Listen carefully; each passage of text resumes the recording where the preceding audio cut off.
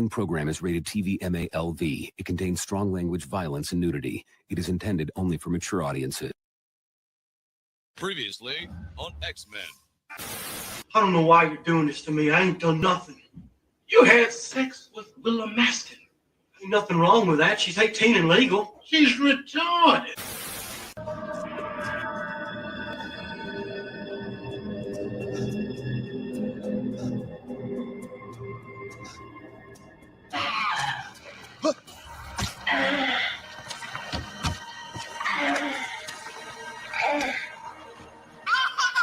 Anyway, I started blasting.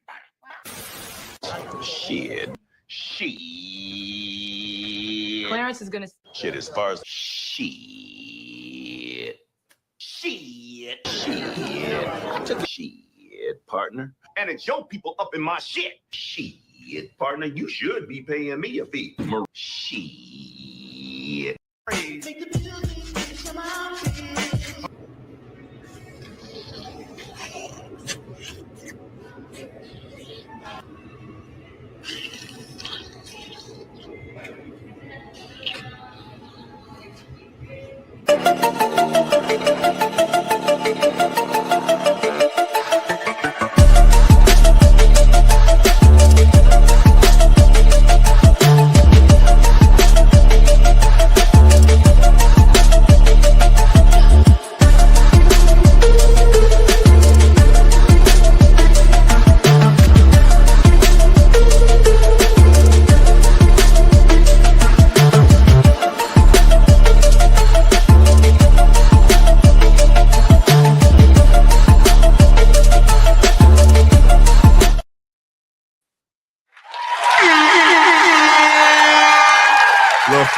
Little fish fry. Today is February 21st, 2026.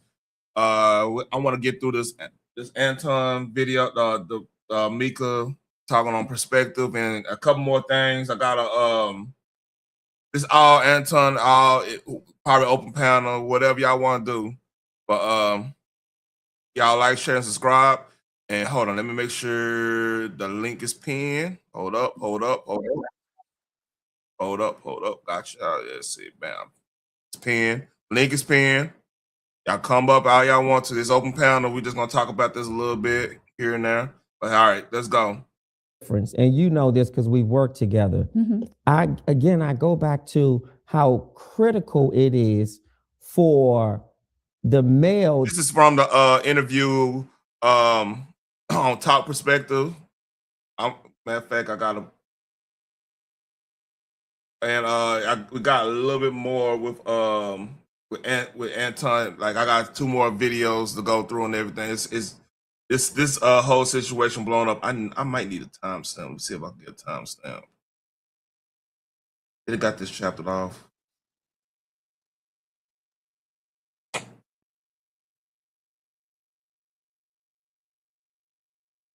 See, I want to get to the last part.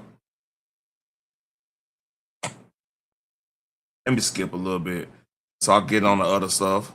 Perhaps think about maybe how your husband felt. I can't.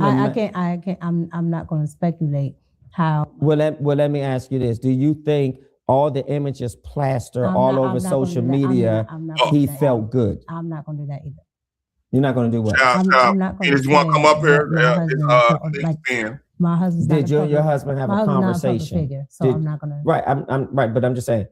Did you and your husband have a conversation about what he was exposed to? He sees images on social media. Oh, you mean, okay, so are you talking about this incident? Yeah, okay. Absolutely. Okay, now go ahead and ask question. So what I'm saying is when your husband sees these images, what I'm saying is it's not important what the public sees or thinks, but it's perhaps what your husband and your family feel when they open up YouTube. So those pictures have been sitting there for a year. Well, not just those pictures. I'm just saying the most recent thing when you went with Anton to Corey's show, and there was a recent conversation about you being the side chick. I got you. Okay, so that's what you're talking about. Because the images are not. What's up, Phoenix? How you doing?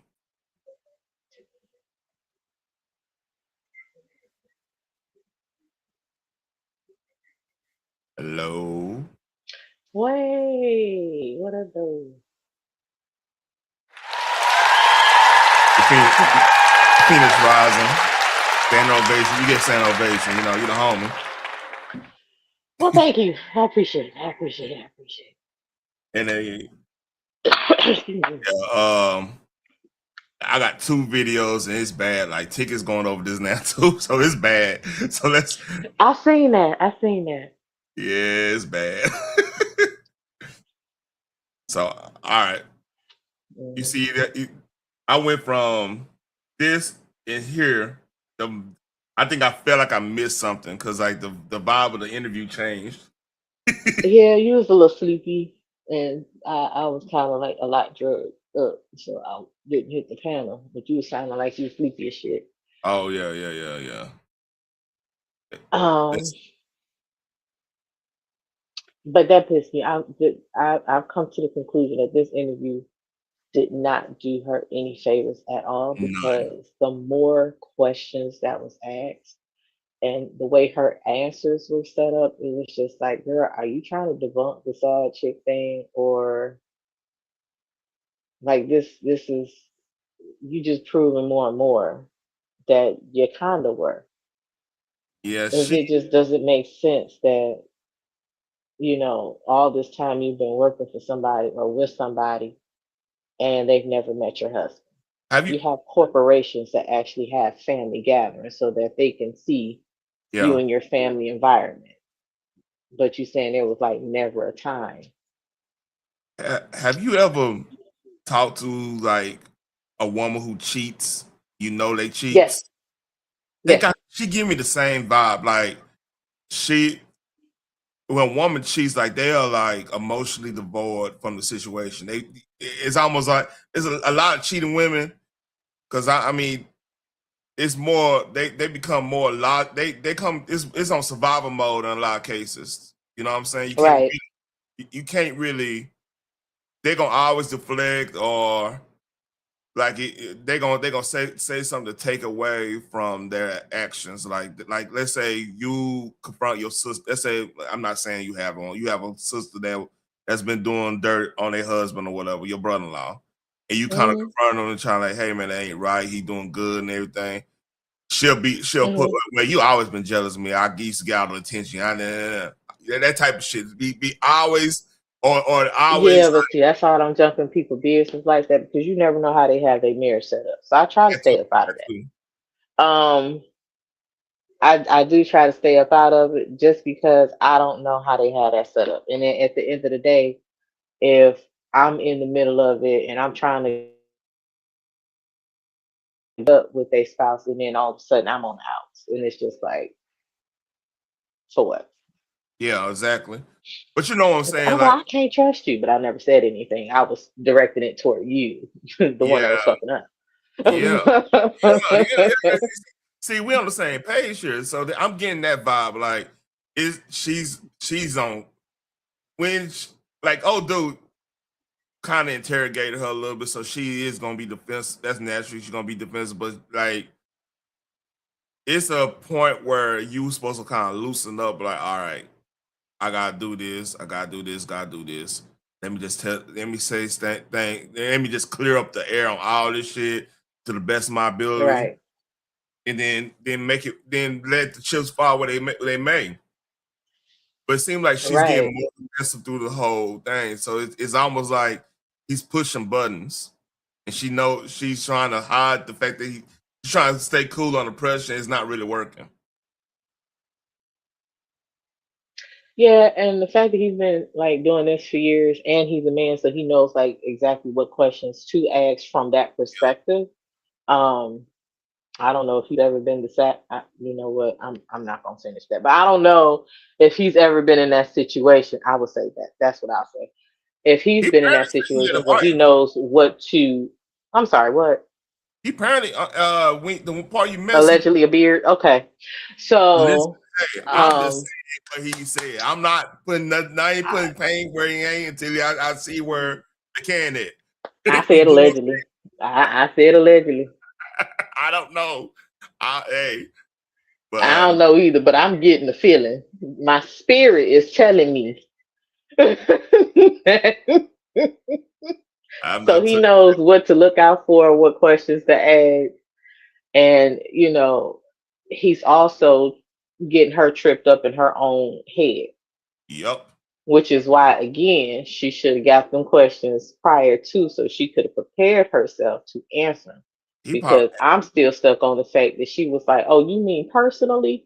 And then, well, she did say absolutely not. But then she was like, "No, he never met in any capacity." Well, bitch, why would you take us through that? Because you notice when your sisters, when they're guilty, they like to overtalk. They like to do word salads. Men do the same thing. Oh no, they repeat the question back to your ass. Yeah. Nigga, see, I know you about to lie. It's different. It's different guilty buttons. Like yeah. I'm not saying we different. I'm just saying I'm saying the strategy is different. Like absolutely, because like she's trying to be politically correct and trying to manage a lie at the same time. Right. And that just makes no sense to me. And it's just like, girl, just answer the question. That was a yes or no. Keep it short and cute. No, he's never met my husband. Next. That way he doesn't have all these follow-up questions. Like she just messed her own self up to me. See, the thing is trying to overcompensate. Her saying clearly, bluntly, he never met he never met her husband, right? I would say, that would have been a drop or whatever. Now we ain't doing that. We're not doing that. Anyway, like she's saying it bluntly. She's trying to manage her outward appearance in this interview. So she says something bluntly. She sucks at it. Huh? She sucks at it. But you get what I'm saying? That's exactly. I'm peeping because like, look. That's one thing about being a pretty girl. Like, y'all don't want to look like the bad guy. Let's call it for what it is. Even when I'm saying in general, even the girl fucking up, unless she feel vindicated in doing it, as in dude been out there pulling a loo, just out there wilding. You know what I mean? Yeah, you heard Did that. You say pulling a loo? Yeah. Hold on. Man, I had to leave that shit. I was like, oh, this shit. Anyway, man. Yeah, I seen that shit earlier too. I started to block your ass. I really did. I'm an asshole. I don't roast all the time, but when I stick my fangs into somebody, it's just like it's over. I'm just Liu Kang was just a bit much. Jujitsu. Man, I'm about to block this Negro. Hey, I could tell like G-Button, we getting out of subject, but I could tell G-Button was like, I'm not looking at this chat. At all. I was really trying to get them especially At all. That was a bit much. All right, let's read. Hold on. I gotta do my button. Read, nigga, read. Does it? He has an assistant, but a lot of the times his wife does it. Yeah, and you do have husband-wife business partners. Yeah, tons of them. Yeah, and sometimes those individuals, wife or husband, can be accepting of different arrangements. Okay, but what does that have to do with me? My arrangement is business and personal. Right, that's what I mean. Personal. That's what I mean. That arrangement. Yeah. So, no. Guilty. It's not an arrangement. It's an actual business. No, it's an arrangement. Guilty. Oh, yeah, you must. That's guilt seeping. What that got to do with girl? Like, baby girl. He said business arrangement. I got a button for that. Get out there! That nigga is get out there! Yeah, go ahead. My bad. I completely agree. Ruckus, I do. That nigga guilty.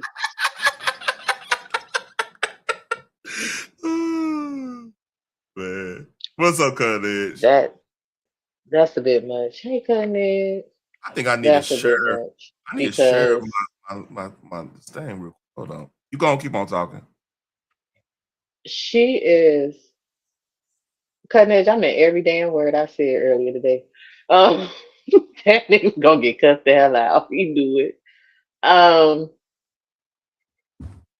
since she trying to play word games and whatnot, she's on the defense about him saying arrangement.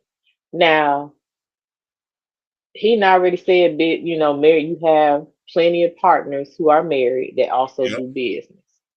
He already set it up that way. He was like, so, you just never know their arrangement.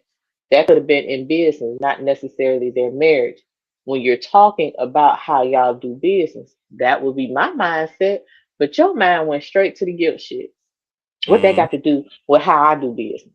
Bitch. Yep. Why you in my business? Really? Why you doing that? Right.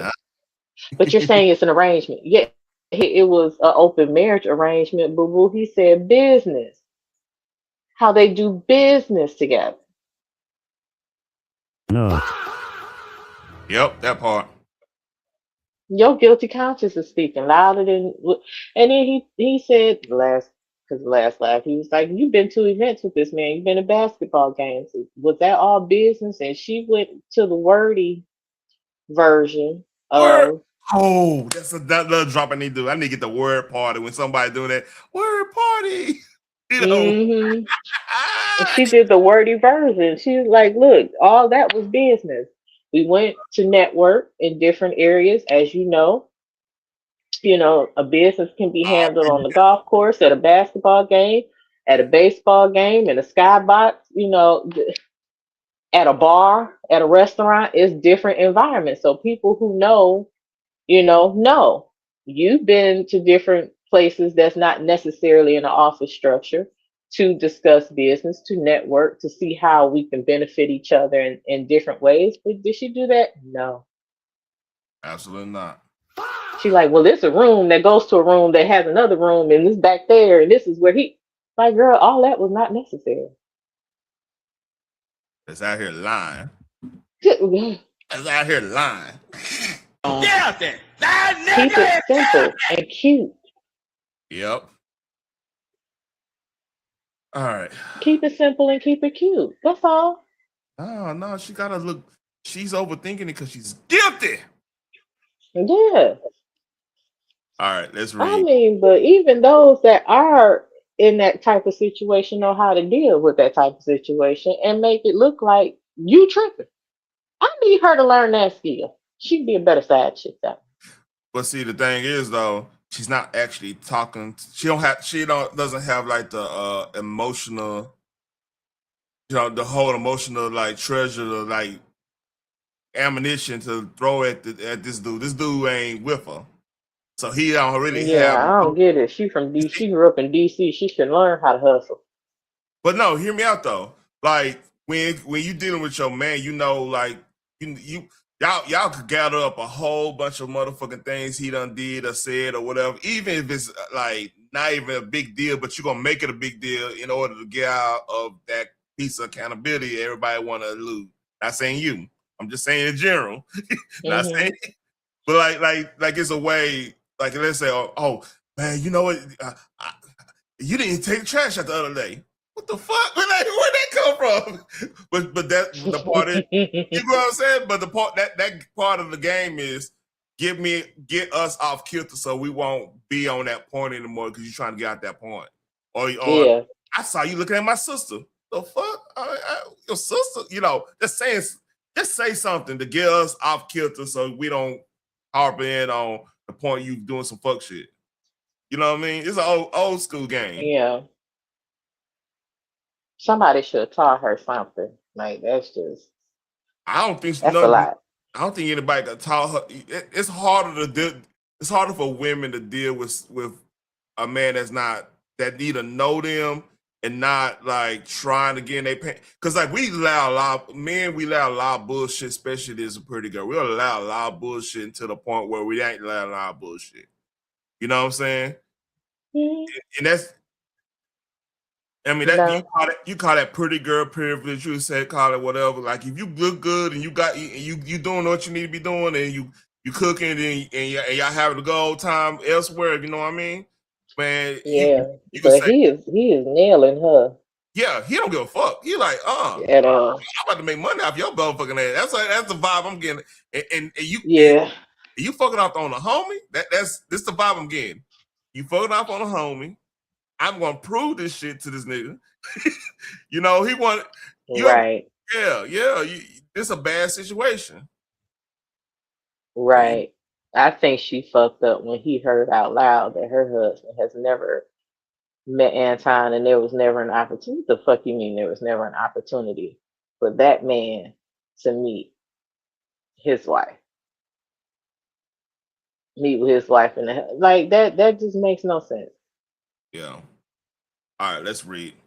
Read, nigga, read.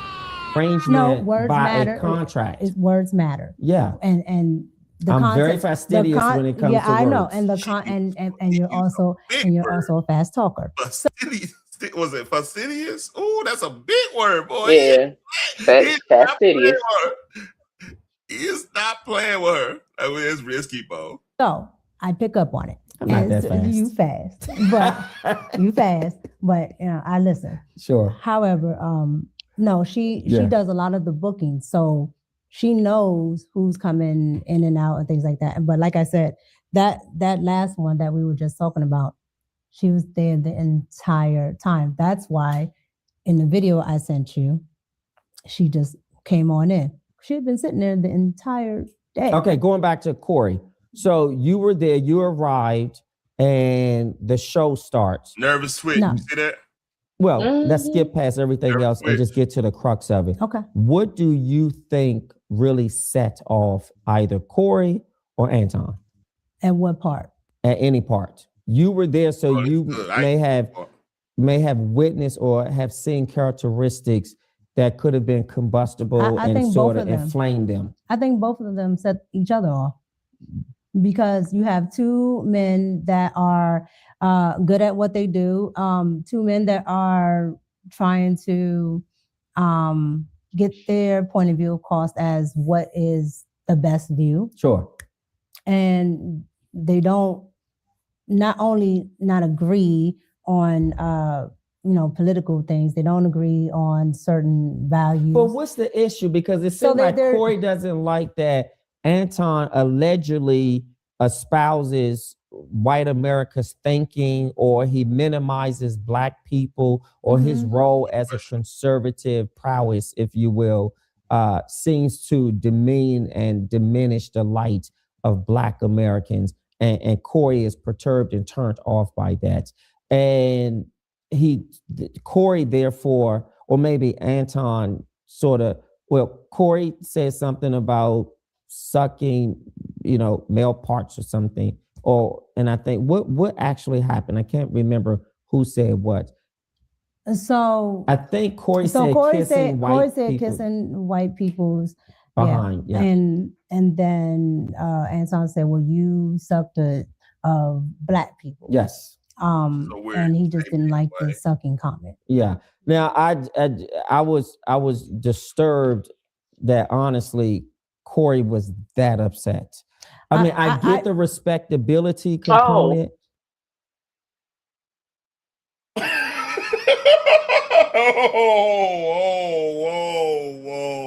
Oh.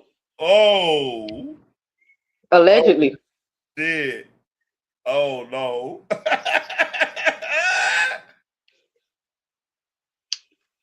I ain't saying nothing. Yeah. Y'all gonna learn to listen to me one day. No. For being on a platform's sake, we have to put the legislation and everything in the right place. I said allegedly. I was like, I don't know yet, because he said this, but then how the hell do you not understand the upsetness from a heterosexual man? We're not gonna say Black or white. It's a heterosexual man. You didn't understand his level of he felt extremely disrespected, and you don't understand the level that he took it to after saying to a heterosexual man, you suck of any man. Like the fact that that's a heterosexual man. You telling him he putting eggplants in his mouth. That's disrespectful. But you you don't understand why he reacted the way he did. Like, sir, it's it's given allegedly. Yeah, especially when Corey. Because Yeah. I mean, Anton just could have responded as, "Oh, well, you kiss the ass of black people. You do the same for black people." He took in the He next. might not have taken it in that direction because he just told Anton that he kissed ass. I don't know Yeah, how we got from kissing ass to sucking eggplant. I don't get it. Yeah. That's a hell of an extreme. And again, Anton said he studies Corey, so he knew that was disrespectful. Yeah, Anton dead wrong on that because like that they didn't necessarily. It's like it's things like even when you argue with a woman, I'm talking about from male point of view, we don't use the C word because if we use C word against them, that means we really don't like you. We want to be that smoke. We want you to get your brother so I can make an example out of him in front of you. Mm-hmm. We really feel this way. You know what I mean? Right. You don't just throw that out to me. Now I know No. Australia got their ways and everything. That's on New Zealand. They say that on another. That's like a regular vernacular down there. But in America, Yeah, he knew that was gonna take Corey to another level because again he studied them. So if you are the Christian conservative, as he proclaims to be, then you know how to de-escalate a situation and just say, "Hey, dog, that's a bit disrespectful. I yeah. don't appreciate that statement. You could say that another way." And maybe Corey would have. Maybe he would have responded as, "Well, that's just how I talk." But I get it. It didn't have to go to that level. But you could tell like the thing, man, Tom, man, we talked about this. Like when you're a cat that played sports and hang out in mostly male environments a lot. I don't think Anton ever really he played sports or anything like of that nature. I No, don't. he wanted to be the cool kid, which is why he talks the way he talks now, acting like he is just the Yeah, absolute man. cause Um, yeah. yeah, I just feel like he wants to be part of the it crowd. He doesn't Wants to know be how to popular. get.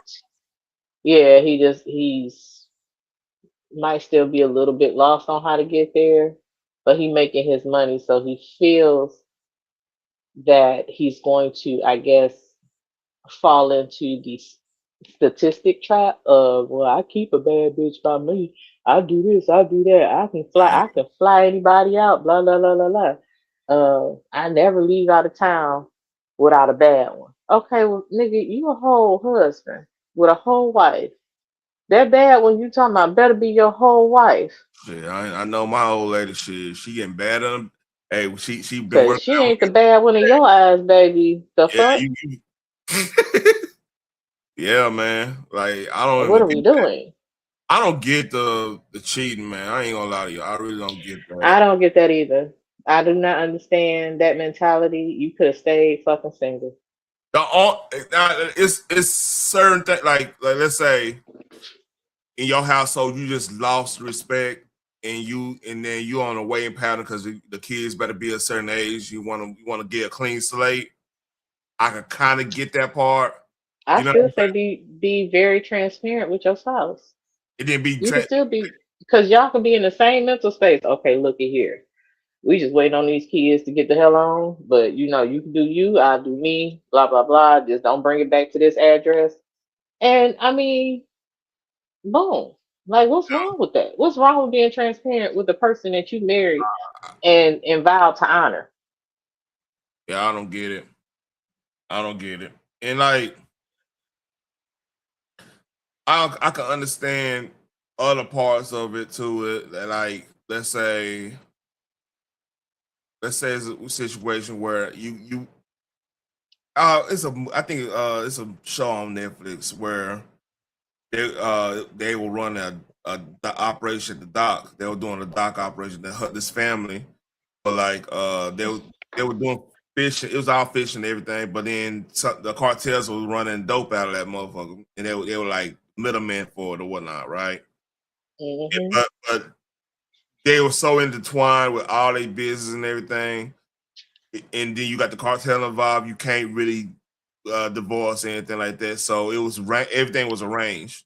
But I know that's probably like 1 out of fucking million type of cases of that nature. I just don't get the cheating thing. I never have. Even and then how y'all cheat is fucking. It's man. I've seen chicks cheat with they way dude, better at it. and they'll sit there and have a gross. We'll introduce you to the dude that we cheating with. That part, or it'd be a case where they'll say they go in the store and load up groceries from the cabinet into the thing, and like motherfucker ain't looking at the cat. It might be canned goods and shit. No man really paying attention now unless they about to cook. You know what I'm saying? And I'm like, I'm like, what the heck? It gets you jaded about marriage at one point. Then I'm like, man, then you kind of sometimes, man, like when a dude at a whole stage. Yeah, that's why I don't understand. Like, if you feel like this is not something that you want to do on a daily basis for the rest of your life, please do not say I do. But see, what I learned though out of situations I was in, a lot of times when y'all cheat, it's retaliatory. It's like a retaliation in a lot of cases, and then like that's 90% of the time is retaliation for whatever that y'all not getting y'all way. I'm saying y'all as in I'm talking about I'm not talking about all women, just women.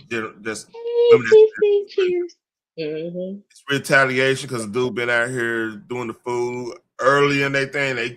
Now they done got older and he ain't doing what he need to be doing, so they going to the young dude type shit. That you got a lot of that going on. They lost respect for him, meaning like y'all, it's a balance in relationship. Like y'all gotta feel like y'all gotta have some. It's gonna sound crazy saying this. Y'all gotta have some type of respect / fear of your dude. In some cases, not necessarily be on an abusive tip or anything. Don't get me wrong. No, I know that. I know what you're talking about. Like, just I don't really want to hurt him type of fear. Yeah. Yeah. He might. Because it helps with the other stuff too. Because he might do something crazy. Not necessarily you gonna do something crazy, but you got it's a balance act. You gotta still portray. All right, shit can't go wrong if you fuck with me type vibe, but we good. You gotta have that balance, especially with sisters, man. Like that's what's fucking up with the red pill. They like, oh, I don't want no sister. I'm like, all right, man, look.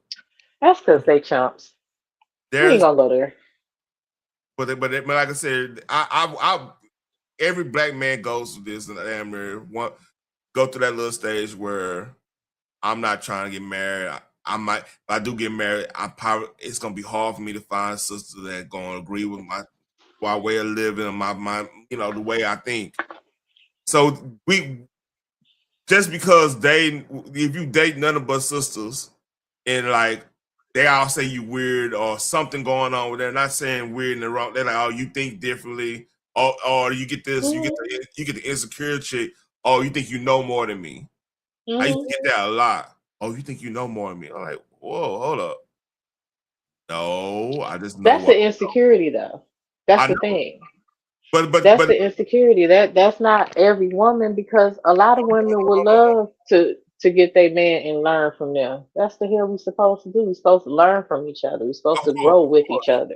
Of course, I'm not saying I understand the insecurity, but you have to look at my standpoint when I was growing up. Like I kind of lived on both sides of the tracks, so I'm seeing the grass is always green on the other side, no matter where you're. Like you get a white chick, right? It's things that you long from a sister, like understanding of music, understanding of like, have that black conversation about like our neighborhoods and stuff like that. You don't necessarily get it all across the board with white girls like that. Right. You see what I'm saying? There's a trade-off. Like you getting something from the white girls you probably think you couldn't get from the sisters. Like as in like in some dude's cases like peace, like she actually looking at me as respect instead of the constant judging. That's what a lot of brothers will say. You know what I'm saying? But they judging, but the white girl judging a different way. They looking at something different than what the sister we looking at. Like some things y'all look at that's serious, they ain't looking at serious. You see what I'm saying? It's just different. Right, but we are also taught to speak a certain type of way. So maybe we are saying the exact same thing to you, but we're just saying it differently. And the thing is, like, we had y'all, okay? So we don't want nothing but the best for y'all. I don't know how that gets turned into. I kind of do, because if you are speaking, I kind of do, because if you are speaking, hey, babe, like, I just need you to do better, blah blah blah blah blah. What you mean? I ain't good enough. Da, da, da, da, da. Dog, that ain't what I'm saying, and you know that's not what I'm saying. No. Here's the thing is, you just don't want to grow. You're not ready to grow the fuck up. Here's the part. Like, if they come from a single parent situation, you have to understand too is that a lot of times that mama is substituting that son for her like makeshift husband, not outside, instead of not having like the other stuff. I've seen that. You see what I'm saying? So yeah, I've seen that. If he's getting burnt, if he's the only dude in a situation, he's like the only dude in the house, or he's one of the only dudes in the house. He's getting the burden of the whole household at a fucking age 13 to he getting that. Then he go to college. He get with he in athletics. The white girls are going straight to him because they know he athletic. They probably in athletics too, probably doing some fucking track and field shit or you know, badminton or some shit. You know, we don't know some sport, but she's serious about it. And then she sees supplementing things that he never had in his life. Like, she's like, hey, you go eat, let's go, let's do a fitness goal, let's do this. And like 90% of the sisters he was around wasn't on that type of time. It's gonna fuck with that black boy head. I'm telling you, I've seen it happen. It's gonna fuck with his head. He gonna be like, all right, I'm good. I'm gonna be here. Then y'all wonder, like, why is he with a white chick? It's because he's getting something that's 180 degrees from the situation he was in. That makes sense. No, I get that, but you know what I say to that? Yeah. If at that time that you have your freedom and not have to have the burden of your mother treating you like a makeshift husband, you get that freedom. Take that time out to breathe. Take that time out to be by yourself. Take that time out to actually figure out who the fuck you are. You're not out there. Life ain't easy. Why are you looking for the easier route to go? And I would say grow up. Like, take that time for yourself. Why rush into a relationship when that relationship got on your fucking nerves? You kind of running into the same thing. You still obligated to somebody. I would say this because, like, it's a different obligation. Like, the obligation. It's not though. Except you don't have to watch somebody else's kids. Hear me out. What I'm saying, like, oh yeah, we better get there. Boogie. Hey, the link pin. We better get there. Well, let's get. I get this point. Like, what I'm saying is that breathing part. That sound good from saying on the internet right now. But I'm telling you, he coming from a situation where, and you got to add NIL to this. But even before NIL, he come from a situation where he took the brunt of all the responsibility in the household. Plus, he was doing athletics. Plus, he doing school work.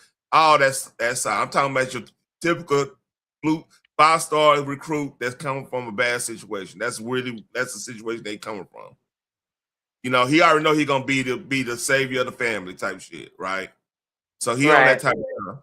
So if he go to college, and then everybody that he's interacted with from that point, damn near is in 100%, 180 degree different standpoint than what he came from. And what they do, see, what you don't understand, what they do, they just come and help him. Not ask anything from him, they just come and help him.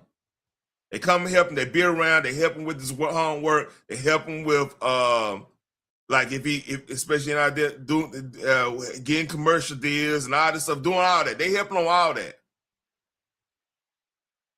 You could say breathe all day and one. They gonna look at it as like, man, shit. I'm getting help. I'm doing this. I'm doing that. And the reason I'm saying this is not necessarily to down Black women. I'm saying like what needs to happen is we need to change that. We need to close that 180-degree gap. That's my whole point of saying this. All right. I'm not down Black women. I made 2 Black women. I got a wife that's Black. I'm not down in none of that. What I'm saying, I'm telling you the direct reality of the situation with these athletes and everything. They come if they go from a 180-degree turn, if this white girl is helping them getting NIL commercials and all that stuff, she helping them with investments and all this stuff. What do you think he gonna do? You know what I'm saying? It's a sad reality. I guess, but Black women can do the same thing. They can help with other stuff. Like we're highly educated women. But again, I mean, here's the thing: love is love. Love who the hell you want to. Love who God made for you. That's great. Get it? Got it. So, but the thing is, if you are specifically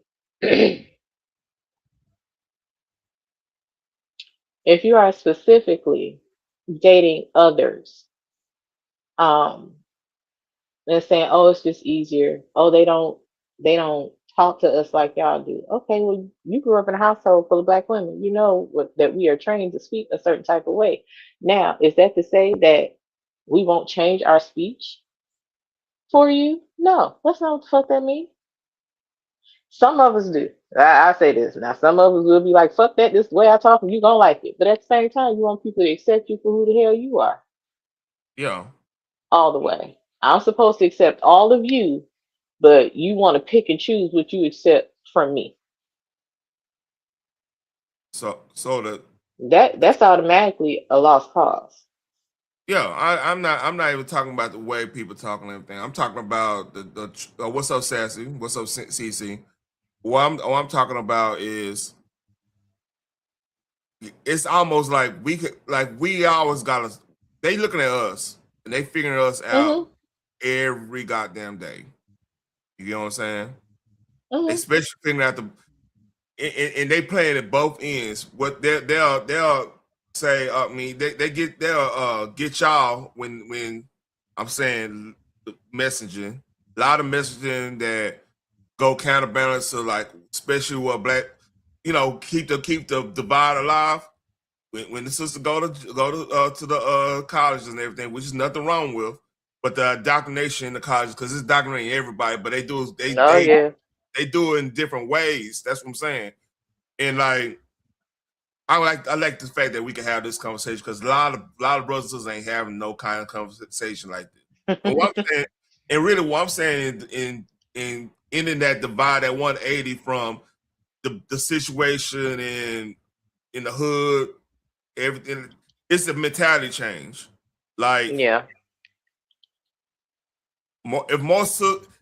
if it wasn't like I remember like if I saw a sister was rocking with me and she was like, I'm telling you, man, going from the 6 to like, I'm going from the hood to like a decent neighborhood and like seeing how I was approached, it was 180. And I'm telling you this because like I have to have some type of if when I was in the 6, I had some type of I had to be either in sports, which I was, got a car early, which more likely that I was in the streets at that time. A lot of cats was doing that. Or like I'm in a known family that's like they're a hot family in the hood type shit, right? You know what I mean? To get that type of like chicks that's gonna come over there and help me with homework or help me clean up, for mama and like that. In the suburbs, if the white chick just like you, she's coming over. She gonna help you do everything. Won't wear pretty much little or nothing. And say they're gonna work out and stuff. They'll do little stuff like that, which brothers ain't getting. No brothers ain't getting like that unless you're an athlete, unless you're in those certain classes. That shit was like open over there. That's how a lot of these dudes get caught up. Now they dating white chicks because of that shit. Like little stuff like that. Cause like y'all taught not to do that unless y'all get. I'm not saying y'all. Let me say in the hood. I'm talking about hood mentality when I'm saying that. You're not. We're in different hoods. It might not even be similar up there. It might be a whole different dynamic. But down here, it's this type of dynamic. If you know what I mean.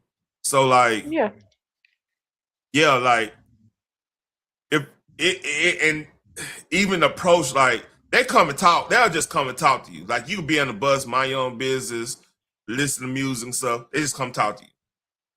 That's a totally different avenue than going to school. I was like, all right, y'all. When I say y'all, I'm not talking to you, but the hang out, they just sit there, just be around, expect us to see them.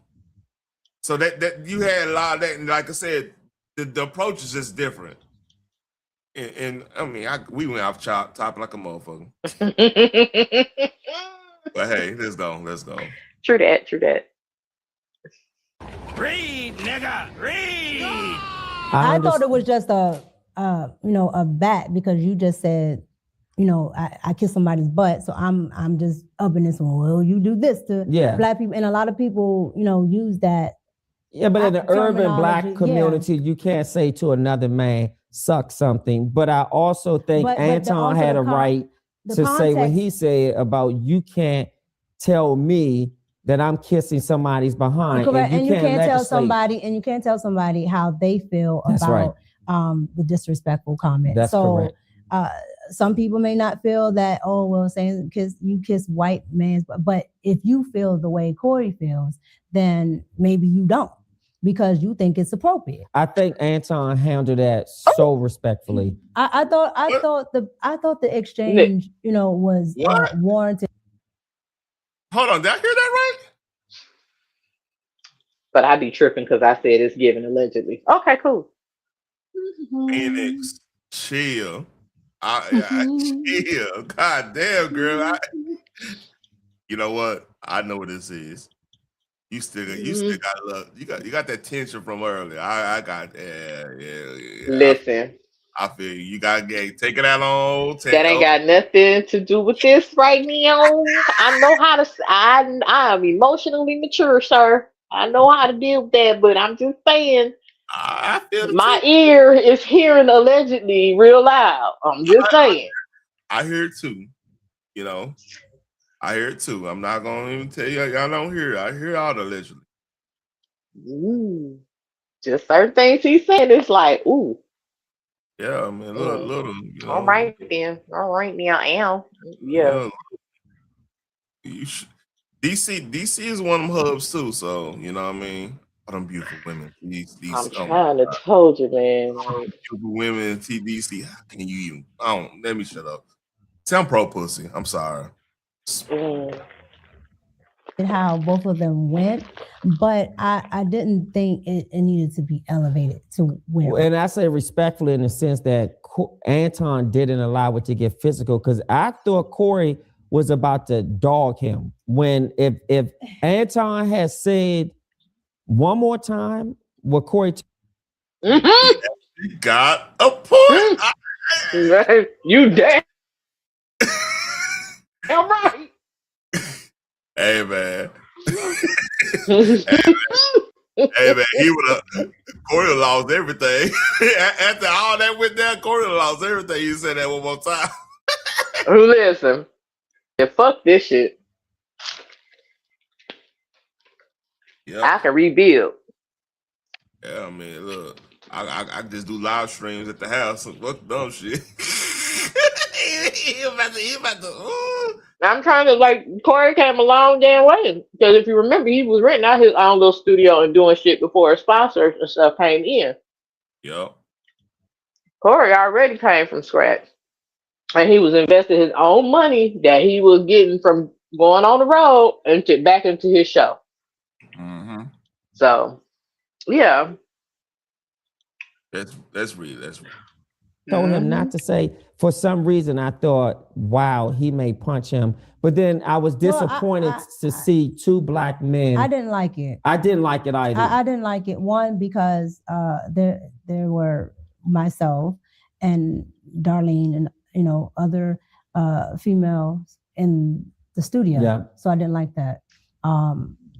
Especially with men, I think you should be able to handle things cordially. Why did Corey call you a bitch? I don't know why he called me one, honestly. Yeah. Are you going on the show? Will you go? Am I going on his show? No, not to my knowledge. But I think publicly he said Micca could come. If Corey invited you to 50-51, will you show up? Probably not. And the reason why I say Probably that a 5150.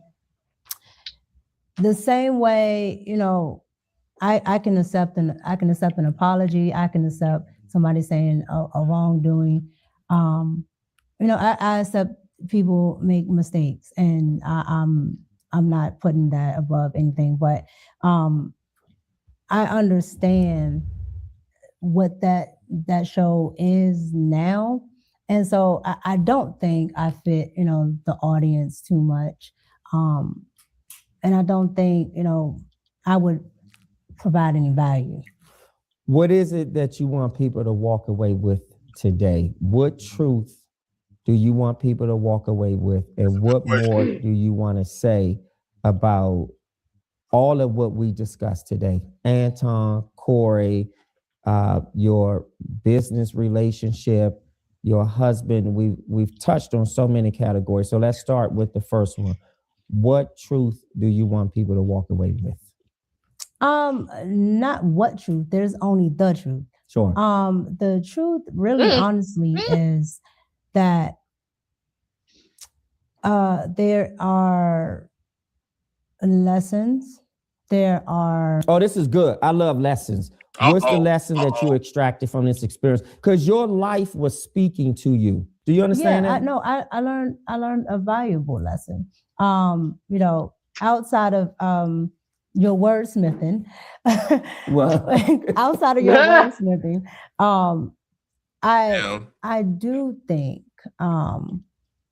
it is important for your spouse to meet everybody. Right? Thank God we made progress. Let's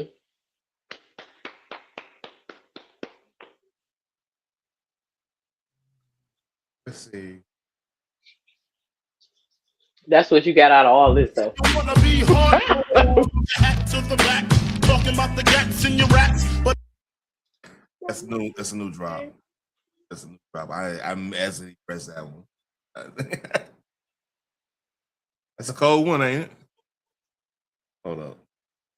I don't know how the fuck she got that out of this. But I might be a little lost.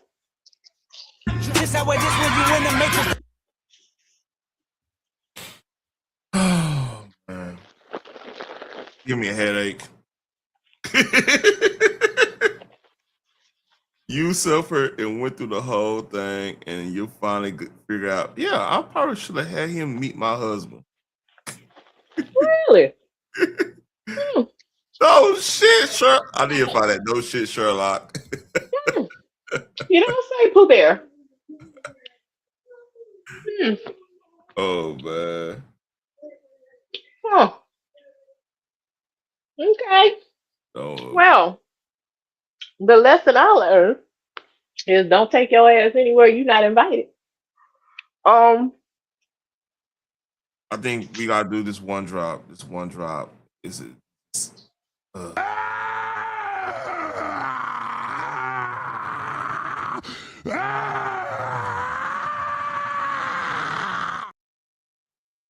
Yeah, I think that sums it up right there, don't it?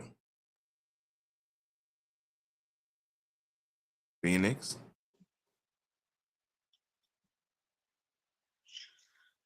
That pretty sums it up, right? Yeah, I mean, yeah. He has his way with his expressions. Yeah. I don't know why it took this extreme for her to get that. Because as a married person, you are one, and you traveling with another man whom you are not married to, and then your husband has never met them. That is a red flag for me. Because there's no way in hell. They're just disrespectful. Whether he married or not, and whether the wife is there, okay, I get to meet the wife, but you don't want to meet my husband? Yeah. Because you feel like it's appropriate for me to meet your spouse so that your spouse can be comfortable with what you are doing, but I don't get that same respect with my spouse. And then Anton say, so once you disrespect him in that light, you no longer respect me. I'm good. And on top of that, Anton say he feel like he deserves any chick that's around his box. I mean, that's a crazy thing to say online. That's crazy. Cause like, that's one thing. If you feel that now, like they legit got fucking evidence. So you go around. Let's say this chick, this happened in Cali, right? Hypothetically speaking, let's say, you know, after that Corey thing, you know, they had one of the more, adrenaline filled, tryst. I gotta say the lifetime movie at tryst. My mama know. Oh, damn, I couldn't stand like that. Anyway, did I ever tell you that Lifetime actually tweeted that? Did I actually tell you that because I was making fun of Star Wars? A time I made Star Wars a Lifetime movie, and they actually tweeted at me. They're like, "No, yeah, that happened. That happened before I was in the sector. They tweeted at me. I like, yo, my mama a big fan, and we had that. Whoever ran the Lifetime networks Twitter, they were all right. We had a good little conversation. Hey, what's in the DMs and everything? It tripped me out. Like, Lifetime? Okay, that's cool. Anyway, back to the subject. All them babies in your room now.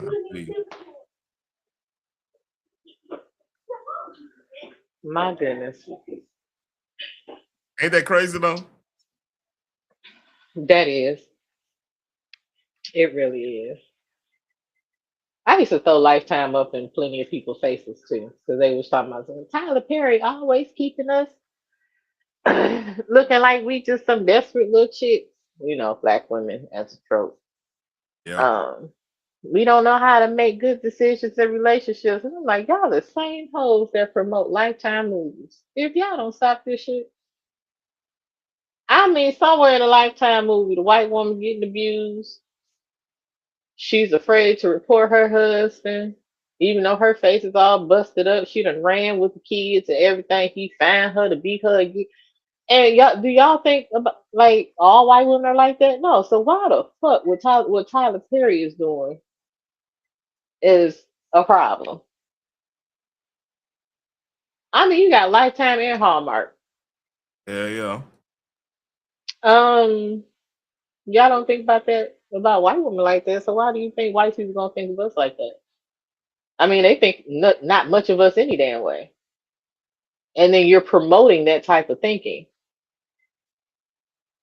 Instead of saying, hey, out of this movie, I learned A, B, C, D. Okay, cool. I keep on talking. I'm looking for this exchange. I got it somewhere around here. You said you had another video to show? Yeah, I got 2 more videos. That's what's up. I started to send you some stuff today, but then I got all thrown off.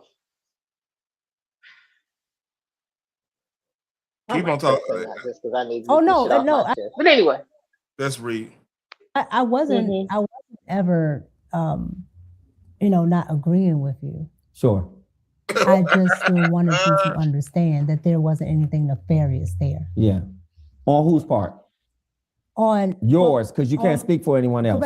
Correct. Yes. But so I didn't want that to be misconstrued in what you were asking. Sure. But I do think it's important because, if and not that he would even be online talk, because he's not going to do that. Sure. But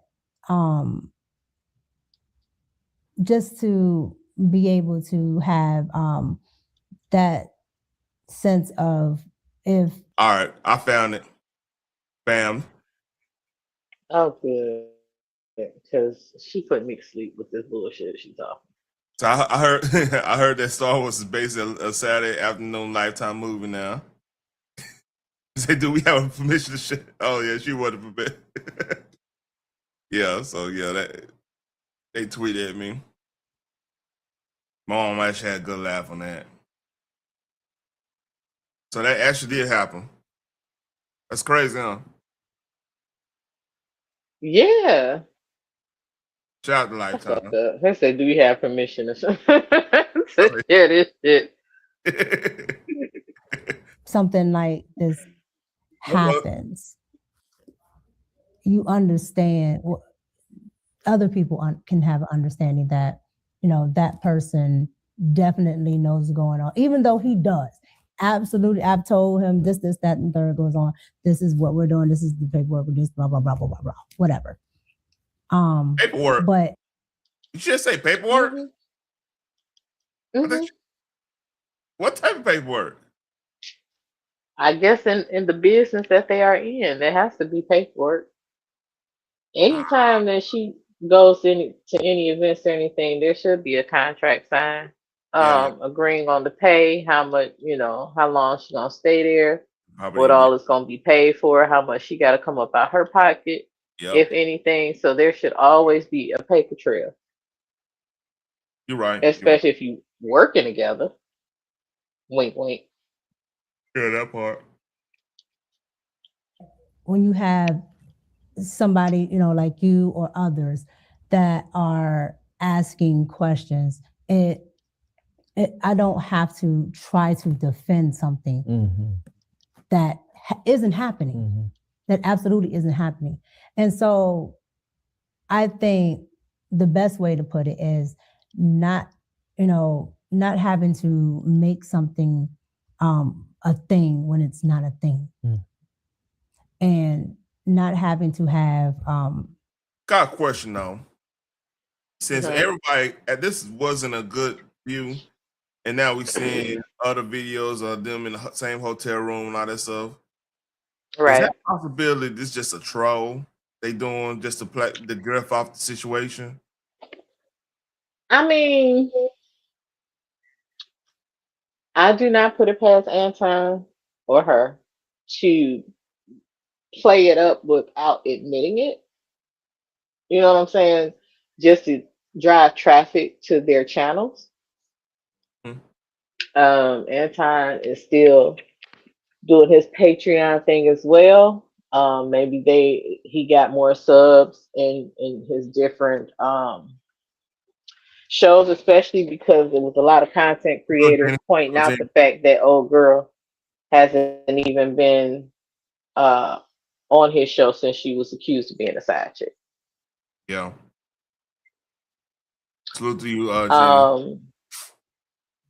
Hey, Jenny. I do believe she's been on other podcasts, like Righteous She was on Perspective. like that, yeah. Now, see, that's just. I wouldn't have done Tasha. That's just something I wouldn't have did that shit at all. Like that's. She does salacious gossip. Yeah, she don't. She's not gonna treat you right, and even if you tell the truth, she's not gonna. She's not in it for the truth. Yeah, she's not in it for the truth. Yeah, she's in it for the sensationalism of it all. So she don't give a damn what the truth is. I want to get to the part of her actually making that definitive statement about her not doing it. That's really what I want to get to. Things appear away because not doing what, being a side chick. About her not, because You said she's not doing what, being a side chick? Something like that, yeah. That's one part I want to get to. I don't know if that's the last part, but hey. I can tell you in each one of those pictures, that's literally just chilling and the entire time. And most importantly, if I can impose, most importantly, making your family a priority, making your husband my family is definitely a priority. Well, again, we're talking about imagery. Yeah. The public doesn't know behind the scenes. You're a public figure. You do a show, I do a show, you put things out there, and you have to be responsible for the images that you put out, but also the images that you are participating in. And be a very conscious, clear, and very divine woman who walks with the knowledge of knowing that any man that you deal with as a married woman should meet your husband if it's a contractual ongoing relationship. It doesn't mean that some new guy starts working at the job, your husband needs to know. No, but if you're doing business and if this person you're opening your life up to, you're flying somewhere, God forbid you could have flown somewhere and that would have been your last flight. Well, I mean, point. He has a point. And here the light skinned smug attitude coming in. Here it comes. Just look at the face. Look at you already see this coming, right? Yeah, here come the bullshit. That can happen regardless whether my husband. And no offense. I know you pretty fair skinned. You're not on that type of time, so no offense at all. No offense. Meet somebody or not. Yeah, but it's critical to have your husband an integral part of your decisions when you're out here making them. And he's still, and my husband's very much a part of my decisions because again, I don't move, and that's I have to explain to my husband where I'm going. I don't get to get and go. Yeah. Right? And so that's always there. But what I'm talking about, one, the public wouldn't even know whether I did or didn't. Yeah. So me giving you this interview and telling you that it's something that the public would never even know. Yeah. But let's remove the public thinking for a second and just perhaps think about maybe how your husband felt. I can't. I'm not going to speculate how. Well, let me ask you this: do you think all the images plastered all over social media, he felt good? I'm not going to do that either. You're not going to do what? I'm not going to say what my husband felt like. My husband. Did you and your husband have a conversation? Figure, so I'm not going to. Right. I'm right, but I'm just saying. Did you and your husband? A husband, a public figure. That's the first time I'm hearing that. That's true. I thought he asked if her husband was a public figure. She just admitted that her husband was. But am I tripping? Rewind it back. I might have missed that myself. All right. Let's go. And that's I have to explain to my husband where I'm going. I don't get to just get up and go. Yeah. Right. Yeah. And so that's always there. But what I'm talking about, one, the public wouldn't even know whether I did or didn't. Yeah. So me giving you this interview and telling you that it's something that the public would never even know. Yeah. But let's remove the public thinking for a second and just perhaps think about maybe how your husband felt. I'm not going to speculate how. Well, let me ask you this: do you think all the images plastered all over social media, he felt good? I'm not going to do that either. You're not going to do what? I'm not going to say what my husband felt like. My husband. Did you and your husband have a conversation? Figure, so I'm not going to. Right. I'm right, but I'm just saying. Did you and your husband have a conversation about what he was exposed to? He sees images on social media.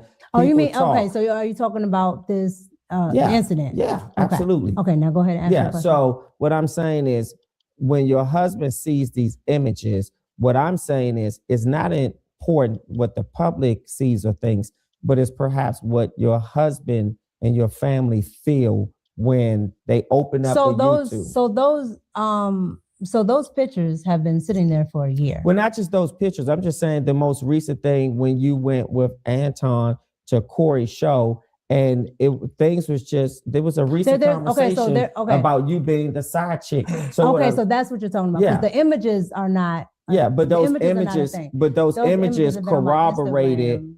But those images corroborated a narrative that people wanted to put out there. You know what?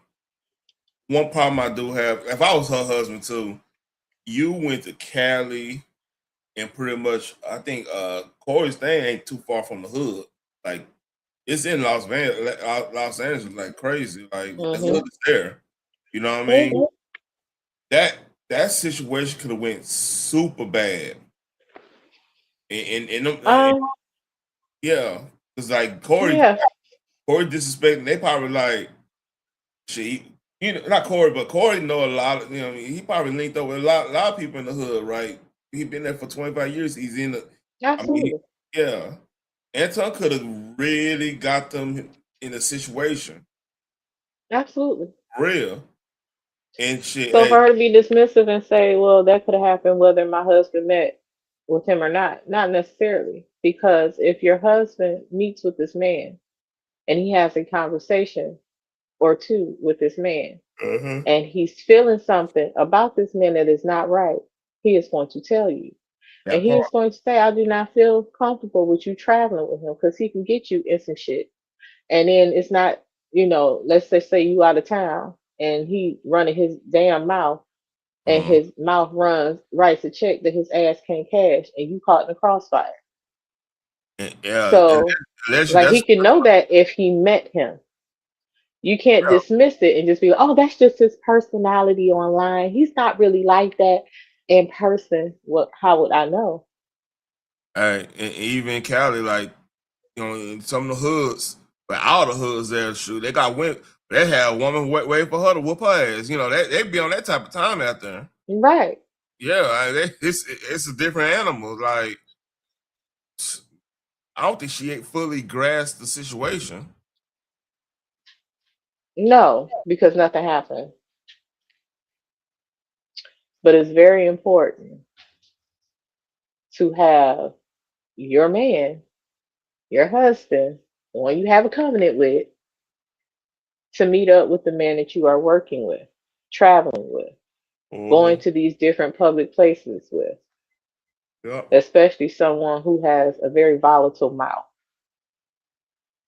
Yeah, he hang out with Charleston White and all them crazy. Yeah, man. Right, just because you yell out, I'm from Detroit, what that mean? I say the same thing. Don't mean nothing in LA. Don't mean nothing down here. You say you from Detroit. Sure, but you're not in Detroit. You're from there. You're not there. So what the hell that mean? Speaking of that, like, I don't know if you was up, but KB was on live. And I think Kyrie was on the panel, and he was talking about like how they be robbing in Cali. And I just woke up. I heard it. I turned on the live on here. And I'm like, bits and pieces. I'm like, first of all, we don't do the robbing down here in Texas. I'm just keeping a buck with you. Ain't no robbing here down here. Yeah, everybody got a gun. Man, and like it ain't like no little 10 round, little 8 round. Nah, everybody got 17 to 21. Right. You know what I mean? Rifle, shotgun. Yeah. There's actual weapons. You got legit open carry, not open carry, but carry guns like your subcompass that hold 17 now. I'm like, leave people. We like, look, leave people alone. Right. I want to get on that panel so bad, but that'd be your best bet. For real. That'd be the best bet. It's just to leave people alone. So my point is like going to different states is different avenues. Because like he could openly go and say, well, I do this, I rob in Cali, and like he didn't think nothing wrong with it. That speaks on how crazy Cali is. But down here, oh man, you walking the wrong person yard, you might have a situation. But let's read. They had something to use. Well, they have. You can let me phrase it this way. You can use whatever you want to create a narrative, but again, those images have been on my Instagram for over a year. And that's a beef I had with you. Why is this man on your Instagram and not your husband? So. Hold on. God damn. Woo. While we're on the subject. Like boom, bop, boom, boom, boom, bop, bam. Yeah, that's what that was right there. And then his pose after he asked the question said, like, I dare you to say the wrong thing. That is something. Like, I know I'm on my old lady's Instagram. You know what I'm saying? She on my Instagram with the kids and stuff. With But is she gonna say something like, "That's my business profile, my personal, something totally different"? You can't play. You can't run that game at all, because a lot of people have their spouses on their business profile as well. Yeah, you can't run that game. That's actually enhancement on your business, because that means it is. I mean, because like if you're trying to do business, you want to look as stable as possible. That's the key. Mm-hmm. You know, absolutely. And yeah, because I was looking at Facebook. It was man. That means either this dude is like, I don't do social media. I might, because she in DC. We got stipulate she's in DC. So if she married a government type that go on that's reclassified material and on that type of time. That's true. You know what I'm saying? He ain't trying to be on. So I'm giving, because of DC. If some of them are actually on social media though. So I don't know. They know how to keep their shit private. Oh yeah. They don't, like I said, they're on social media. It's gonna be curated like crazy. You know what I mean? Mm-hmm. It's there just to keep eyes on stuff, not necessarily to be posting stuff. Mm-hmm. That's real. I don't want to put that in. Okay. But do you understand? That pulled me to put his mindset in, and he's not sitting here talking. Okay, that's fair. But no other males. So these are the takeaways. Mm-hmm. No males on your Instagram. I wasn't finished. So, we have the lessons. Yes. And we have. So what was the first lesson again you said you got from this? Oh man, just being so. The takeaways are first lessons. Understanding that even though this is all business, this is above board, the public may perceive something a certain way, and you just have to be aware of how they may perceive it, even if it's not that. Correct. So not to give the public something to make a thing when it's not a thing, and having to defend a lie, because now when people ask me a question about that situation, it's to defend something that absolutely never happened. Yeah. And you cannot defend a lie. What's the next takeaway? The next takeaway is just to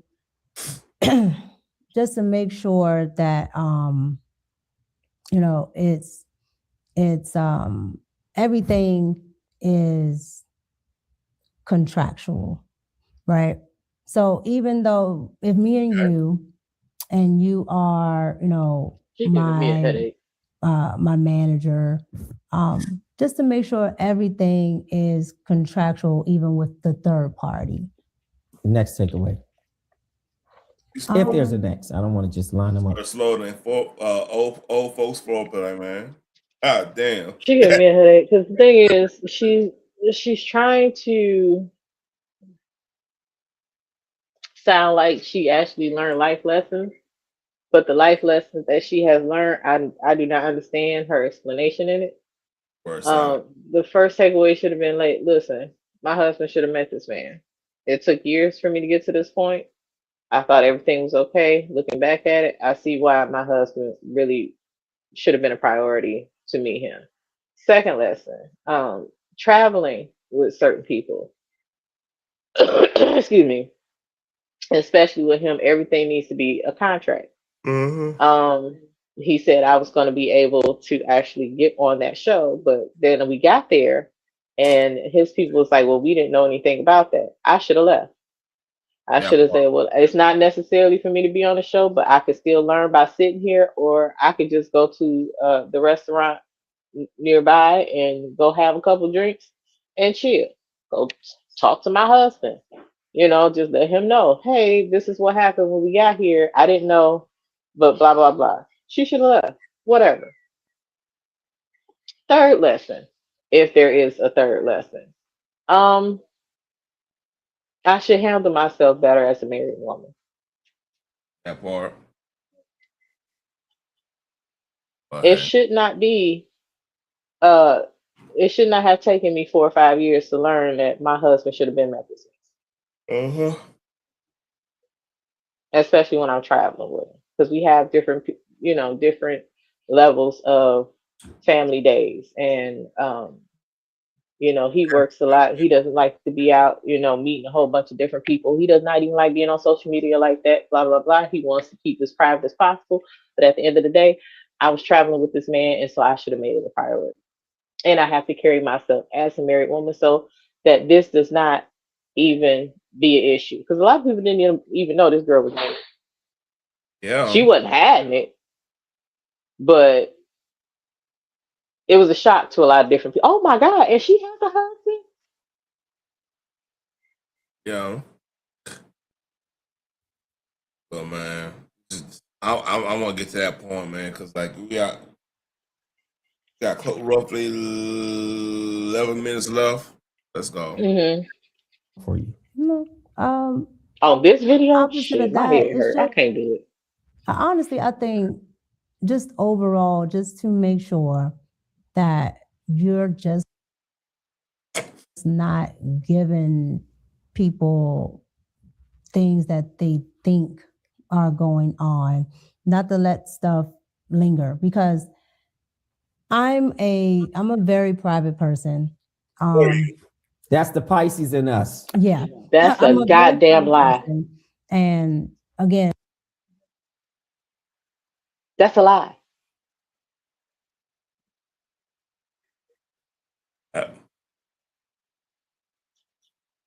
You're not a very private person. That's lying. You're lying. Because your premise is to be on social media. A private person would have found a private fucking job and wouldn't be interviewing like this right now. Like, I get some celebrities that are out there because they have a certain type of talent, and that's where they make their money.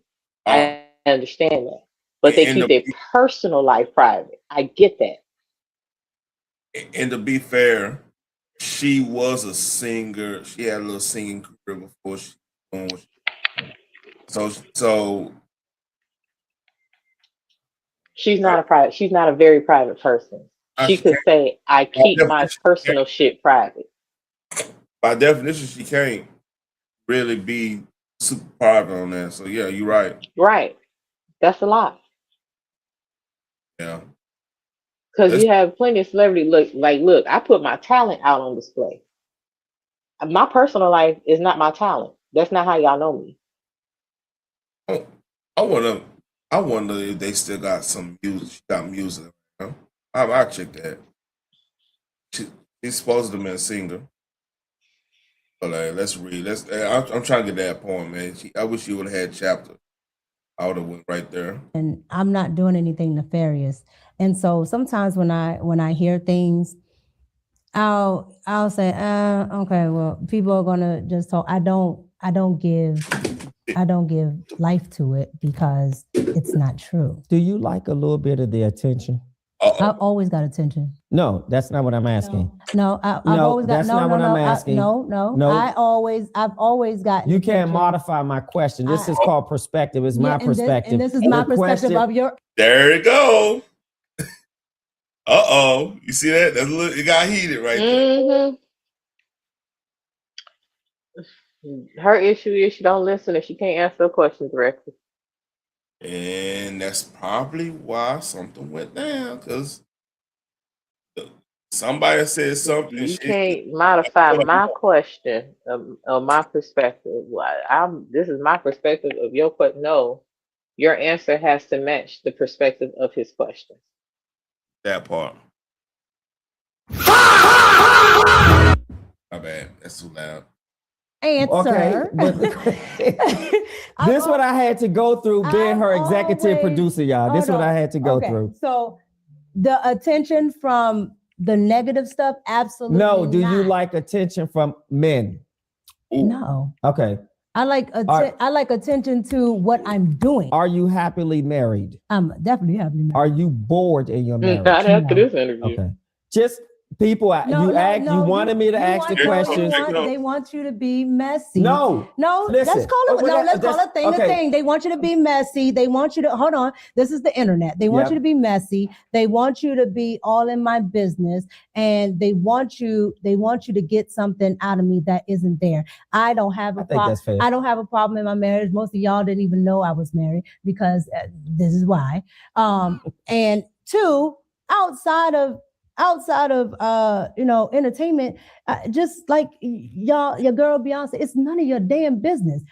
She keeps what is it? What try to, at least before the elevator. Yeah. But my point is the general public is only, with anybody that's in the public, is only preview to what you let them know. Now, a lot of them want to dig, a lot of them want to find something salacious, this and that.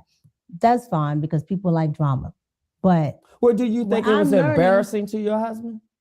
To do what? No, not to do anything. Do you think the headline, the memes, the headlines? Yeah. Okay. So it was embarrassing to me because it wasn't true. Yeah. Did he express to you how he felt? Absolutely. Absolutely. And again, it was embarrassing to me because it wasn't true. What did he say? About how he felt. He didn't like it, and I didn't like it. Yeah. And is that the reason why you walked away from the show with Anton? No. What was that reason? We're going to close this out. What was that reason why you walked away? No, the reason why I chose to walk away is one, it wasn't true, but I don't need. What was it true? The side chick? Yes. Okay. The headline wasn't true. It was, and Corey said this out of his own mouth. I was just trying to get at he called him the N-word. Sure. And I understood it. I was the person caught in between, the casualty, whatever. But when somebody of that caliber says something and the general public doesn't know much about you, they can create all types of narratives. Yep. And so because they don't know much about me and they know Anton, he can get up on a platform and say, well, this is what it is, and so on and so on. When Anton spoke the next day, which was fine because it had just happened.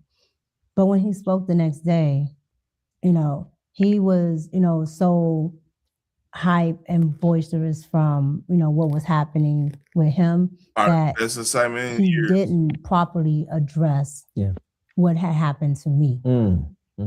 And being that I wasn't on camera, I didn't have a voice. And so I depended on the person that I trust to be my voice. Advocate, yep. And also being that you are on a big platform, everybody, for the most part knows Anton. So when you go to, it's either you don't speak about it or you speak about it. And when he went to speak about it, he didn't advocate. He only come on. still boistered towards whatever Corey had to say. And I get the boistering, but my advocation should have been first. How did you inform him you were done with the show? Well, you call him or email or? Well, again, I had to process it first. Because again, I had never been involved in something that's everywhere like that. And on top of that, it's a lie. Yep.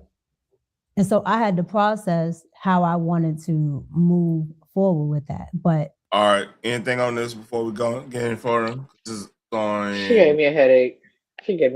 She should have been well more prepared, articulate, and expressing exactly what the hell was going on. I don't understand how she thought that Anton was going to put her first before his own fucking ego, because that's never been his thing. And why would the hell would you trust him to handle that the very next day when he's still hyped up? That's just unrealistic. So no, I have nothing else. All right, let's get to the other video because I don't even want to get that thing. I'm dozing off. I'm trying to tell you, she boring as fuck. Like, dog, she said a lot of nothing. And tried to, you know what I'm saying? The nigga know I'm married, nigga know I got shit going on. Luckily for me, I do what the fuck I want to do and I don't worry about that shit because I got control over my situation. At this point, I really do think Micca was cheating on her husband with another woman's husband by the name of Anton Daniels. After I seen this shit, why would you? You give me that. You give me a Kev vibe talking like that, man. Kev, this dude might be cool there, but I'm getting. I'm just saying, keep it a buck. Edit this particular picture to make this imagery look lesser of a problem. It's deceptive as fuck because you a woman knowing that whatever you doing was wrong, so you ain't want this particular man. Oh shit, that was a fake pic. Hey, out to the picture. That's crazy. That's crazy. You saw that? Let's read. To be fixated on Anton Daniel having his arm wrapped around your goddamn waist, you embracing him, he pulling you in, you leaning on him, damn near grabbing that ass. You didn't want that original photo to be shown, so you edited it. Or somebody edited. Somebody on your team or you edit that motherfucker. Why? So if you would be that deceptive about this small photo, what about this? I'm not assuming she broke. Hey! What?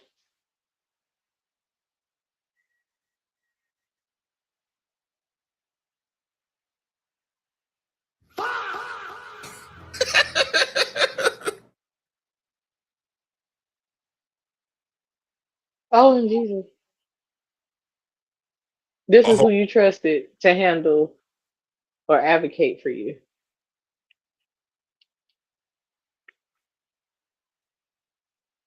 Okay, cool. Fatality.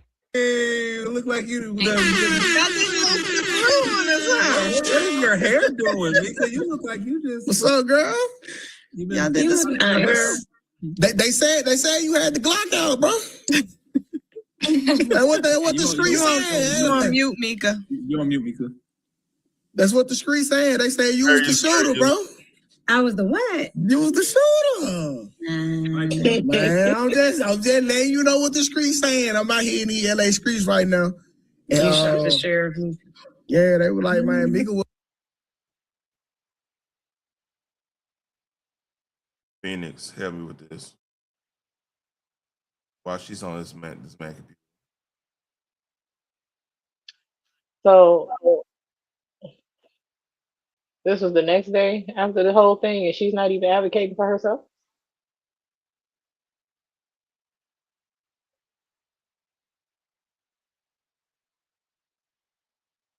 I'm confused. I'm confused as fuck. Let's see, talking about, oh yeah, they said that she was a shooter. You this what the LA streets are saying. Okay, cool. So it looks like she's still in the hotel room, which means she ain't made it back to her own house. And And here's this my is her attitude the very next day.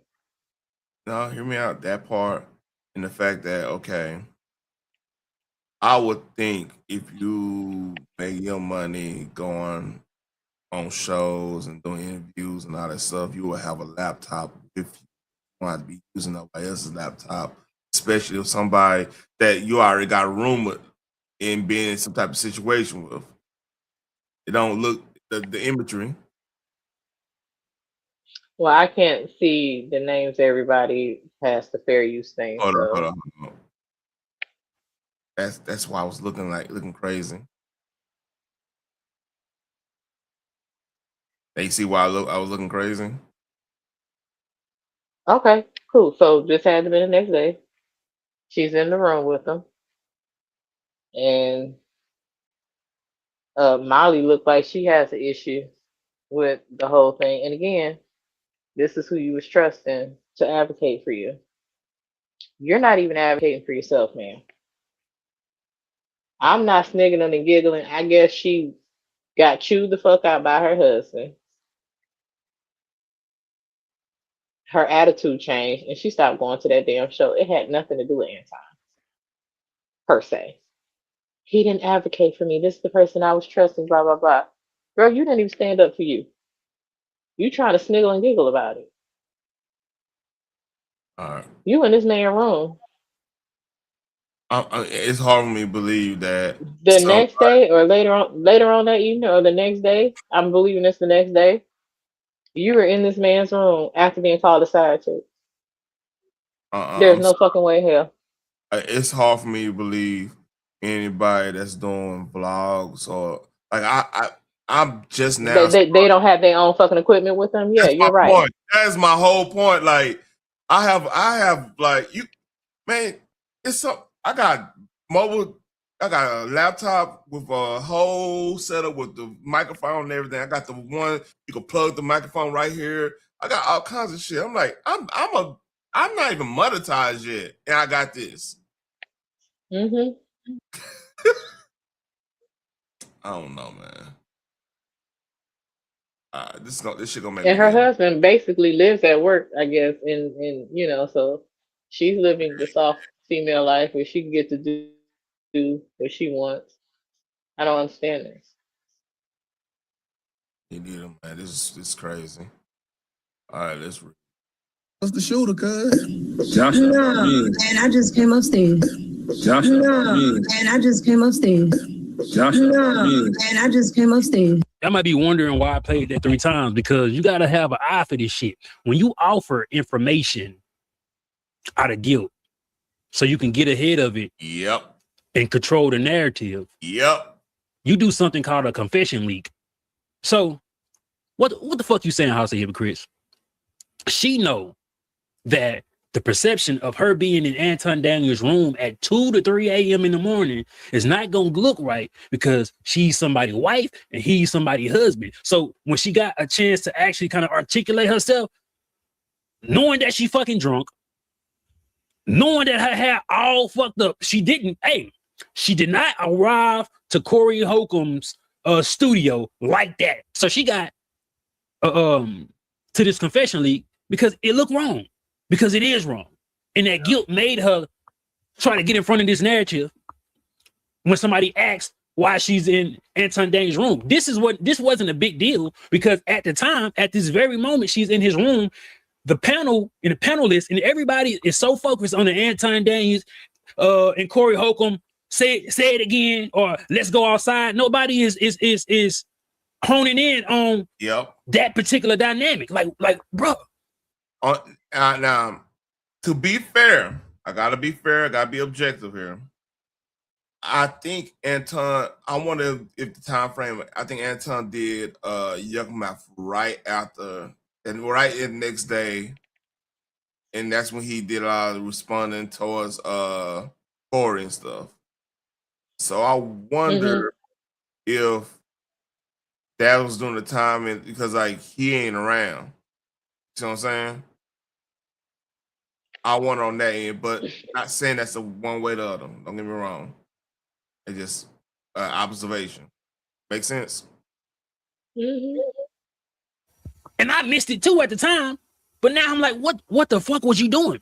Because you just said on Talk Perspective, your obligation days to live on Room 9 is Thursdays and Fridays. Yep. This is Tuesday. Yep. And for me, I'm only on Thursdays and Fridays. Okay. Why the fuck you ain't hop? You feel me? Hop back on a flight, go your ass home. And you said you just got in there, which is a lie. And I'm about to show y'all that Anton Daniels, for about an hour, was looking off, asking Micca, is she ready? I'm reading the nigga lips. No, did he? And he's saying, are you ready? Are you ready? Then she gonna jump on the fucking camera to try to say, all right, that eliminates that theory about him being on Yuck Mouth. He was, oh, that's fucked up now. Ooh, that looks bad now. Come on, man. That looks bad. The only way that doesn't look bad is if his wife was with them. They were all together. Like she just came up there to like get something from the wife or some shit like that. You know what I mean? Y'all about to do y'all makeup or some shit. Or at least debrief after what just happened. They can debrief or whatever. Yeah, something of that nature. Yeah, exactly. Yeah, that looks crazy right now. That looks crazy as hell. Hey, I just got up. I just came from up. No, the fuck you didn't. You been there? No, and I just came upstairs. No, and I just came upstairs. They're braided, right? Nigga, I don't give a fuck, nigga. Nigga, my haircut. If my barber ain't talking to me, my haircut 25 minutes. That's because they be talking. Them beauticians be chit-chatting. Hell yeah, them niggas. They be that's why my haircut be an hour sometimes. I'm like, nigga, nah, listen, I'm from goddamn me. Listen, I'm from goddamn me. Anton, seriously, turn your fucking camera off. If y'all was doing some dirt, turn your camera off.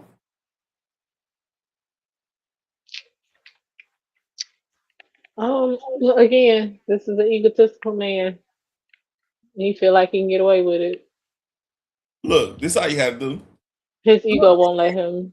You can't do see shit me, on the y'all. low. You can't see me, see? Right.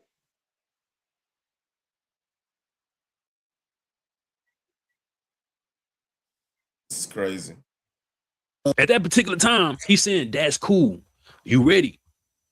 Right? I mean, she been in the nigga room. Yeah. She been so why jump on camera and say, I just came upstairs? You been in the room for an hour. You probably been in the room since he got there because y'all probably only got one room. If I was her husband, I'd be trying to check into that shit. Yeah. I'll most definitely be trying to check into that. Then let's not speed past her appearance. She looked inebriated.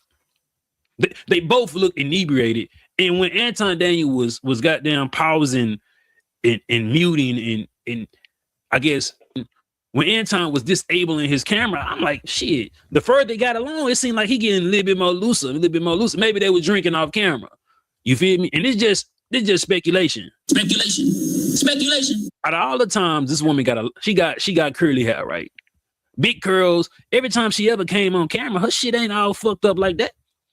Even when she go do the Tasha K interview the next day, she got on the same goddamn shirt. You feel me?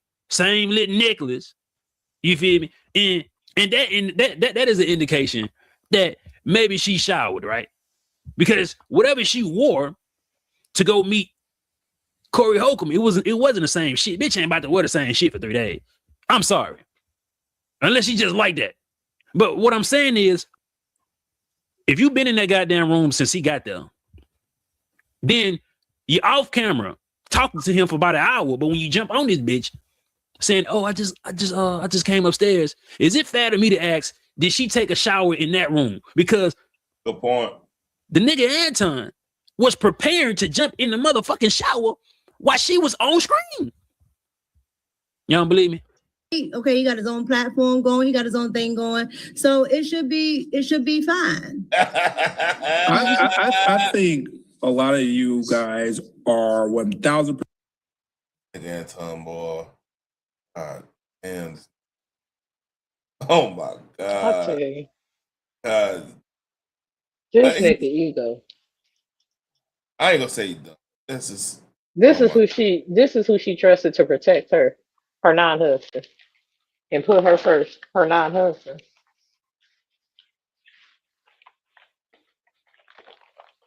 man. Do better. Yeah.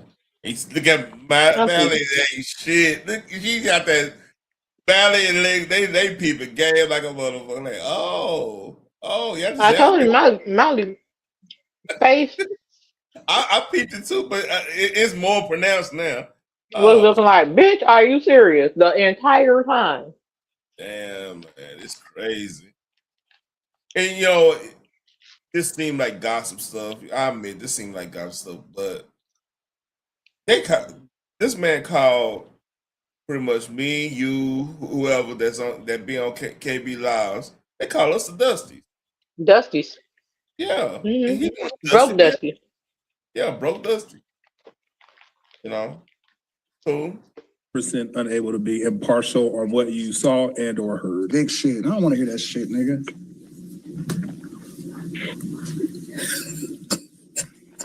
Darlene. What y'all didn't notice, he had the white shirt on. He took the white shirt off.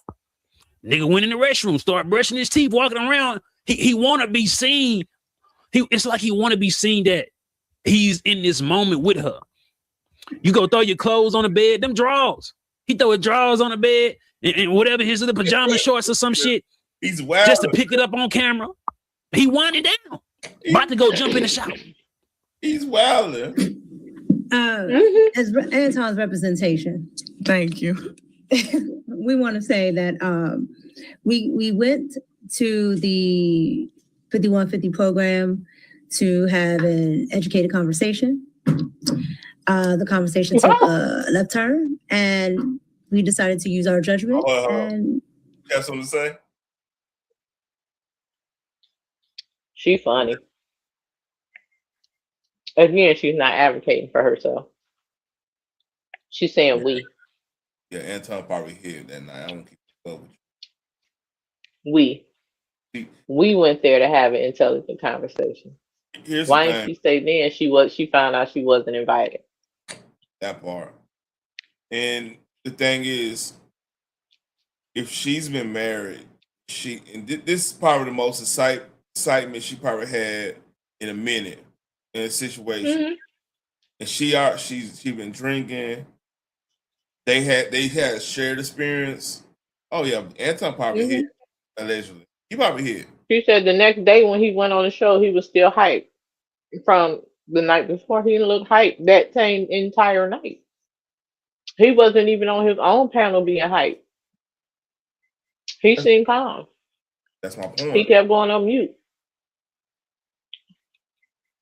There was no beating of the chest that night. Yeah, he probably beating on something else, but still, yeah. I mean, yeah. She probably gave he probably got the draws, man. I don't keep it a bug. Cause like think about it, you know. She's not sitting there disbelief like I don't know what happened. Like it happened so fast. All these different things. Like he said this said that, blah blah blah. And instead she. On top of that, she was just disrespected on pretty much the fucking TV, the equivalent of a TV in the 90s. Just got disrespected. Yeah. Everybody heard you get disrespected, and you in the room. You not. Usually, if that happened, let's say I did that, you're not even gonna be in the same proximity to me until you ready to talk to me. Ain't no way we gonna go hang out a little here and do that. Nah, you gonna be like, fuck you, nigga. You lied to me. Blah blah blah. This and that. I'm on. You know, I'm about to figure my situation out. Right? Yep. She's not doing that. She's on the panel. She's drunk. He's stunned. I'm like, you can't see this nigga stunned. He doing parade. He doing a parade around you. So fucking stupid. All right, man. I know I didn't wake up yesterday. Well, I did wake up. I know I ain't been born yesterday, man. Yeah. Wait. And let me say this also. Sir? Let me say this also. Wait. And let me say this also. Sir? Wow. Oh, Jesus Christ. Oh, she gave him cheeks. Allegedly. Oh, man. I don't know. Sure, but the vibe I'm getting right now. She literally looked at him like my wife look at me like she's online talking to somebody. And I came and said, let me holler at you. She gave me that look. Gave him that look. I've seen that look. That, you know what I mean? Like my wife FaceTime my sister-in-law or something. And like I come and she give me that look like I'm on the phone. Like look, like you know. I seen that look. Come on, man. Let me shut up. I ain't even go there. I ain't go there. Also, sir, let me say this also. See? That look. And look at legs like, oh shit. She see the look too, because I think she's of the community, right? Which one? Lex. I believe so. She seen that look too. You know, y'all get is that certain look y'all give it like you happy to be around the motherfucker. Do you see Molly's face though? She sees it like, oh, this bitch right here. Right. It's like, bitch, y'all do know we can see y'all, right? Are you fucking serious?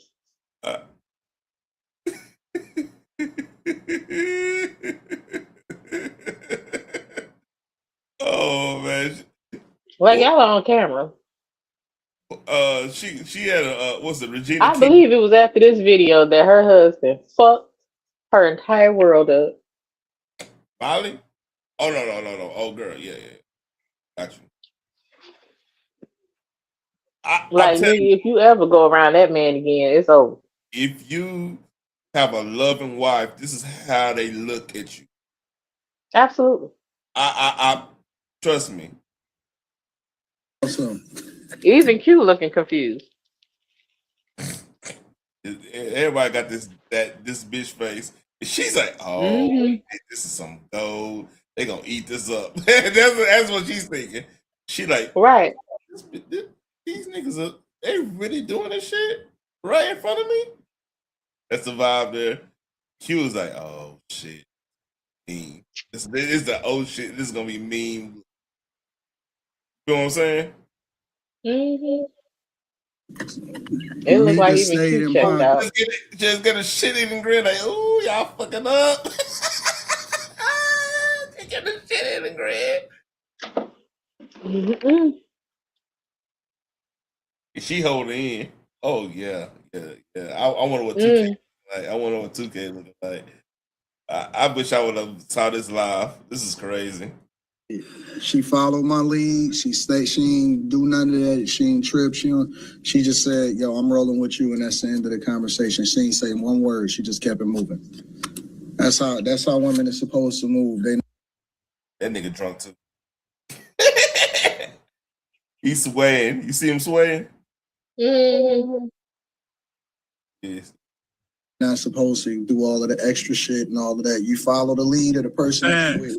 That's a fact. You don't say nothing. You don't get out of pocket. You don't do none of that. You jump in the middle. Move with the person that you move with. That's it.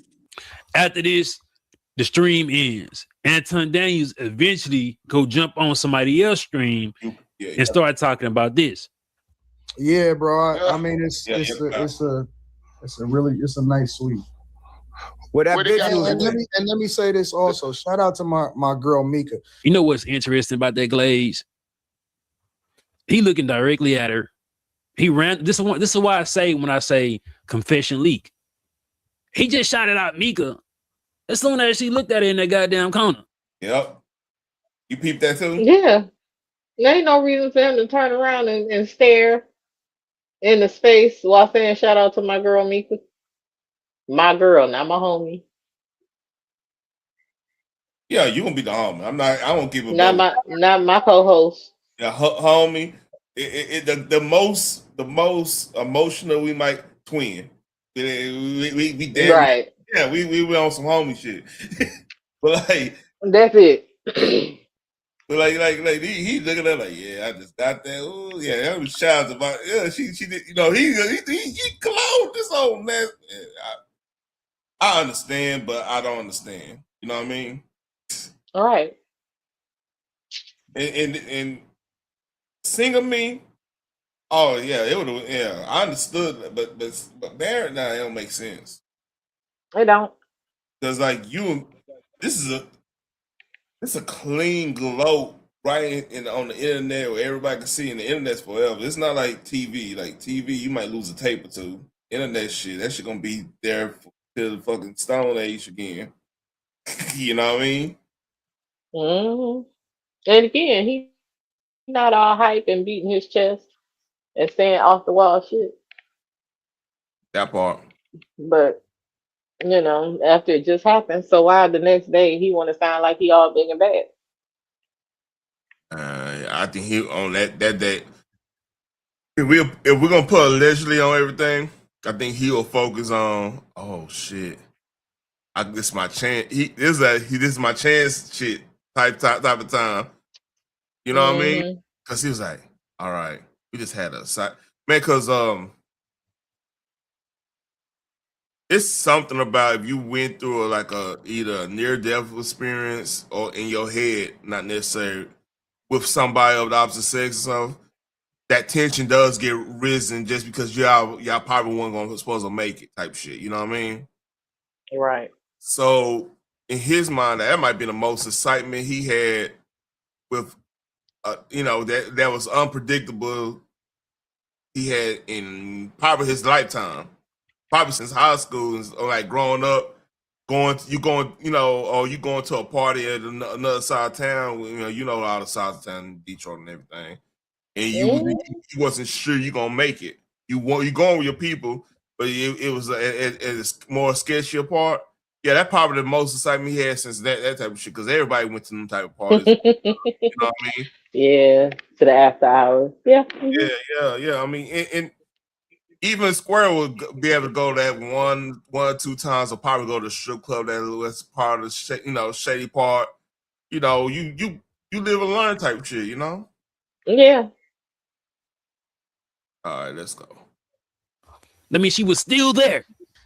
Corey, let me tell you why I think Corey is a bitch, bro. Let me tell you why I really think he a bitch. Let me tell you why I really think he a bitch. Let me tell you why I really think he a bitch. Let me ask you a rhetorical question. Do you think that's a door opening or a door closing? Is it the room though? Or is it the shower goddamn though? Is it the bathroom goddamn though? We gonna get to it.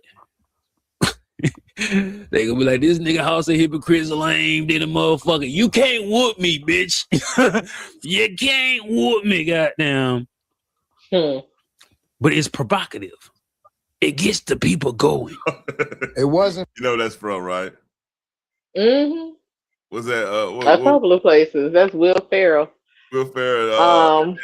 What was that movie? He was in the Olympic Games or some shit. Yeah, he was doing the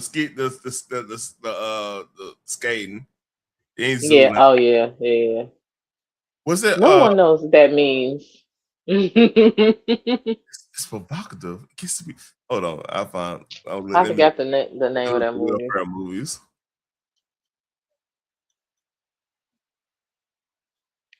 Blaze of Glory. Yep. It gets the people going. Oh shit. Because of the confrontation, it wasn't because of none of that. It's because that nigga tried to dirty Mac at the end.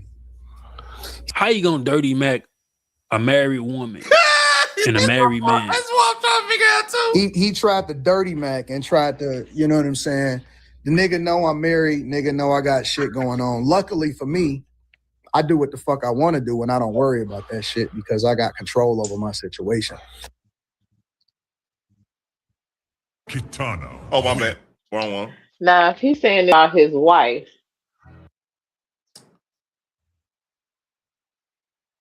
this is how he expressed himself about his own wife. but you expected this man to protect you and to put you above his ego. He doesn't do that for his wife.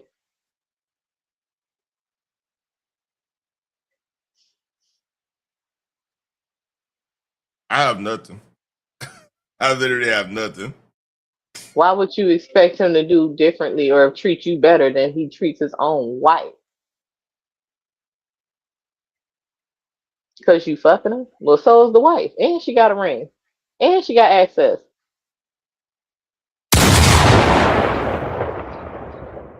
Yeah, I have none. But okay, boo-boo. I do better. That's all I can tell you. What's up, Bingo Hall Mike? I don't even know who that is, but hey.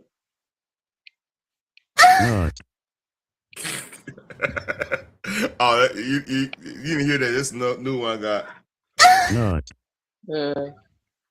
Oh, it's Pen. It's Pen. Bingo Hall.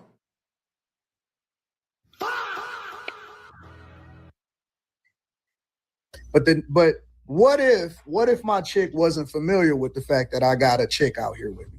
That I got a chick out here with me. What's crazy about him gesturing that way, he gesturing towards the restroom Micca is in, taking a shower right now. What's up, Dre? Let me play some of the clips after this. I want me because I kept hearing somebody in the back room go to the other one. Go like to the an other echo. one. And it sounded like they was in the restroom. Who the fuck else can be in that restroom? You know what I'm saying? She just so happened to be a person that's signed to me. So the whole reason why I brought her there was to also mention her and get visibility for her so I can continue to try to blow up her platform. But Corey knew that. And this is where another lie come in. Corey only knew that 5 minutes before the show. The nigga told me personally, you tried to put her in position last minute, which is where the issue is arising to why you told her husband, or she may have told her husband something that was never confirmed. So when she didn't get on the show, it was a real issue in her real life. Because he said, I don't know that bitch. I told you, explain the bitch. But the nigga trying to sit up here and lie. Get out there. That nigga is get out there. It's hell. Hey, Andre. What's up, Dre? Oh, Dre, this is for you. Liu Kang.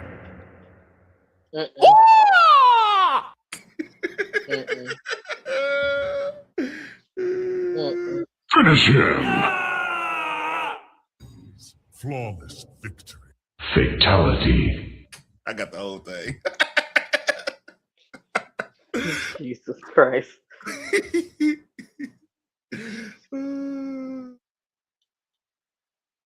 If Lou got a problem, y'all niggas are gay. Not Lou, honey. Lou got all kind of issues. He's giving me a headache. Let me remind you, if Lou got a problem with it, y'all niggas are gay. I gotta be a sad boy there. Shout out to Blue. Shut up. Man, if you don't get your ass on a regular one instead of the mobile, you dumb. Gotta give me to cut you out. You gotta give me. This dude got man. Is he related to them Smiths? Hold up. Hold up again. Finish him. Fatality. Hold on. No. Here you go. Kitana wins. Flawless. Fatality.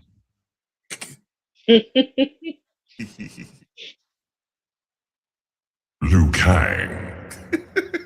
Every time he go on thing, if he owe anybody on our side, I'm just gonna come in there and press that button. Hey, come in there. Liu Kang. Lord have mercy.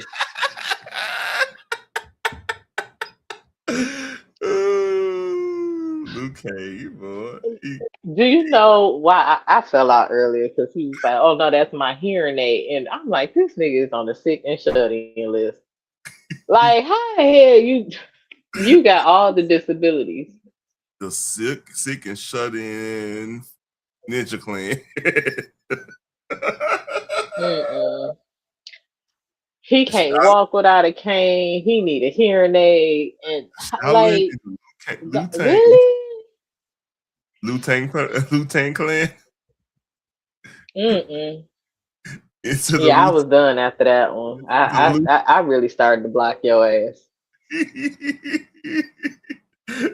I did. Jiu-Jitsu. I'm not fucking with you. Let this video finish. I ain't fucking with you. Team Easy. Take your ass to my channel. You're gonna see 2 lives. One gonna be vertical and one gonna be regular. There you go.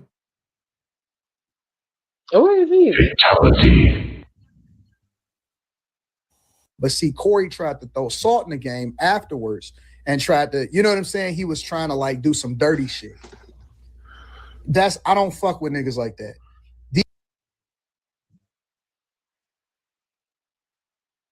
Really? What type of dirty shit what he's trying to do, sir? I don't know, man. I feel like I need to get a beer or something, man. This is giving me a fucking headache. At this point. These niggas keep talking about how real they are. They keep talking about all this. He might be drunk. Think he drunk? I don't know. You keep pausing it. That type of shit. I would never do that type of shit to a nigga. Nigga, you did it to JR from the Lapeef Network. And you knew he had a That's easy. And you knew he was fucking the little bitches on the panel. You started your show. Was it Fight Club or After Hours? You started your show trying to siphon panelists, the same bitches he was fucking on. You was trying to get them hoes on your show. You started dirty macking. That's the real definition. You started dirty macking on Lapeef, stealing his audience, stealing his panelists. And then you start telling everybody he fucking all these bitches that you trying to get to your platform. You most definitely did this to a nigga before. Like boom, boom, boom, bam. So basically, he think everybody trying to move how he moves. That's what I just got out of the count. Hey, Bleeker man. Ain't nobody studying that nigga, man. Ain't nobody even heard this dude till about a year ago. Oh yeah, tell you how I feel. Well, I ain't heard. I ain't heard of the dude until about 3 months ago. I ain't never knew no damn Anton Daniels. The dude looked like a baby walrus, Rick Ross looking ass dude. You know what? Shit. Nope. Big ass bottom chin and shit. Small. Wow, damn. Jesus Christ. He dude got a big ass bottom chin, man. Look at that shit, man. Look, man. Look at that nigga head. Look, put his head on the big screen. Hold on. These niggas act like the internet ain't real. These niggas. I would never try to. Let's review. Now pause it. And now look at that shit right there. Now look how wide his chin goes whenever it's like I say like right before his nose, around by his top lip down to his bottom chin, and then like from like the bridge of his nose on up, it's like really really skinny, like somebody played over his goddamn head or some shit like that. Look at that shit, man. Hold up. Let me big find, chin bastard. Let me find something. Hold up. Oh my god. No. Walrus.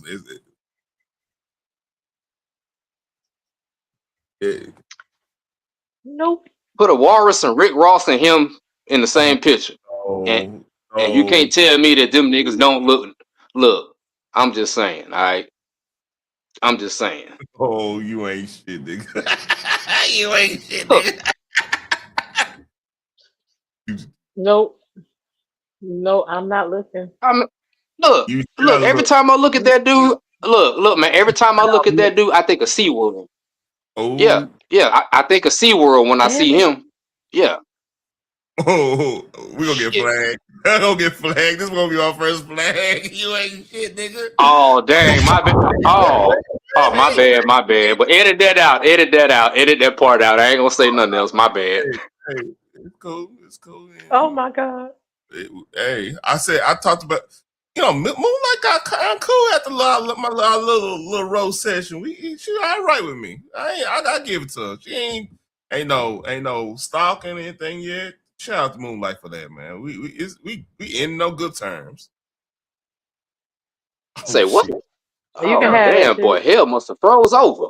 Yeah, we had a little slight, disagreement, and hey. I mean, we all gonna have disagreements, you know.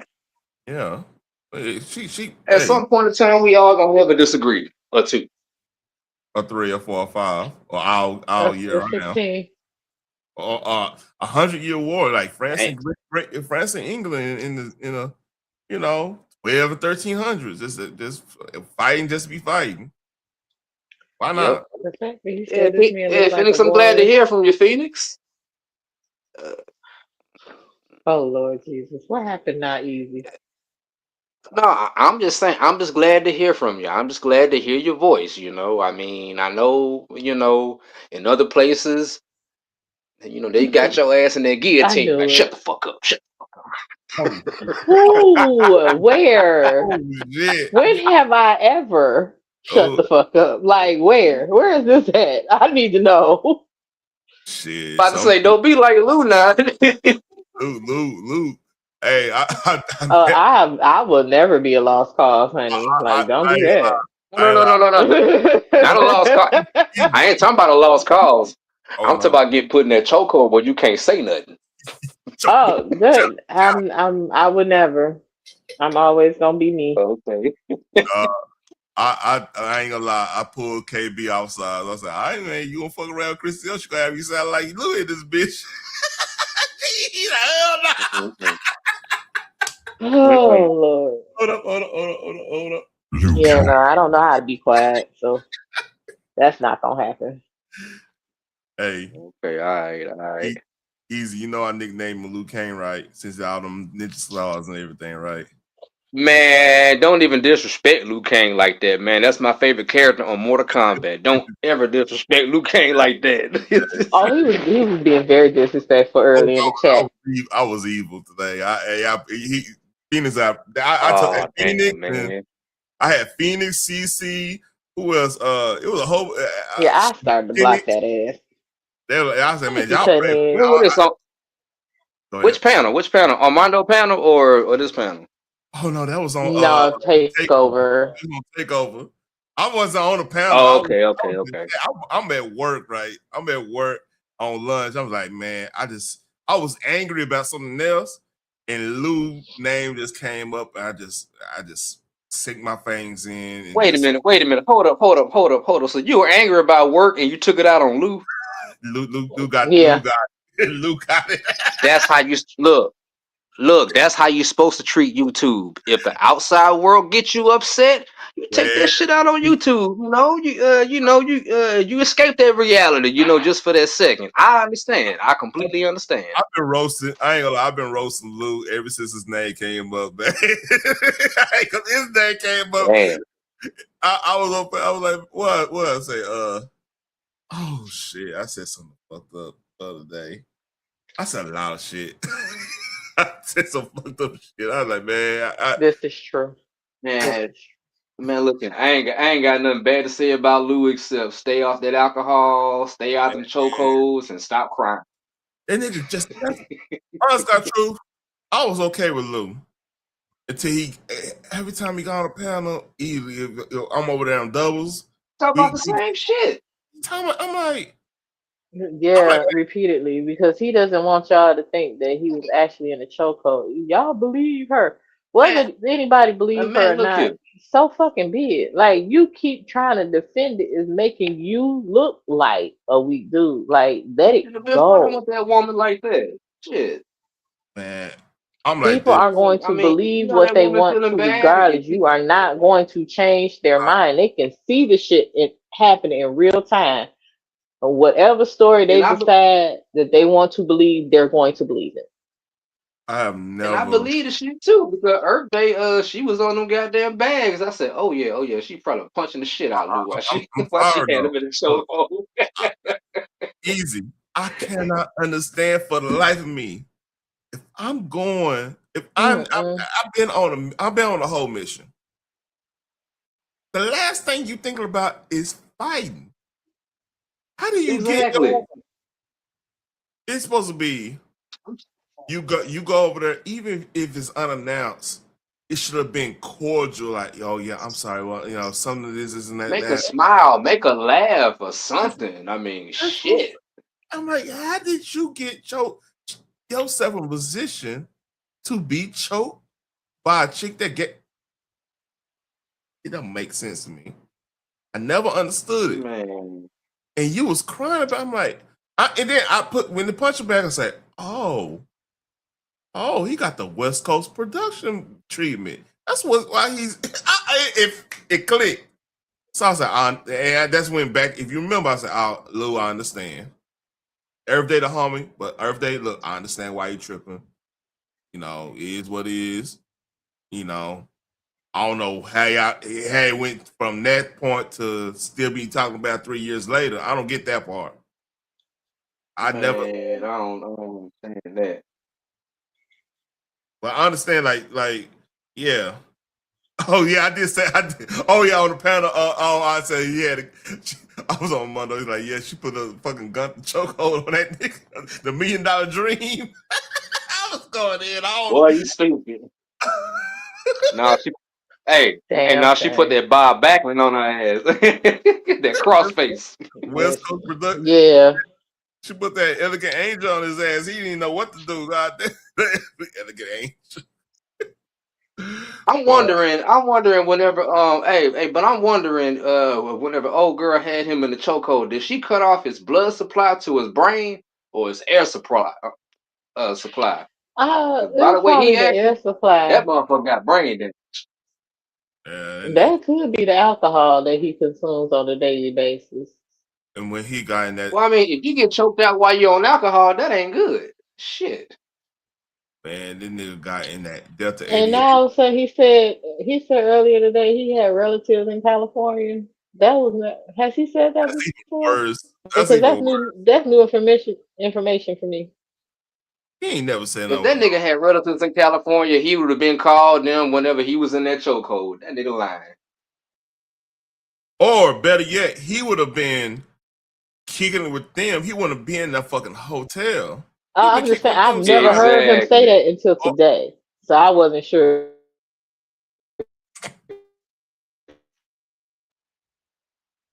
Because if I go out to go see a chick, I'm not finna stay at her house. Hell no. Hell no, I'm staying at my hotel. Especially on the first meet. But then they said that her daughter was the one that went to pick him up from the airport. He called her out of nowhere. She was in the hospital, laid up in the hospital, and her daughter had to go get him. So if he had relatives, I said, still put her in the chokehold. That's crazy. Right. And still put him in the choke. Man, boy, that's a bad motherfucker right there. Hey, Liu Kang Kung Fu wasn't working that day, man. You know what I'm saying? He wasn't working. He wasn't prepared. Liu Kang was. Hey man, look at Cutting. No longer in Mortal Kombat. Hey man, look at Cutting Edge on crazy ass talking about Hell's Gate. Oh no! You didn't hear crazy. You didn't hear it earlier. He said crossface crippler. You call himself the Golden Challenge. You're like, this motherfucker Luke Skywalker now, nigga. What the fuck? What the fuck going on here, man? I was just a damn shame. I'm like, what's happening? Man, I bet old buddy turned blue and white and damn near pale while he in that damn chokehold.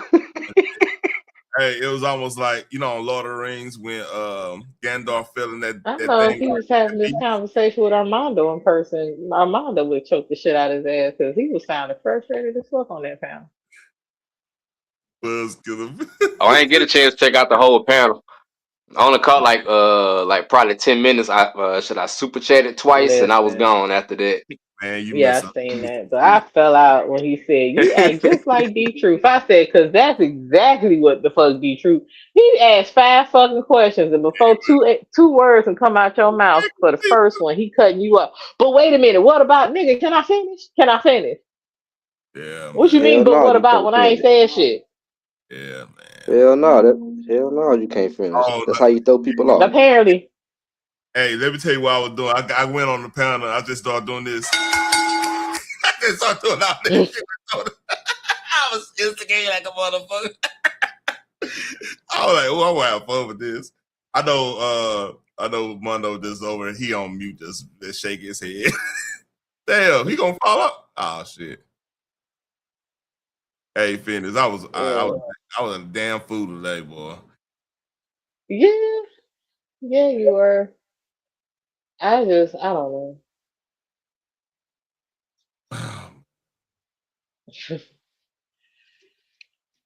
These people are crazy. I can't do no more of this fucked up drama of two married people in denial of what the hell they actually doing. If you bold enough to do it, be bold enough to admit it when you caught. There's no reason to be like, well, y'all ain't catch me for real, nigga. You're caught. I don't think Corey would have called her a side chick if there were not vibes in the room to make him believe such. Yep. One thing Corey has never been, as far as I know, is a hater. He lets you rock out how you rock out. So if he's saying that old girl was coming across as a side chick, it didn't come out of nowhere.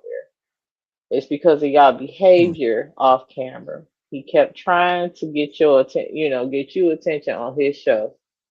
That should have been discussed and negotiated before y'all even went to LA. And out of all the people that he could have brought with him, he brought you. And there was no reason for you to be there. Yep. Bottom line. So she said, I didn't know until we got there that Corey didn't know I was coming. Well, that should have been something that was clarified before you even hopped your ass on the flight. That part. I'm trying to find something fun before we I sent you something the other day. Hold up. Of all the broken Englishes. Oh yeah. Let's see.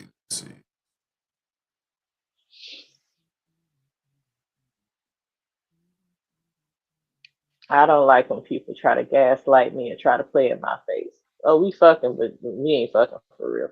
Not like y'all think we fucking. Like, it is what it is. Your wife like it, I love it. It's not for me to judge because that's your marriage. And for Micca, if her husband did not know about it and you was trying to protect your marriage, maybe you shouldn't have put yourself in a position where your marriage gets threatened. Make the better choice.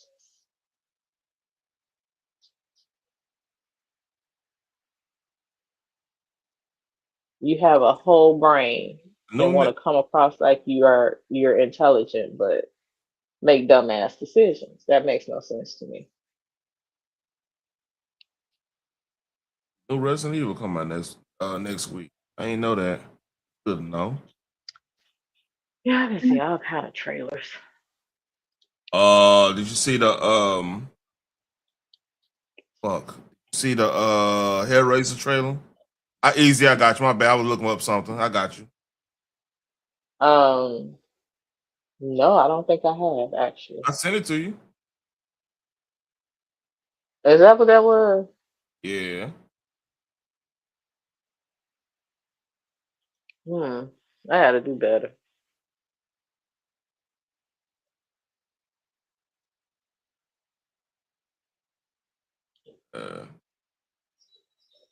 Hey, y'all mute. Easy. You y'all gonna talk. I'm looking up something. Oh, I'm sitting there rolling the blunt right now. Of course you are. Of course, yeah. Duh.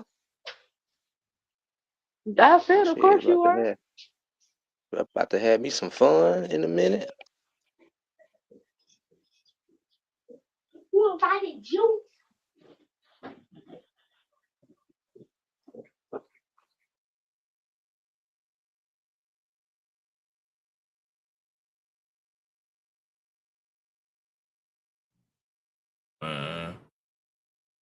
Oh, I got something that was pretty cool that I haven't been able to watch. Some Black History. pseudo Black History.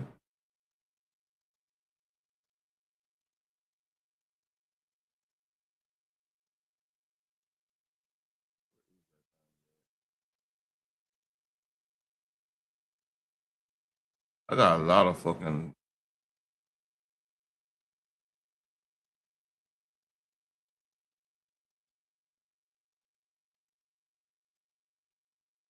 There you go. I like this. R.P. to Rick James. He looked like he was hot as hell on this one. Funny. Pardon me? How much reggae music do you listen to? I don't listen to reggae music. What do you think you're going to learn about? I'm here to funk. What I'm talking ain't got nothing to do with reggae. It's funk and roll, okay? Reggae music is reggae. No, I do listen to reggae music, and I love reggae music. I think, matter of fact, this is one of my dear friends, right here, standing right up here, your camera, Mr. Ken. Great guitar player, Mr. Peter Tosh. And I believe in funk and roll as well. And I believe in reggae music. And together, we will make reggae, funk, and roll music. What should we call it, sir? Reggae, funk, and roll. No. Reggae, funk, and roll. Number one, see, this is not a reggae festival. I think you should understand that, first of all. This is a music festival. Right. Okay? This is reggae music. This is funk music. This is country and western music. Sure. This is B-52 space music. It's new wave. I mean, this is everything, okay?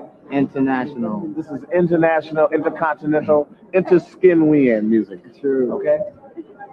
See, a reggae festival is nothing but reggae, okay? So we have Peter Tosh on the show, and we got B-52s, and you got Rick James, you got Aretha Franklin, you got Ronnie Millsap. He's not coming. Oh, well, you got Stacey Lattershaw, Black Uhuru, you know? That's what we're talking. Man, there needs to be more of those concerts in the sunshine. You interested in playing with any of those people? Am I interested? I'm getting ready to play with them tomorrow night. You mean like play with them, make records together? Or what? Or just play? Well, me and him may play together. We may do something. You know, but this is how you meet people, man. You come here and you get together. And you meet people, and then you say, well, hey, why don't you come, man, why don't we get together and do some playing? And he says, right on. And I say, yeah, well, let's just make a time and play. Right. Right. So, and it happens, right? At his new 24-track studio. Yes, in my new studio being built, my home. Hey, that's how it used to go down, though. Hey, when they make all that music, next thing you know, sounds change up and everything in different genres. I like that. That's classic right there. Yeah, I still listen to Peter Tosh. You know what? Put something better looking on now. Hey, what's kind of messing me up now? Yeah, man. Like, I'm a sucker. It's two things I'm a sucker of, like gangster movies and gangster shows and movies and stuff, and like music docs. I love me some music docs, like documentaries. Yeah, I used to watch Behind the Music. I used to watch that shit. And other documentaries about the artist.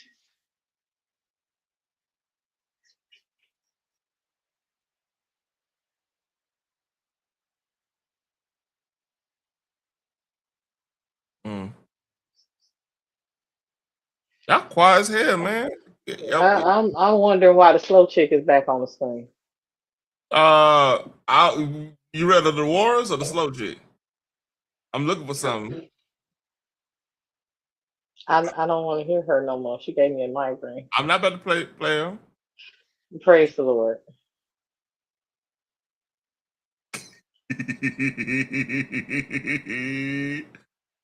Easy said he rolling his blunt.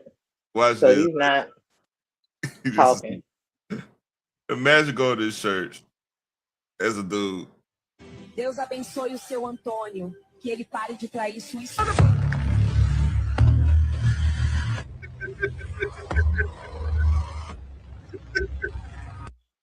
He's stupid. You know what? Nope. I don't.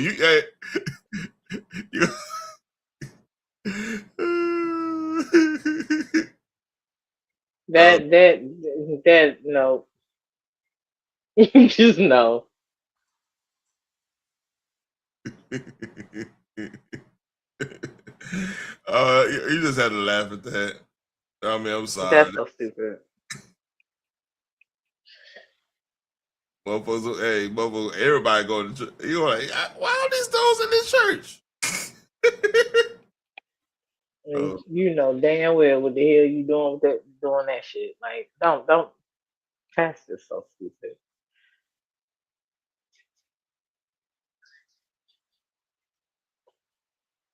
Wow.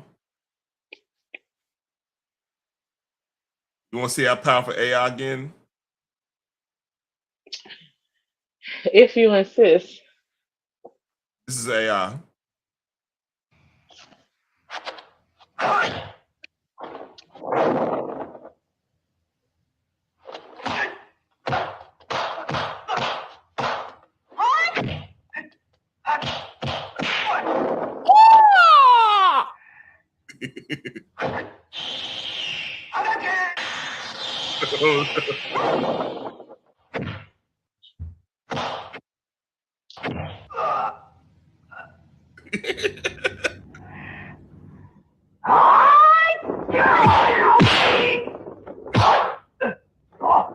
Is that powerful or fake as fuck? Like,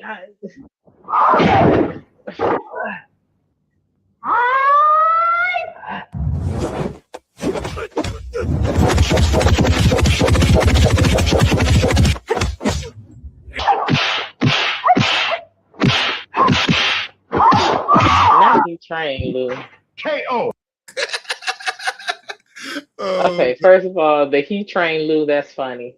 Secondly, I don't understand how the fuck AI in 2026 is looking worse than the 80s martial arts movie. How does that work? Oh man. Look, man, I'm not questioning anything. That was worse than the 80s martial arts film. Although one of my favorite ones was Butterfly and the Sword. But still. Butterfly and the Sword, I like Shaolin versus Wu-Tang. What's up? That's it. I like Michelle Yeoh movies. My bad. I like Shogun Assassin, boy. Shogun Assassin's fire. Kung Fu Hustle is fun. I think that is actually on here. Kung Fu Hustle is funny.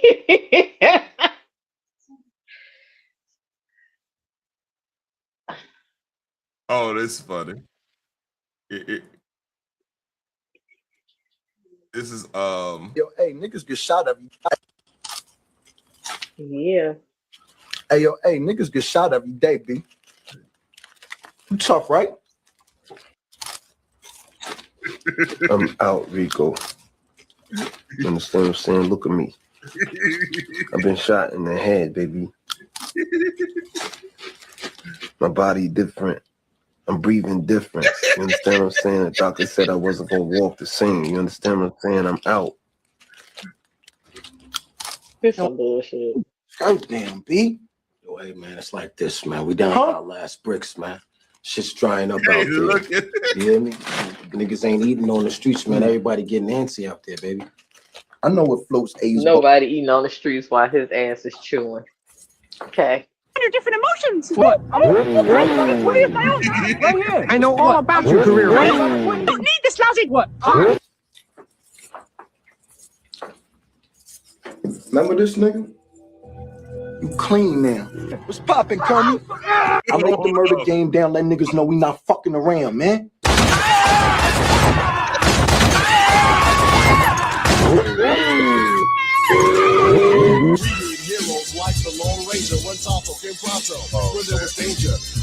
All right. Can't play that music. Now, what did Kermit do to anybody? Hey, Kermit. Shit, hey, he had him. He was sitting on the wrong block, man. He had to go clean that shit up, man. You know, say he wasn't gonna pay the, you know, wasn't gonna share the revenue, man. You gotta, you know. Yeah. Damn shame. It's something I'm trying to find.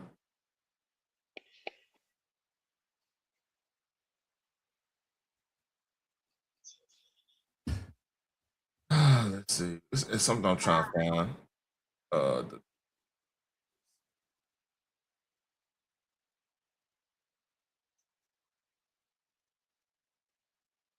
I can't find it. Anyway,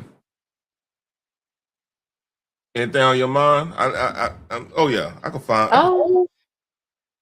So not really. I've been thank goodness getting over the daggone flu. Eventually it'll leave completely. I have been on drugs for 2 weeks, which means my brain is not at its full functioning self. Oh, it was functional enough to you better get on somebody this morning. Listen. Speaking of that, I woke up to that shit. Yeah, yeah, you caught stray. you caught and I'm like, I literally sat. Lord Jesus, it's not reliving. Literally sat there for a minute and was thinking, like, what the fuck did I do? Like, was I drunk? I ain't been on nobody's panel for real except this one. I don't talk about stuff that goes on in other places here. So there's no way in hell I addressed anything. I don't know. But yeah, that shit pissed me off. Yeah. Let's read. This you sent me this one you want me to watch? I did send you that one. That was funny. And I sent you another one. Are you a patient? And I'm a patient. And I'm a baser. These niggas call me a baser. Nigga, I ain't smoked crack. That shit ain't funny. Nigga, I ain't smoked crack in 5 years. The fuck you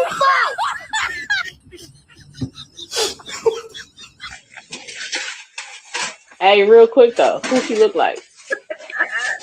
We know who she look like. No, don't force me in that. No trap like that. Got put back on eye candy. Yeah. I'm just saying. God damn. I'm leaving that. Type it, Dre. Type it. I'm leaving that alone. I've been bad today already. Type it, Dre. Go ahead. Who she look like?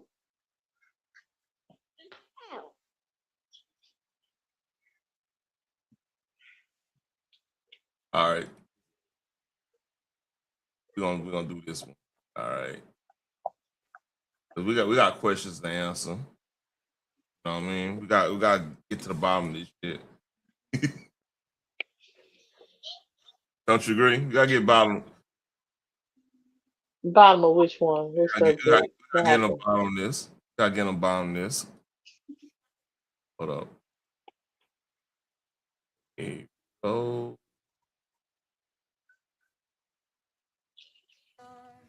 Two blind people are in a relationship with one another. Then are they allowed to say that they are seeing each other?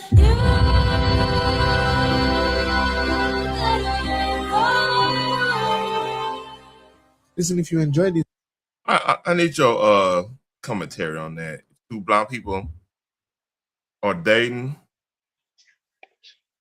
Are they able to say they seen each other? They can say they date each other.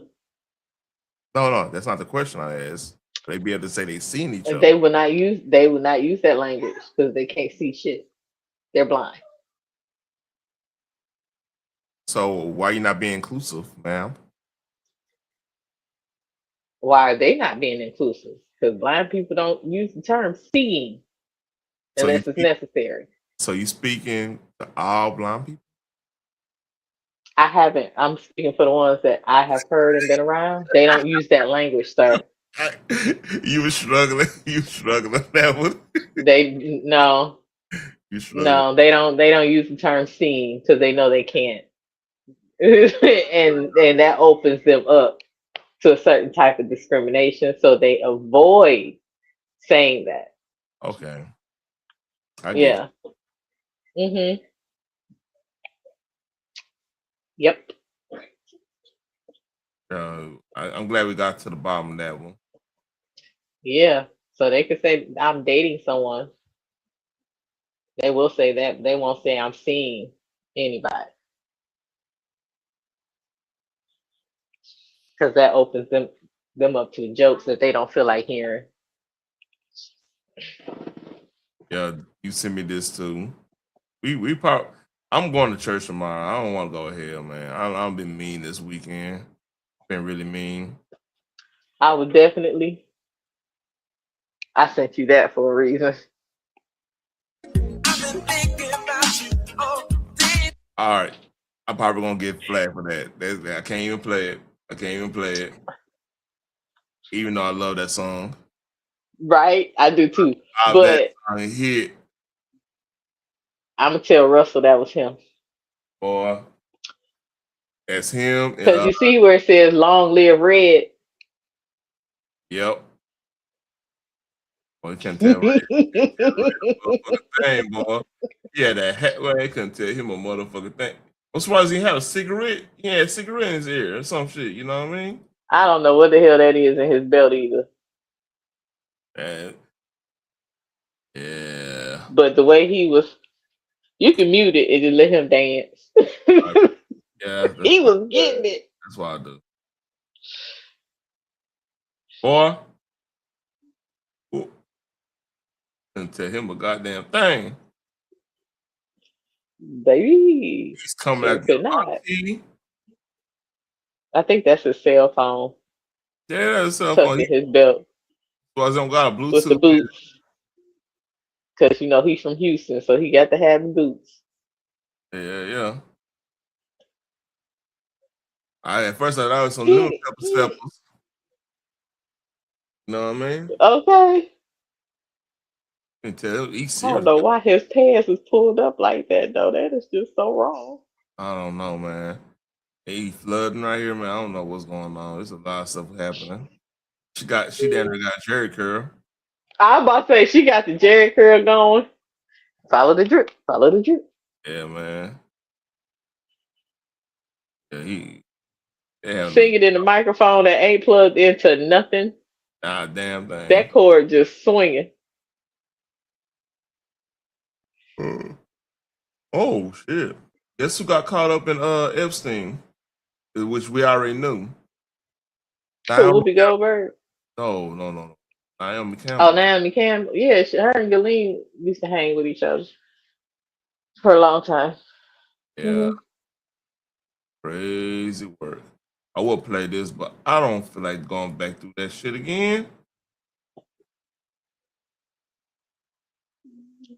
They talk about caught on tape. They used to go to fashion shows and shit together. Like, quit playing. And parties. Oh shit. We signed the running back. That's what's up. Okay. Yeah, Chicago Bears will be moving to Indiana. Yep. And getting the hell up out of Chicago. And the funny part about that is it's a part of Indiana that's called West Chicago, so I don't think they even have to change their name. And the crazy thing too is this is how fucked up Chicago had it. If they would have went to Arthur Heights, they would still been leaving Chicago. There was no situation they was gonna keep Chicago and stuff. The Bears is looking to move when they first start letting them folks flood the city. Yeah. South side going up to north side. They just needed somebody that was gonna actually carry their franchise. That's all. So once Indiana opened up their doors, they was like, oh, they already got the Colts. And that's cool. That's bringing in money. But now they got the Bears too. And Chicago about to lose a lot of money. Yep. Want to see something wholesome? Wholesome? The hell is it? This bug off of watching his son win the state championship in wrestling.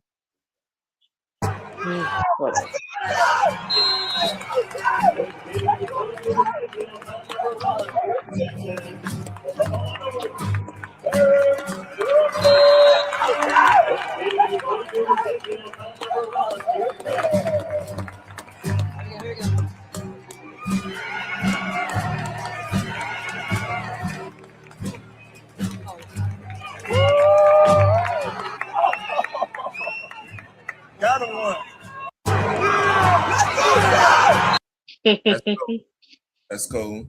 That's something. If he's up in Nebraska winning the state championship in wrestling, like Midwest, you know this.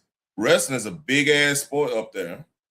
Most of your wrestlers, like, and then on top of that, like if he might be a beast, he gonna be a beast in MMA because if he know how to strike and he know how to wrestle, you add a little bit, you add about like what 4 to 5 years in jiu-jitsu or something like that, because you don't necessarily have to be a super master in jiu-jitsu to be successful in MMA. Like you don't. If your base is wrestling and you got some type of striking, oh man, you're a beast. Only thing, like he might get his kicks, so he might get a little more time, but like that, you could still, like those are small training. Like wrestling is the main one. Wrestling, judo, stuff like that. Yeah, man. Like wrestling, you constantly attacking. That's true. That is absolutely true. There's no quitting it, and the fact that he is Terrence Crawford's son, he could throw jabs as well. But that little boy already got merged. That man had on his son. That's cute. Yeah, that's cute. He already got his own merch. And did you hear about Mayweather coming out of retirement? Yeah, mainly because that lawsuit I think that he has against Showtime is about to kind of drain his pocket. So yeah, he's gonna have to come out of retirement. I don't know. I didn't hear that part.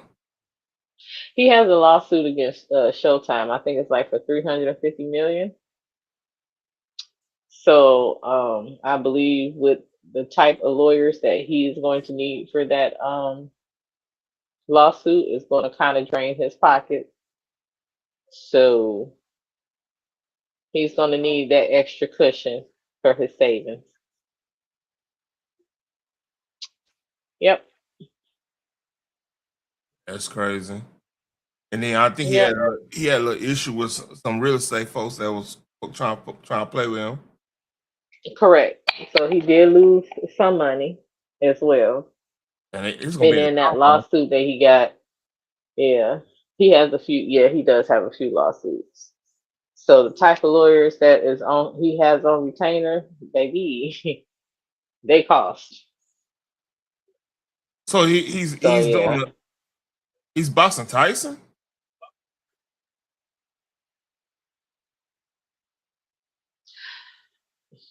No, I think he's coming out of retirement because Tyson came out of retirement.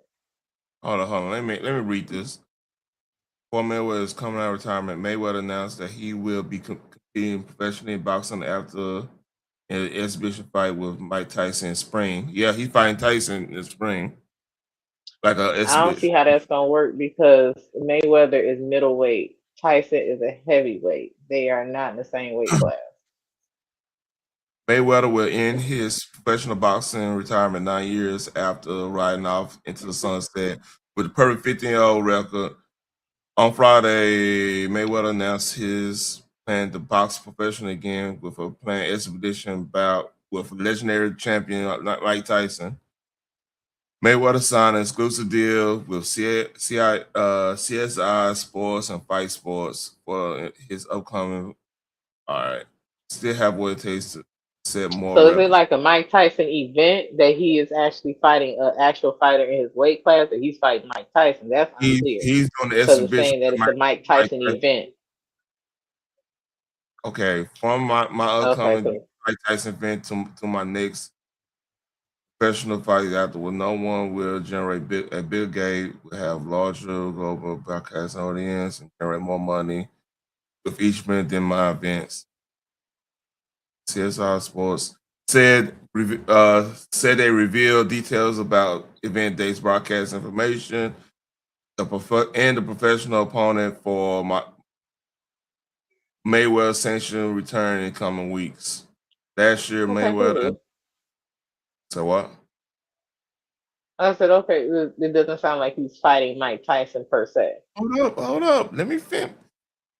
Last year, Mayweather and Tyson confirmed plans for an exhibition fight between them. The Ring recently reported the fight will take place on April 25th. Okay, come on. April 25th in the Congo, Democratic Republic of the Congo. However, CSI Sports has not announced the date, location, or rule set. Mayweather and Tyson are combined 107 years old. That's crazy. Oh, I got you. Mm-hmm. Oh, the link should be pinned. No, hey, go to the regular. It should be pinned in the regular, Russell. He heard me. All right. Mayweather and Tyson are combined, and Mayweather weighed at 160 on his last exhibition fight with John Gotti III. I forgot he John Gotti's son, grandson fight. He got his ass whooped. Oh no. Tyson weighed 228 against Jake Paul. Mayweather. So yeah.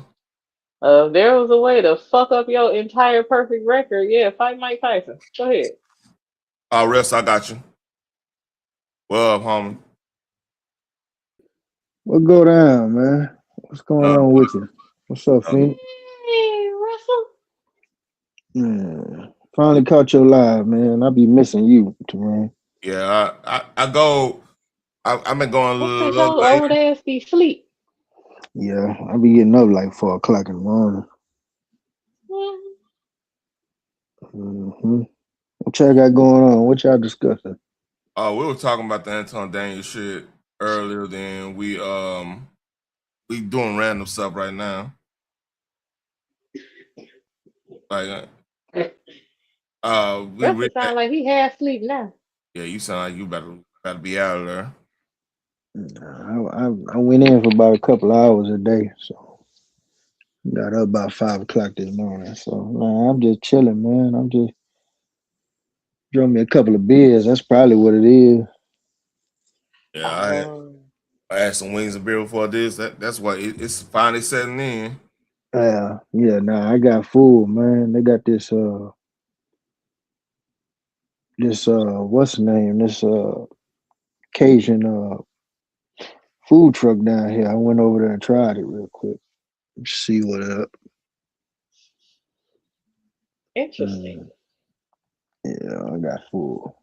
You know when you get full, man, your ass start getting tired. Yeah. What y'all got going on, man? Yeah, I went through like showing the whole Anton. I mean, Anton had that girl in I didn't even know that they were sharing a hotel room. Him and Micca, and wonder why people got. He was smashing. He was smashing. But he was paying though. He definitely was paying. But man, listen, man, Detroit representing, man. I mean, shit, I seen Detroit up there on Mondo panel when I came in. Well, y'all representing like a motherfucker. Y'all some players for real. I see where this is going. So I'm go. No. Because don't you move, stay right here. Because no, sir. No, sir. Shout out to Detroit. That man is from Detroit. Stop saying that man is from Detroit. We don't have any proof of that. That man said he's from the D, baby. We have no proof. He on the other side of 8 Mile. Don't do that.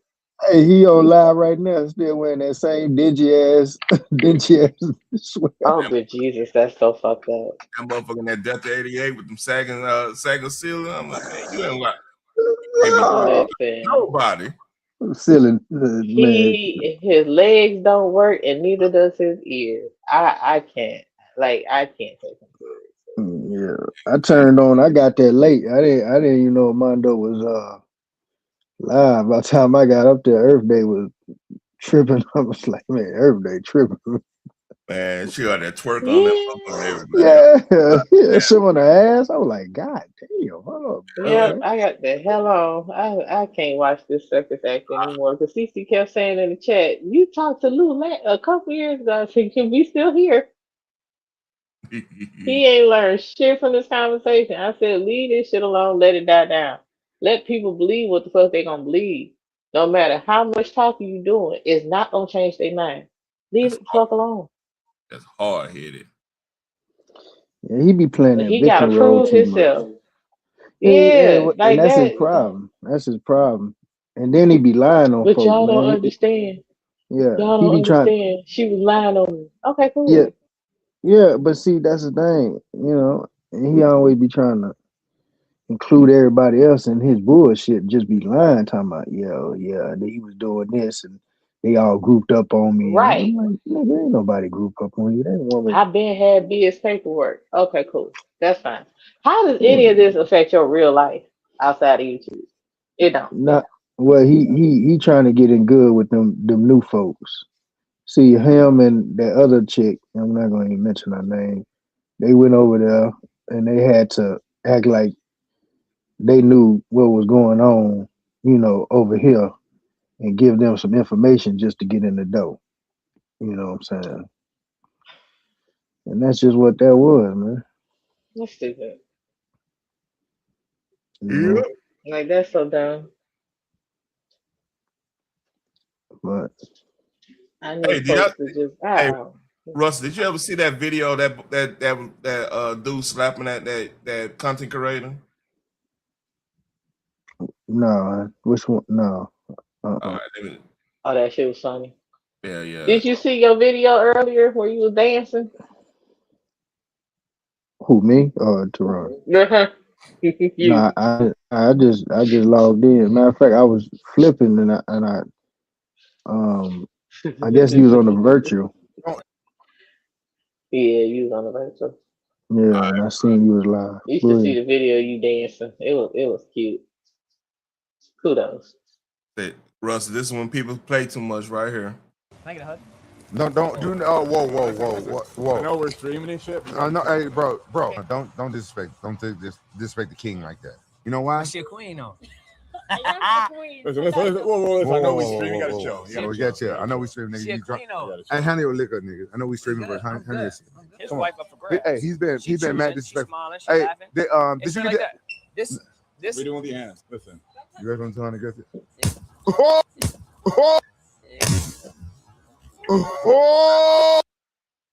Now, Russell, what do you think about that slap? I think he should have came, a little farther back. You know what I'm saying? Pimp style, Detroit style. You know what I'm saying? Gave him a. He didn't even move his shoulder. That's why he didn't even move his shoulder fully. That's why he been mad disrespectful. Hey, he slapped the ponytail out that man's head. You guys want to get it? That's what happened when I catch one of these content creators. You know what? Can you be quiet, man? Yeah, nigga. Yeah, please. Oh, that he was taking L's that whole night because it was another MMA dude there, and he was fucking with him, and that dude elbowed him. I was like, God damn. He ain't learned his lesson. Sit your ass down somewhere. Yeah, I'm trying to tell you. And this is how you talk after this. Hold on, here we go.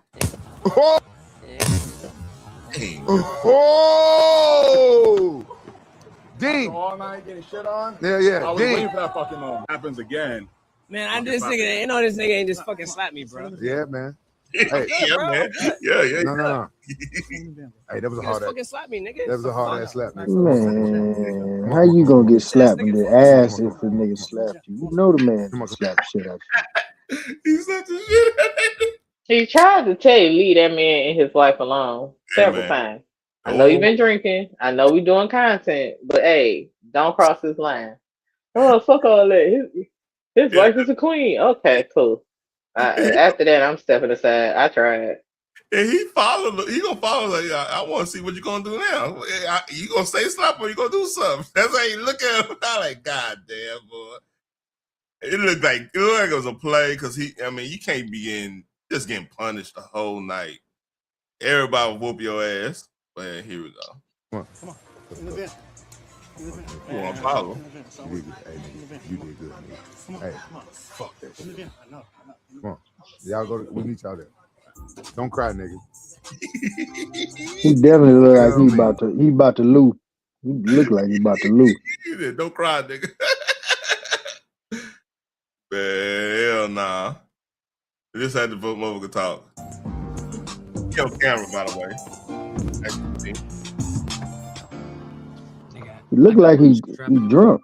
Fuck this nigga. He is drunk. This nigga just slapped the shit out of me in front of the girls, nigga. No, the girls didn't see it. He stopped being in front of his wife. These girls, they didn't see it. I'm being 100 with you. They didn't see it. This nigga ain't bulletproof. 100%. But I'm gonna tell you something. Hey, you my boy. Hey, you my boy. You my brother. Nigga, fuck that. I'm not gonna get slapped on camera. Nigga. This how these niggas get 30 to 45 years right here, man. Right here. Just can't take your L, man. Just go ahead, man. You know. Yeah, it's a wrap. Yeah, I don't know why that's the immediate answer. That nigga ain't bulletproof. You clearly wasn't flat proof. That's a lot of these cats nowadays, man. A lot of these cats is not trying to fight. That's the first thing they try to do is go for that motherfucking strap, man. Yeah, man. Well, maybe they should move differently. Thing is, this should be a valuable lesson. Like, shape up, man. You tripping. Right. Now, wait a minute. You know what? I'm not going to even do it. I'm going to leave it alone because I'm on your platform, so I'm going to leave it alone. Yeah. Swing me around, nigga. Hey. I'm be 100. Me, bro. I'm be 100. You was in the wrong on that one. I'm vibing. I know you vibing, nigga. You drunk and vibing. All right, bro. I'm be 100. Hey, listen. I'm be 100. You my boy. If that was my wife, I wouldn't slap you, nigga. I would like pick you up and act like I want to slam you. But he ain't us. I didn't know what's happened. I'm sorry. Hey, your girl didn't see it. All right. That's pretty much it. He traumatized, you know what I'm saying? You know. Hey, Teron, let me ask you something. What's up? I don't know if you know about the legal system, but I know I was locked up with a lot of your homeboys down there from the funk, right? Mm-hmm. They said, I want to see if you're familiar with it. So, you know, they had like a gang injunction law to where if you have commit any crime and you're a gang member of any violent crime, I believe, it's automatic 10 years or more. This was like back in the 90s. Yeah, that's how they got. That's how they got a lot of people off the streets. Like that. Okay. Yeah, they got a lot of cats out. And crazy thing, man, I was talking the dude who did this comic back here, all that stuff. Shit, he was actually mentioned on fucking Joe Rogan last week. It was crazy. That's some shit I gotta get to on there. I gotta talk about that story. But yeah, he was from Oak Cliff and shit. We were talking. I was talking to him about a lot of old schools, OGs coming back, you know, to the city and everything, and getting YouTube. Like Biggie, even a Little Evil. That's some cats out of 6. They got YouTube pages right now. I know LA Run got. Remember LA Run, right, on the west side. He like known in Fort Worth. Like I don't know. He was one of the first people starting up like Crip stuff over there. You know what I mean? And Como and shit. Yeah, he got a YouTube page. Like, of course, about OG Purse and all them. So yeah, like I heard. I was on that unit, but I don't know him. I don't. And like I said, he probably telling the truth. But some of them stories, man, I'd be like, hell no, that's a motherfucking lie. OG Purse, yeah, that's something different. But like, I mean, I don't know anything about that because like. I got people down there too, man. I got people on the road. I ain't gonna keep a buck on. I don't want to get in that, but like, yeah, man. Like that gang enhancement was a real thing. It was. I would think more of if you use a firearm on some gang stuff, they're gonna throw 10 years on. That's from what I heard. It was like that. I don't know like the full details on because like I wasn't banging like that. I wasn't. Yeah, well, you was young. You probably still young too in the 90s. Though. Yeah, they I think when Bush got in there, he put that. Oh yeah, he definitely did. Yeah, he jacked that shit up. Was on that shit. Yeah, he fucked that up. Scott, hey, say what you want to say about that. The funk needed that shit. I don't know about everywhere else. I can't speak for you. I can't speak for, but the Fort Worth in the early 90s was a fucking war zone. We were working in Chicago. Yeah. Well, see, that's what I said. Y'all was like, from Texas, y'all was like, Compton. You know what Yeah. I'm saying? But even though DJ Quick made the city out of San Antonio, shit, I guess he didn't go to the funk because y'all was like the original. You know what? And I'm gonna tell you something. Real talk. Like when y'all started a trend a lot on a lot of stuff because a lot of cities started picking it up after they got out. You know what I'm saying? That I remember when I had a celly. He was from Como, and his homies was sending him pictures, and y'all had homie day. Every hood had homie day, and I was like, damn. And that's when a lot of other cities start doing homie day. You know what I'm saying? On that certain day, like I remember it's cool with this faux trade nigga out of funk, and they would have they homie day on the fourth month and the third day of the month. Yeah, April 3rd. See, Yeah, and then 5 Deuce. Ours is Stop 6 Day. Stop 6 Day is June 6th. Yeah. Yeah, they be having that shit at Rosedale. Yeah, but Rosedale Park. Nah, I just wanted to ask you about that real quick. I you know what I'm saying, if you kind of remember, they was putting them junctions in. It had to do with anything with. I think it was like mandatory minimums or anything with gun. Yeah. After that and Wedgwood Baptist happened. Remember when Wedgwood Baptist happened? No, I don't remember that one. They had a little situation with a gun in Wedgwood Baptist. I want to say back in. Yeah, the policy just opened up when that shit went down. Cause like they like that they changed the gun laws for like so that you could you have to get permission from the pastor. You could have concealed carry, but you had to have permission from the pastor and have your license, some shit like that. You had to be on you had to be like on a written list or something like that because of that situation happened Wedgwood Baptist Church. So that was a new thing they changed, and then they started giving out mandatory minimums because the funk needed. I ain't gonna lie, the funk needed it because it was at one point when you remember when Greg Street used to be on back in the gap. Mm-hmm. Shit, if you ain't in the house by Greg Street coming on, shit, you gonna see blacked out Regals coming down your street type shit. It was on that type of time. It was either over here. I ain't say over here. I'm not in the 6 anymore like it used to be. But like if you on in the 6, shit, you better eyes and ears open when Greg Street came on. Yeah, and y'all kind of had it hard too, man. Because I mean, it wasn't too many of y'all. It was just y'all, Eastwood. It's Eastwood and Stop 6 and like parts of Woodhaven. See, Woodhaven's weird too, because like Woodhaven back then was considered like the baby mama hood. Where everybody baby mama, if them cats done came up, they slanging or whatever they doing, the girls move over there in Woodhaven. So you'll have a situation where like Boca Raton, like them apartments over there, where they were nice apartments when they first came out. You'll have a poly cat and a poly baby mama and a substance baby mama in the same goddamn hallway.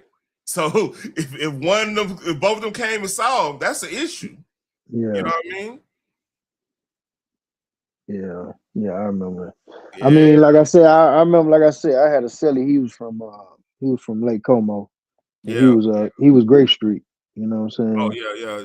It was Grape Street and Rolling 60s on Lake Como. 60, yeah. He told me about that. But yeah, he was Grape Street, and like I said, I was cool with a lot of funks. Like a lot of them 5 Deuce niggas. Like I started learning about the difference between Hoover land and Ag land, and I was like, what the fuck? I'm like, well, damn, nigga, I thought y'all was all together. He's like, nah, we busted that shit up. Nigga got the tripping and shit, so nigga, we just busted that shit up. Yeah, they got their own thing. And like, what's so crazy? Because like Fort Worth at that time was so small, but I think at that time when all that gang stuff was happening, I think they barely had 500,000 people at this, there. So all the black families were related. So like one side of my family, shit, Truman Street, fucking North Street, all them old stops. Is like all that shit was like my one side of my family. I got family over there in Hattie, so I had to be with them because like it was always some knuckleheads, man. You know that time back then, especially in the mid '90s. Yeah. Everybody trying to make a name for themselves and shit. Yeah, you have to be real careful. Yeah, like I had this dude, but see, I'm gonna tell you what used to be crazy though, cause y'all boys on that. I had I was cool with him. He was down the hall from me, and he was 5 Deuce, and he was from either Hooverland or Agley, I don't know, but boy, say he was snorting that brown, boy. I was like, oh shit. But I forgot that was y'all choice back then, boy. Y'all was on that. Yeah, were on that shit hard. I mean, I was like, you snorting that shit? He like, yeah, nigga. Dang, like, man. Hell no. Yeah, them people. Dang. And then like I want to say late '90s. That's when because that's when all the screw like Pow Wow used to come out here when they start getting big and everything. They used to come out to the the East Side Lake, the Lake Arlington over there. He's come over there like when they had the little car shows and shit. Everybody, it used to go down, man. Like it was a time where after all the gang stuff in, because then like these cats got smart, right? They get the ones that didn't get locked up. They got truck driver license and everything and shit. They go do their dirt in Tyler and Longview or some other shit, some way out in the boonies. Then they come back and just came out down here and shine. So everybody got smart at the them law all them cats. They got smart. Like what's up?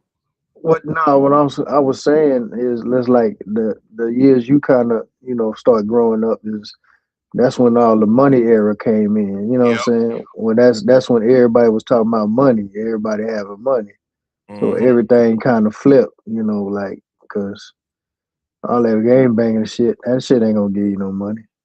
Yeah, I mean people still bang like they still. Yeah, but it wasn't no tripping like that no more. Like how it used to be. Yeah, nah, I feel you. I'm sorry, Phoenix. I'm sorry. No, it's cool. Hey, Phoenix. Well, I was telling her about Billy Ray Maddox and them back in the Gap. Yeah, you don't know that. Probably remember that name. No, I remember. Like I said, I remember a couple of cats. I knew this cat named Suge. I forgot where he from. I think he's from West Side. But Suge did a bunch of time too. I think his brother got shot in the face during prom night. He got into it with some dude, man, and shot his brother in the face back in the 90s. Messed his face up. Yeah. Nice, great. Man, like it was a time.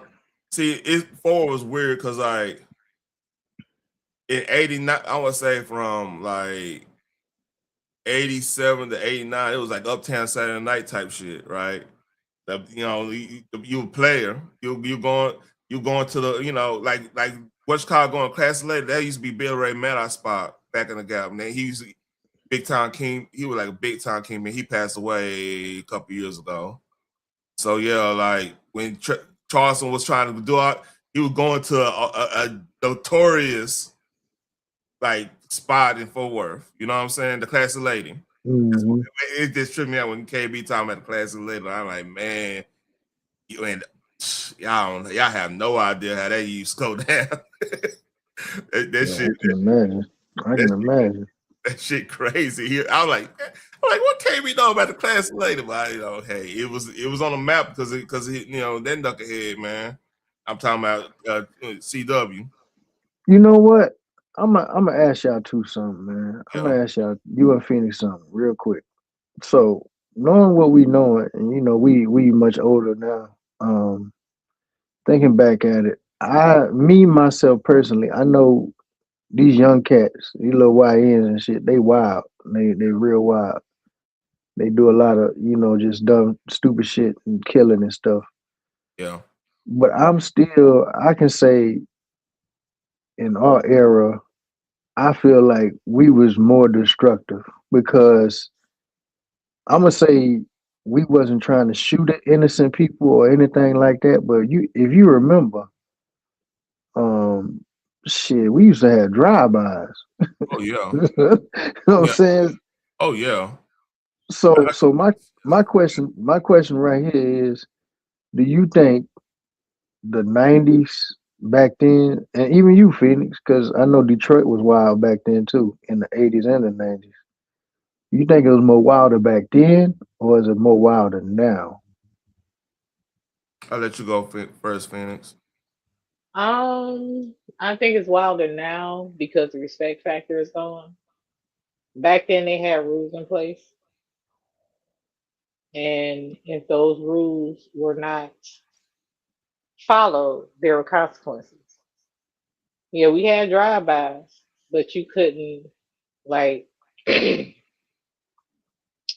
no women and children were involved, basically. Yeah. You don't do it in a residential area, you do it where they're hanging out at, away from home. Yeah. Because nobody wanted that brought to their home. These days, people are very irrational. They don't respect the rules that was put in place. They don't care about the consequences. Like I said, the respect factor is gone. Their level of respect is only they get respect and fuck everybody else. And that's never what I grew up knowing. On my end, I think it's worse now on this aspect. Like in the funk, like you knew when you was in the hood, you know there was actually set rules, boundaries, understand. It was an understanding. Like it's the weirdest thing because like you was describing the West Side with all the Crips and everything, right? But the East Side and West Side actually got way more kinship because of the historical Black neighborhoods aspect. So if y'all don't know, the four historical Black areas was Riverside, West Side. I think it is a place got like close to where Kirkpatrick was at, like part of the North Side. In Stop Six. Stop Six is one of your traditional Black areas.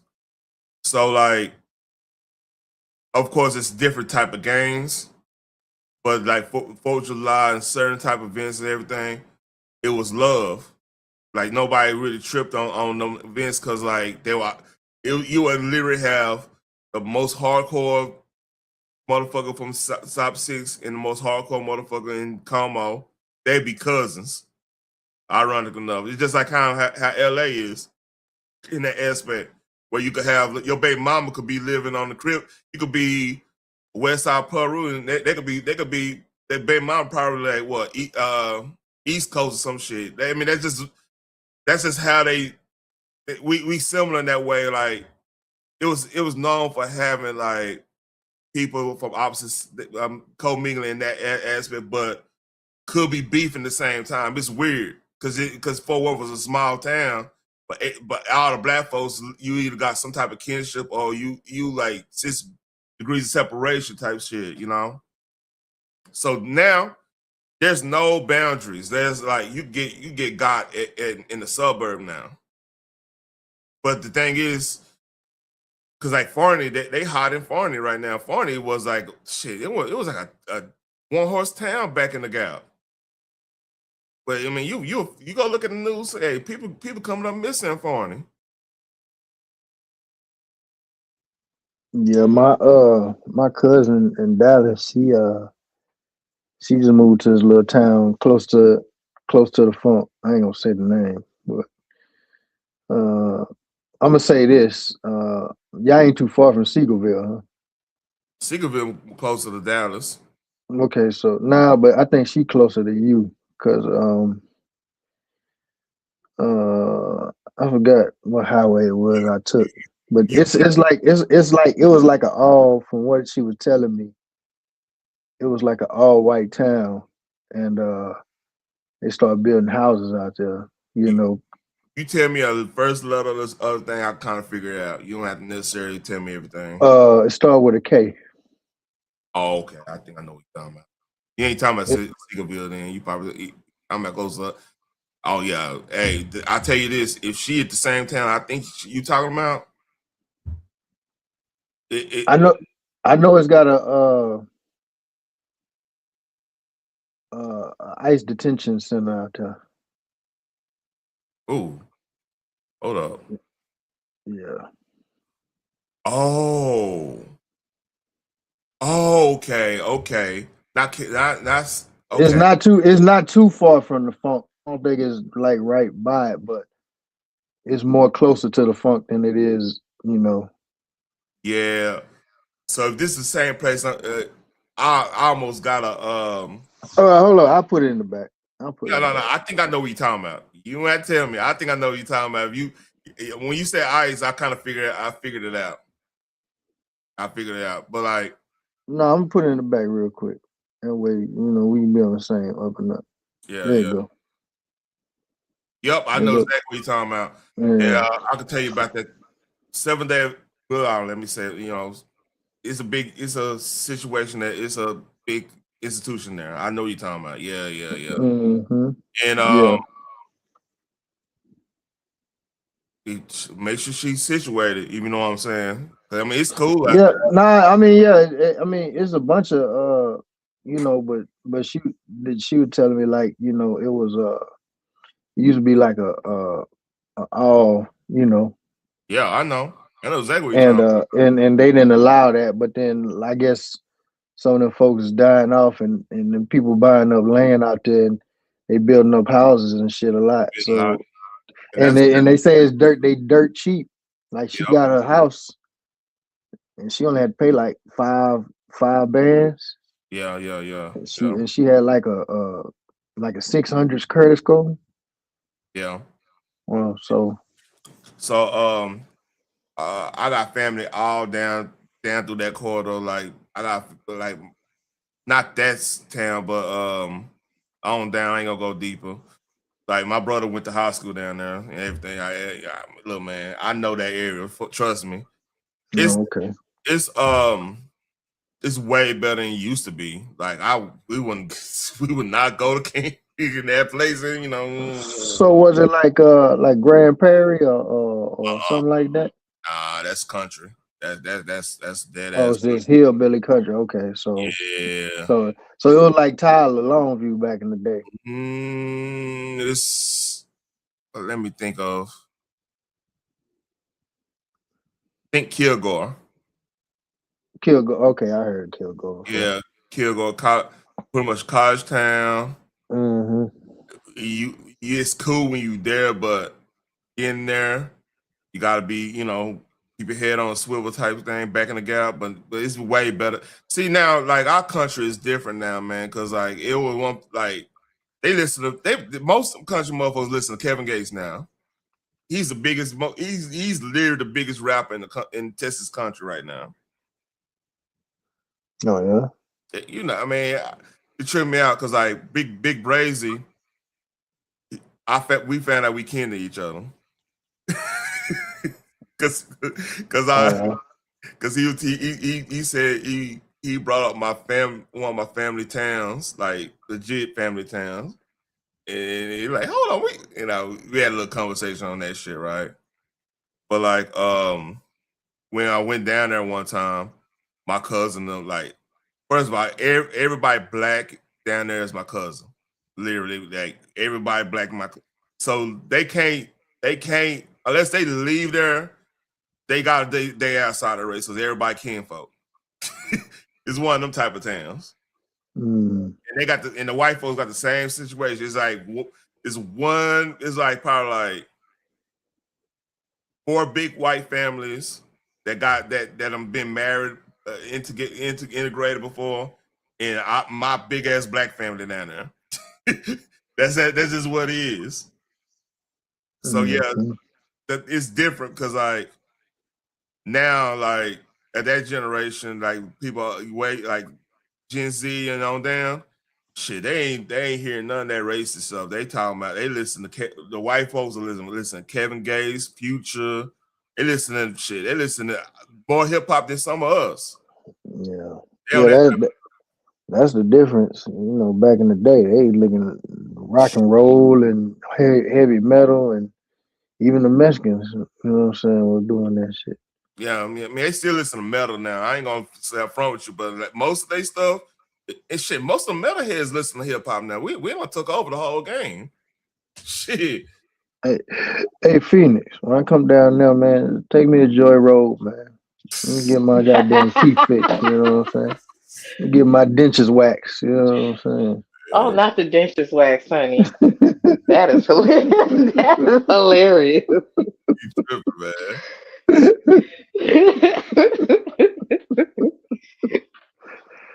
What I see what I can do, but baby, Joy Road, no, I don't do that. What Detroit like though, man? Because they said, man, you can buy a house for $1 down that bitch. You probably more likely can. Hell, you can buy the land for $1 and pay the property taxes on it, and get you a house put on it. That sounds like a meth house or something, but they say, man, they dirt cheap down there, man. It's a lot of rundown homes though that's in the city. So, you may be paying for it cheap to get it, but you're gonna have to come up out your pocket to fix it up. Now there are grants and other things to help you out, like first time home buyer, or because you have a home and might have some money in the bank that you can borrow against to get your home fixed up. They have grants actually for that as well. So I mean, it's easier if you have an LLC to get that type of help as well. So yeah. But the city, like I said, anything outside of downtown, that's where they put most of their money. Mm-hmm. Dan Gilbert started that. Yeah, I heard he was from Detroit originally. Down there, and he built downtown up through there. A lot of businesses started going straight downtown. And doing that, we got all the food trucks, restaurants, the little drug stores, the little clothing stores. I heard they were supposed to be putting in like a Louis Vuitton down there. Other high-end stores. They moved the Tigers and the Lions to the city. But they shut down Joe Louis Arena, which the Red Wings would play. Yeah, the Red. That's a hockey team, right? Yeah. So they were doing a lot of different things there. They always gonna build up near the water, which they started doing years ago. But I don't think that a lot of people bought those homes near the water because they were astronomically high. Oh man, Anton Daniels, he got it on lockdown now. You say got that money on, you know what I'm saying? But the devil is a lie and the truth ain't in them. Hey, but listen, my thing is this, man. Y'all got some stars down there, man. I'm talking about some stars. You got Anton, you got Lou, you got TY. Boy, y'all got a bunch of stars down there, motherfucker. And again, them Negroes is on the other side of 8 Mile. They are the Metro Detroit area. They are not like their whole mentality is not the city of Detroit. Like for people to be screaming, "I'm from Detroit," and they are not. That's to me like Eminem saying, "I'm from Detroit." We know you're not. People in Detroit know Eminem is not from Detroit. Yeah, I was hearing that too. But how can you tell? How can you tell a cat from Detroit opposed to a cat from the First of all, they will not be whining over one person for years. That's number one. Oh shit! Shots fired.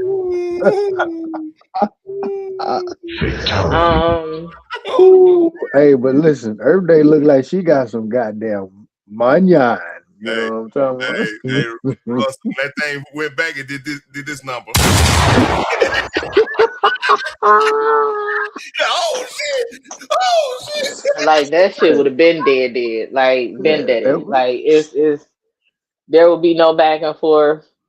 Like we have a mentality of not giving a fuck for real. Mm-hmm. That boy double back though. That boy double That's back. another thing. You damn sure ain't doing that. Yeah, he borrowed the money to You go just back. not doing that. You just not doing that. Secondly, when somebody say I'm going live in your city, I'm pulling up in front of your shit, and you don't show up. At first, that was not in the city of Detroit, but then you go pull up at a funeral while the funeral's going on, and then you go live and act like you tough. That is not Detroit. Yeah, I kind of figured that. But he already said he was like a nerd and all that. You know, most guys who's intelligent and smart and you know and like that, they don't have that. You know what I'm saying? Like okay, so let's say this. Like Terran smart. Terran grew up in the hood, but then Terran don't carry himself like a hood nigga. Now, if it's time to defend his family, yeah, he gonna do his thing. You know what I'm saying? But he's just gonna mostly try to beat you with his intelligence more than his muscles. Correct. And the thing about if you know anything about Funky Town, we chill until you act. We chill above. Hey, like man, look, I never met any hood like. It's some people that be all hype and want to do that, and then they get their ass whooped and they all chill out right then and there. This is way shit, cause like you middle school and elementary school in the funk, man, you fighting pretty much every time you go to the bus stop, you got to swab with someone. It's just the way it is. Yeah, you'd have been through hands. Like they would have been through hands. Like ain't no way in here I'm going live outside somebody's funeral. Nah. Father's funeral, mind you, while the funeral is going on, going live talking shit. You don't do that. You wait for that motherfucker to come outside, then you go live and you roll up on him. Cause he in your city, right?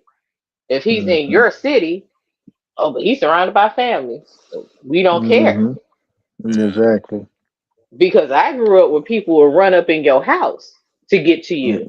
Exactly. Especially Detroit. Y'all bad shit crazy. But you know what? I'm gonna tell I'm gonna tell y'all this, man, and that's why I kind of pull back and don't be like jumping on panels, you know, because I always used to be the panel type, jumping on panels, yes, talking you were. shit. You are. You and Garrick was a thought hopping. Boy, I was trying to get that panel thought of the year award. Boy, shit, I was trying hard. I was getting everybody panel.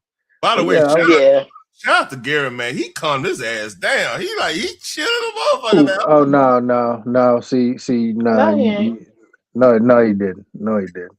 It's just a lot of them dudes now. They don't even entertain them. They just block them out the chat and block him off the StreamYard so he can't come up. So they kind of like taming them. You know what I'm saying? Like the other day when KB was live, I kicked Bucky the Beaver out. And you know, he's one of them that got Gary blocked. He can't type in his chat or get on this panel. I said, get his ass up out of here. Yeah, but not get tripped, man. Man, dude, man. A lot of these dudes, man, get their shit straight. But nah, man, that's why I don't even really argue with these dudes, because I know, you know, eventually, you know, with the situations and like the stuff that's going on and the way people talking to each other, man, man, I'm telling you, man. You had me rolling this morning on TJ. Like, you was in there? Like, damn, you crazy. Ain't nobody saying anything. I'm like, man, this shit crazy. That boy was super hot. That boy was hot. He was ready to, you know what I'm saying? But I understand though, because it's like, I mean, like I said, I don't want to touch on that subject, man, on your panel, man. I ain't touch that shit. I was just laughing at that point. Yeah, I was just really trying to make sense of just the whole situation on how is, two people beefing, and all of a sudden now you got an abundance of people just in the mix. But then that's when, and that was the two questions I was really asking, like, how is everybody else getting involved? And then the second one was, okay, are we roasting or because from what he was saying, they was talking about goddamn me, they were talking about goddamn me, whooping his ass and all this other shit. I was like, well, damn, how I get to that point? You know what I'm saying? Yeah. So I left it at that. All this shit is unfortunate, man. It's just unfortunate. I've been like Dre could vouch for me. I've been Phoenix, you could vouch. I've been tired tired of this shit for at least 6 months now. You know what I mean? It's just getting worse. But like, hopefully things. Yeah. What's up? Yeah, go ahead, I can confirm that he's been sick of it forever. I Who have was to it? Oh, kind you of talking about? it just seemed like Yeah. the rift keeps getting bigger and bigger. So it's just like, Mhm. oh my God, like come on, dog. Like what else is gonna happen? See, Who like, else is about to fall out? and the same thing like I with commend Phoenix. you for pulling back though. Yeah. Yeah, but see, the same thing with like with Phoenix when she was up there on TJ panel, and she was just speaking her mind and just giving her opinion. They attacked her. You know what I'm saying? So it was just like, well, come on, man. I mean, anybody who has an opinion about something, y'all gotta, go after that person or say something, negative towards that person because they don't agree with or they have their own opinion about a certain thing. I thought everybody is a free thinker. You know what I'm saying? I mean, you would think so, but those are the same people that's quick to call you being a cult. Like today, it was a comment made by somebody. I'm not gonna say their name, talking about they scared of TJ. If they say anything against TJ, they gonna get cussed out. And I addressed that person from the panel, and his response was, "I didn't even ask you in the comment. Well, you said people. I'm a person. Mm-hmm. You said they. I'm the one over there in the chat, and I decided to say something about it." Hey, Russ, look at the page. Look what they got there for. What?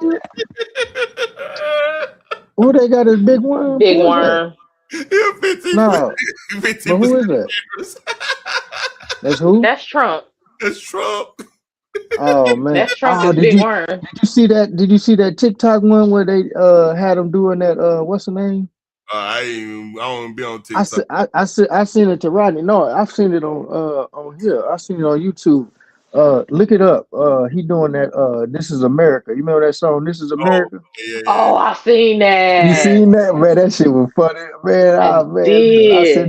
I sent that to my family, man. Boy, everybody was cracking up. Yeah, he dancing on the barrels of oil and shit. Yeah, again. Hey, look it up, Teran. See if it's on YouTube though, cause that's where I found it. Man, that shit was funny in the motherfucker, man. I seen that shit.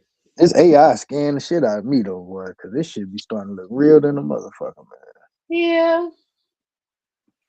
It is very artificial. Not sure Yeah, how there you go. intelligent There it you is. go. There you go. There you go. Yeah, there you go. That shit was funny. Yeah. Look.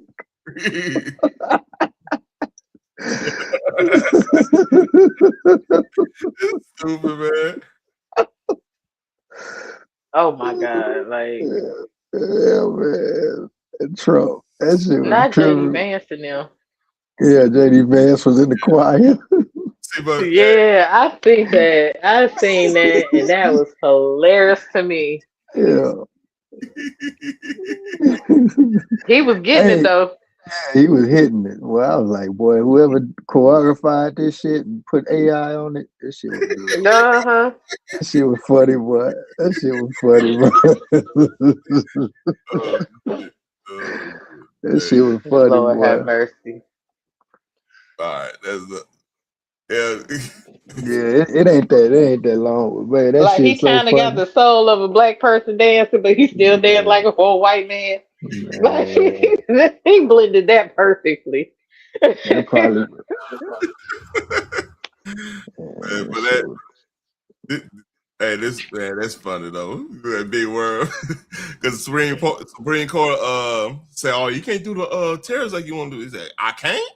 What the fuck you mean I can't? Then I heard he. Then I heard he put 15% back on that motherfucker. Yeah, he did. He's like, "What you gonna do now? Take it back."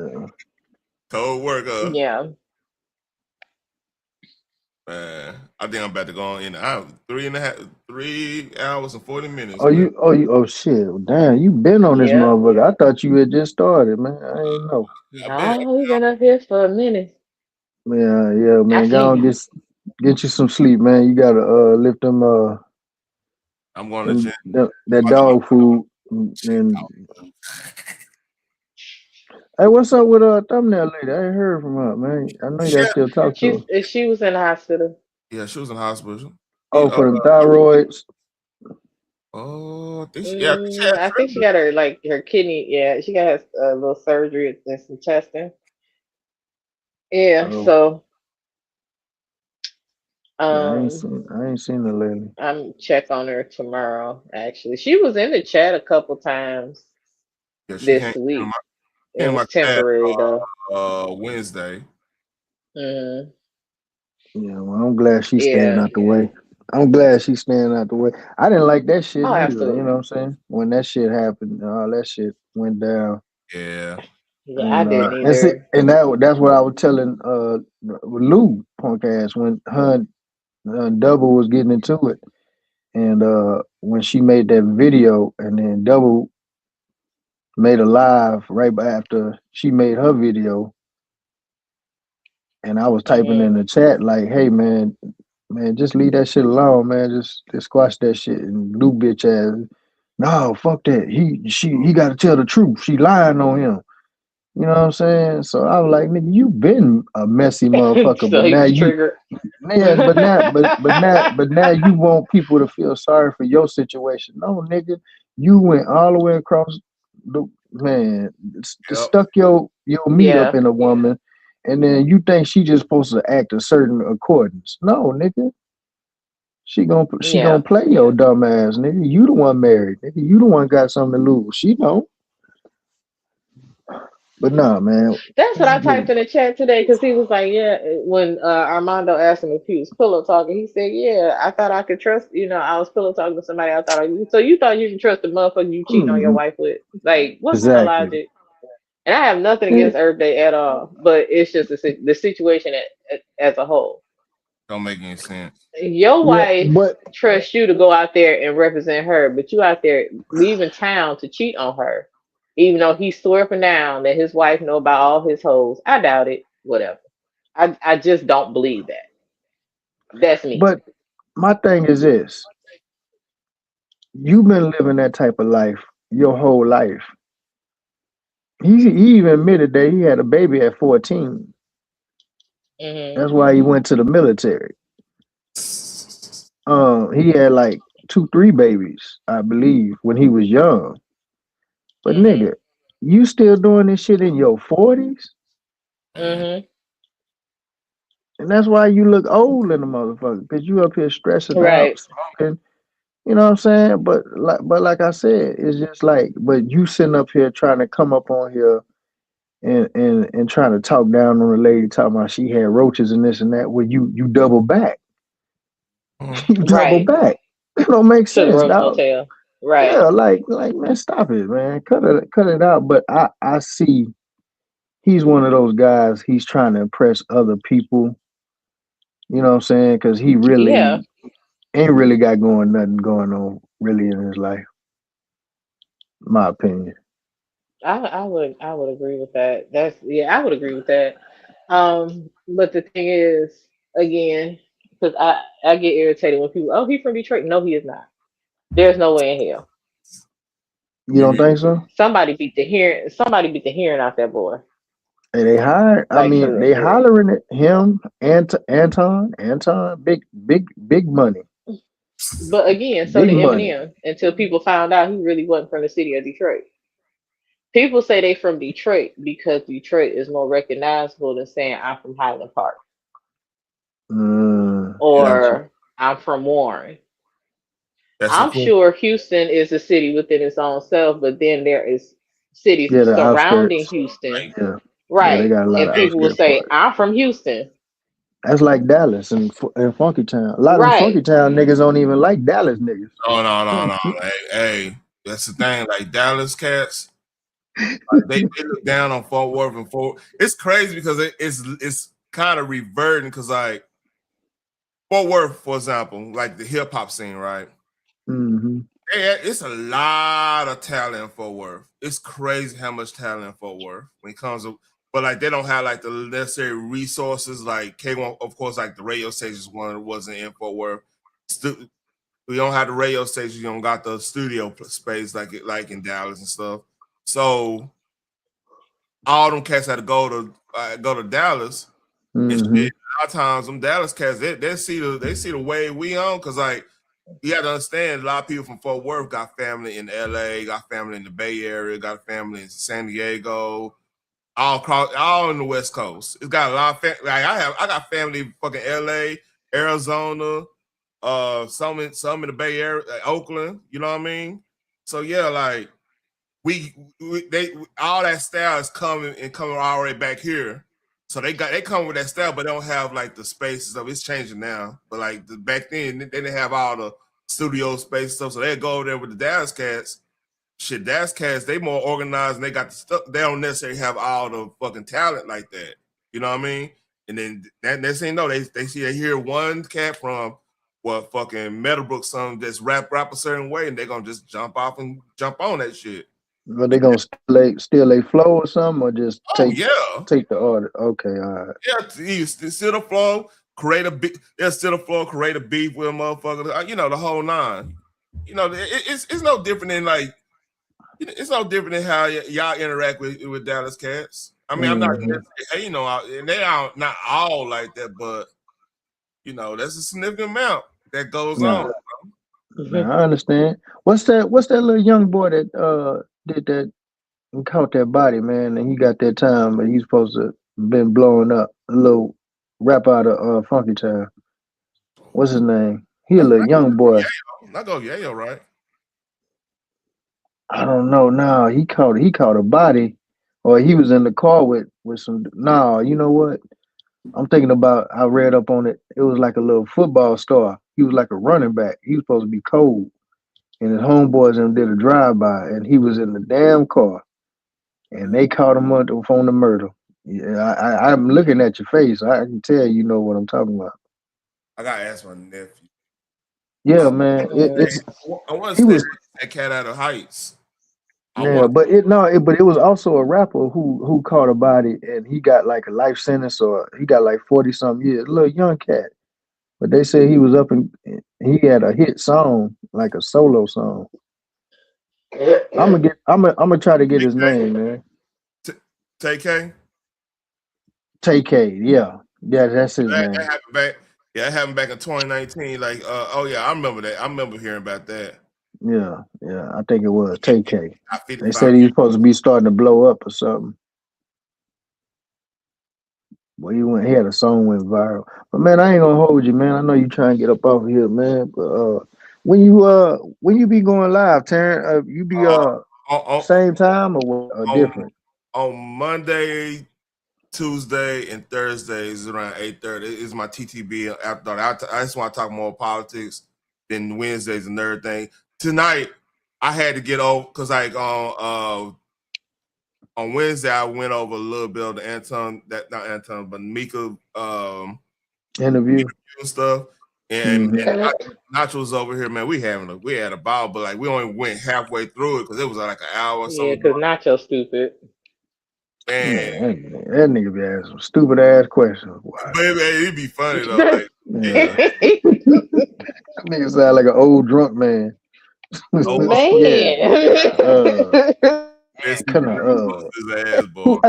sound worse, Nacho or Mr. Oates? Mr. Oates, man. Mr. Oates. He drinking Christian Brothers brandy. He on some old school shit. Yeah, that Christian Oval. Hey.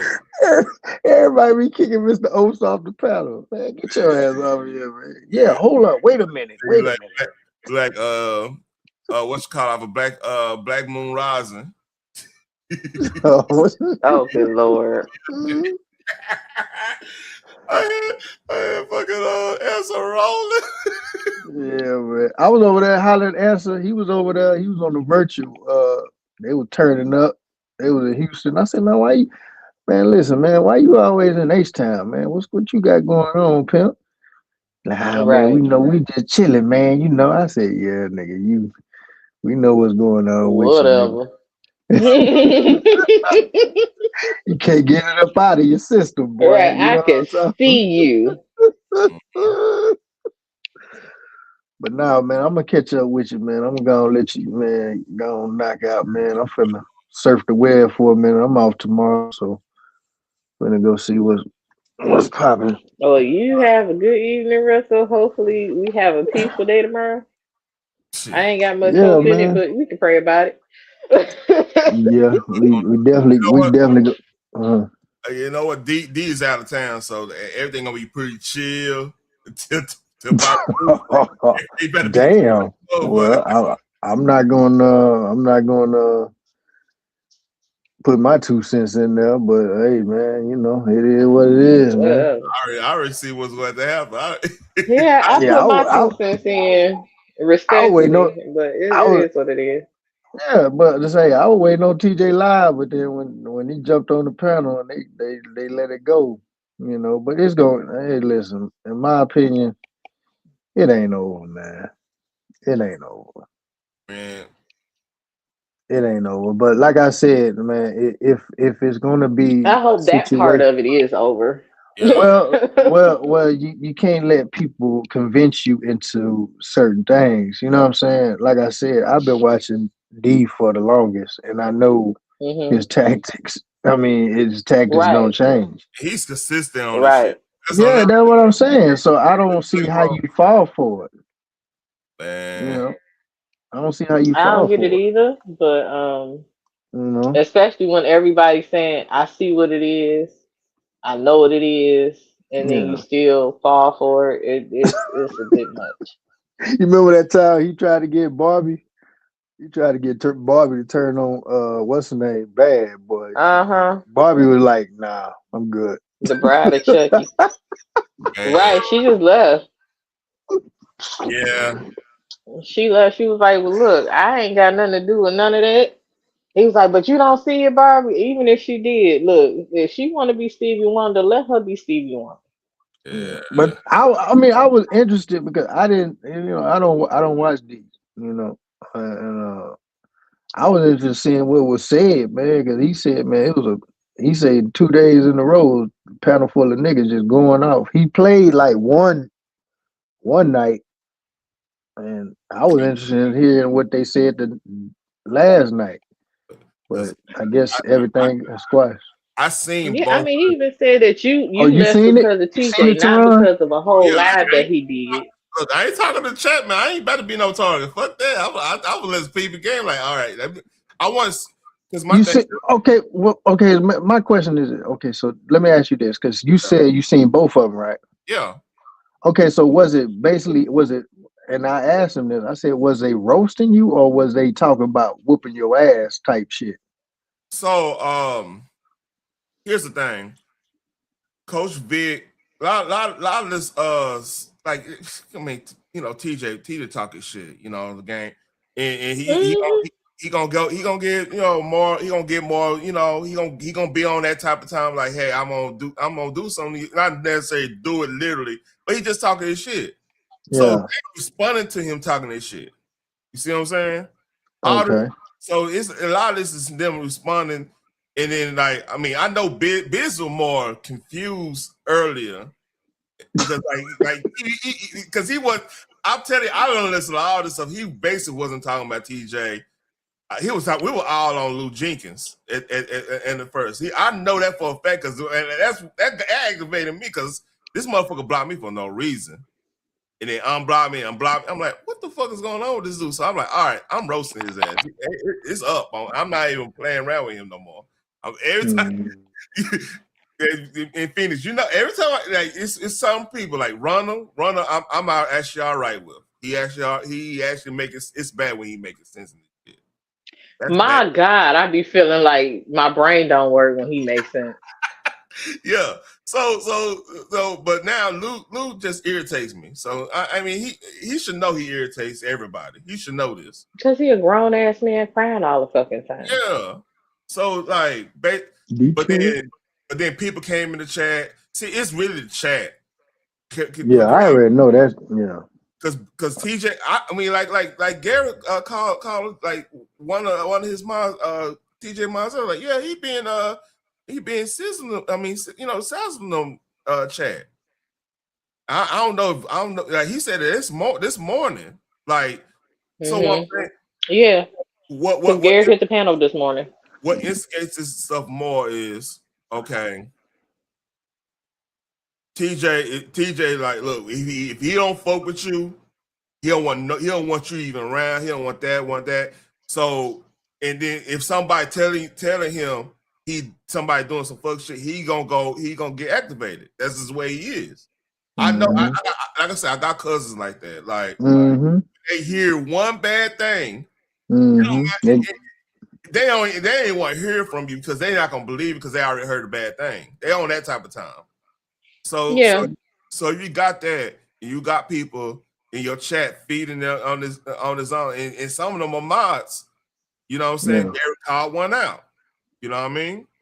Yeah. It's a toxic situation, man. It's not going to end. But see, my thing, and this what I'm gonna say. I heard a little snippet of it was on. I can't remember who panel it was on, but I heard Calvin go in. I'm like, what the hell? Calvin was going in like, you ain't funny, nigga. You ain't shit. This and that. Nobody like you. And I was like, but see, that's a little crazy there. Huh? Yeah, that was crazy. I admit that. I didn't understand that one. But Calvin was in Biz's chat this morning saying when Kwame hit the panel, he was like, yeah, TJ blocked me. I rock with TJ, but he blocked me. Yeah, and again, that's the one bad thing of making a lot of people your mods. Sometimes some people get caught. When somebody infiltrate, get caught up in that thing and start instigating. Yeah, it's. I can agree it was with a lot of people in Biz's chat that whenever he talking about crypto or Bitcoin or anything, that's never in his chat. But today, they all flooded. And I'm like, where the hell are y'all coming from? And they starting to keep shit going. Oh, TJ's a liar. He's this, he's that. Why the fuck you even fucking with him like that, Biz? We here to support you. You not here to support him any other fucking time. So, but go ahead, my bad. Go ahead. No, but all I'm trying to say is it. All I'm trying to say is it. I can understand, you know, and I had a discussion with TJ today, and I was asking him some questions, and I told him, you know, they always say we scared of him. I said, yeah, man, they always saying we scared of you and shit, but I'm gonna call you out. I said, you know, I called him out about I guess that little situation with him and CP3. I said, I think you got CP3 and C Child's confused with each other. This and that, you know. But what I'm trying to say is this: how did a beef between two people become? You got 4-5 dudes going at one dude. So I'm telling you this. It's not. This was happening because one of them dudes keep trying to pull other people. Like Coach Vic. Okay, why did you even get on Biz's panel when he was going off?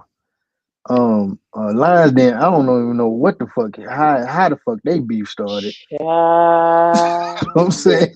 You know what I'm saying? And then Big Hat Larry, I never seen Big Hat Larry in D chat. Now he on his panel. I said, man, come on, bro. What kind of? So this is what's going on, right?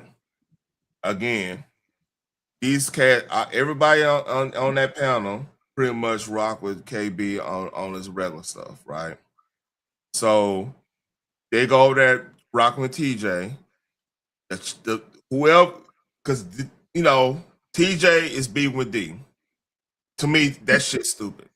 Because like I understand D is gonna do what D does. D done did this for he done did this since he got in the sector. He gonna stick on. He gonna milk the whole goddamn thing till it's dry. It's two things you could do. It's you either gonna be like, all right, he getting bad information. I talk to this motherfucker. We gonna squash the shit, or you just ignore him because sooner or later he's gonna be done with the situation. He gonna be back on Tears or whoever he gonna be on. Yeah, that's just the way it is. No, I don't think this one.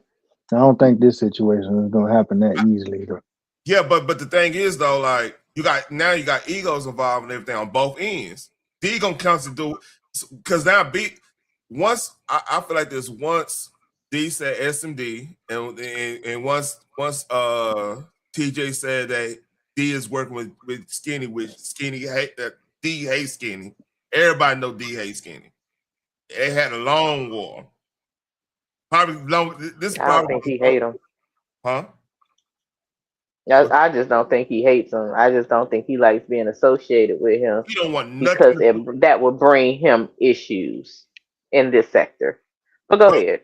No, I don't. No, I yeah. You don't remember that war they had? That was a they had when he was talking about his daddy, his deceased daddy and stuff. Yeah, I remember that. That's what I said. I get it.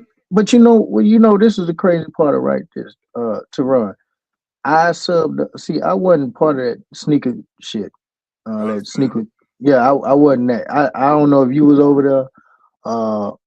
If that's how you know some of these cats, but I know Rodney was over there, and I don't know, maybe somebody else. I don't know, but I started subbing up to D when he was just when this shit all first begun, and he was just doing reviews. And mostly everybody was watching. Mostly everybody was watching Self Talk and like Forgotten Kings, catching up on the reviews, that type of stuff. But D was doing the same thing. So I started watching him, but then I started seeing him gradually getting into it with certain content creators like Tommy called him out. Yeah. And then this is before the Gravity. This is like he was just doing reviews. He wasn't even going live. He was just doing reviews on.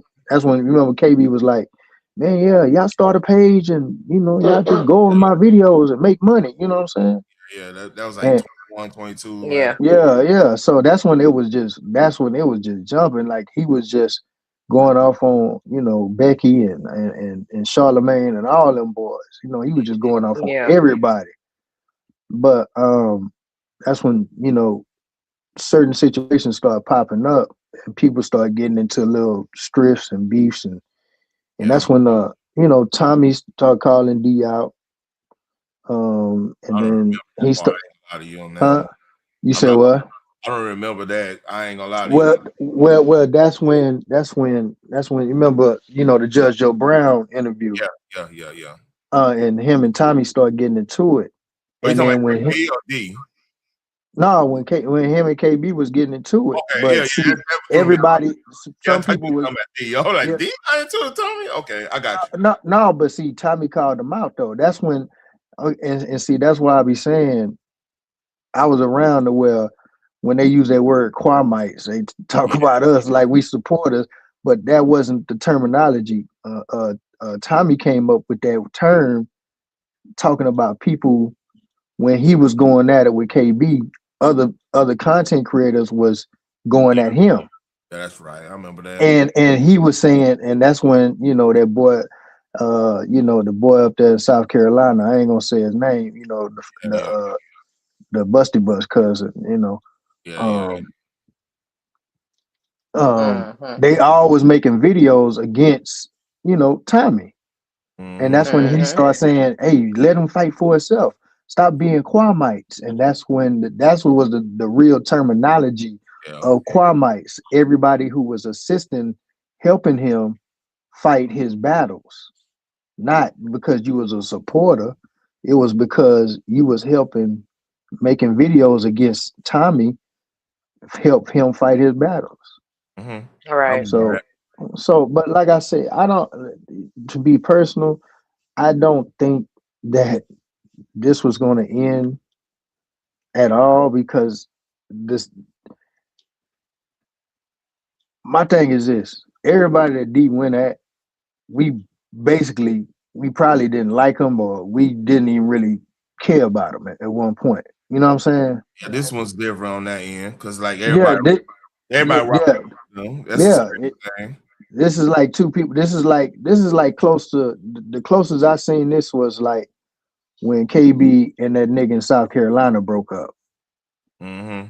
And then it put a real divide in between a lot of people, because some people took one side, some people took the other side. You know.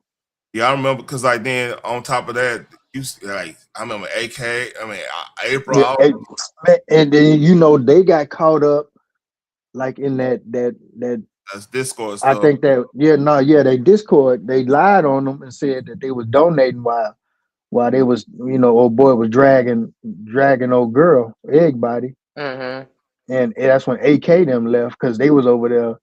And like I said, I didn't watch that Wabbit shit. You know what I'm saying? But I didn't either. That shit was so stupid. Yeah, that shit was dumb, man. Because it was like they promoted it like they was gonna introduce her. A lot of people were talking about her because I didn't know her neither. I just knew she took the nigga to court, and then they were saying that she was blocking a bunch of people out the chat and all this other shit. Yeah. So the trial was supposed to be about, she's supposed to be coming out, speaking for herself, and introducing herself and giving her own reputation.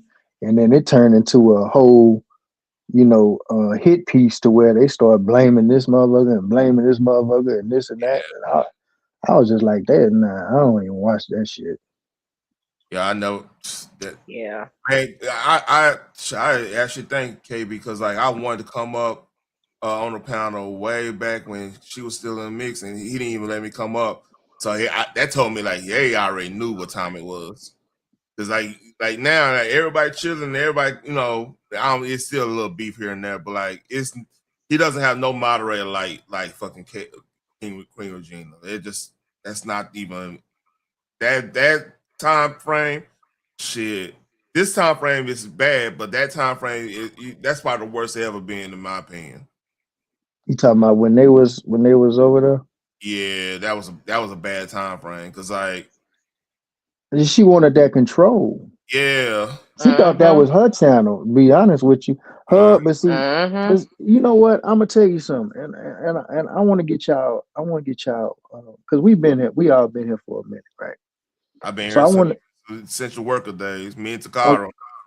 Okay, yeah, and Takara. You remember they doxed Takara? Remember that? Yeah, I remember that shit. And said she was a CEO, and they put up her mug shot up and all that shit. But quick question. Yeah. So during back that time, right, when all that shit was going on, and the two seesaw ladies, we're gonna say that. you remember the seesaw situation? Okay, the two seesaw ladies, and I this is what I felt.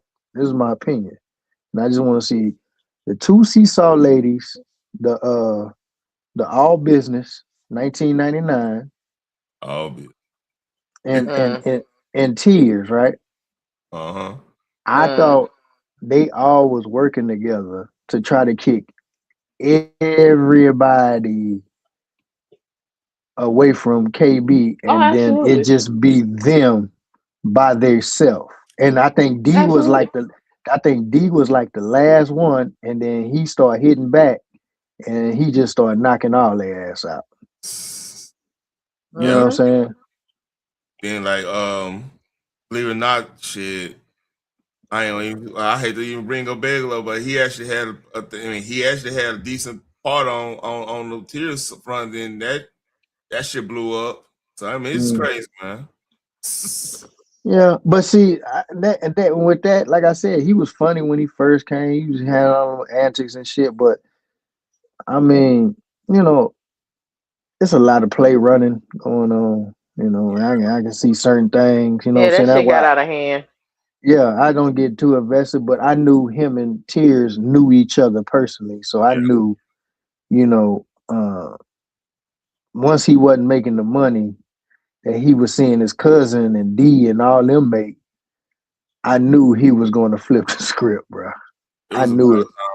Yeah, I knew it. I knew it. I keep the buck with you. When the mob thing should have told everybody, like, hey. Oh yeah, that was the first person that was the first person he went after. Yeah, like I said, mob was on day one too. Like I still rock. I mean, shit. It's a few people that I game with. Like I quit. I haven't really gamed with D and them just because I don't play Call of Duty like that anymore. To me, the new Call of Duty trash. But like overall, like shit, me and Bob, we game and everything. So I'm like, that was weird to me when that shit went down. Like, man, Bob don't bother nobody.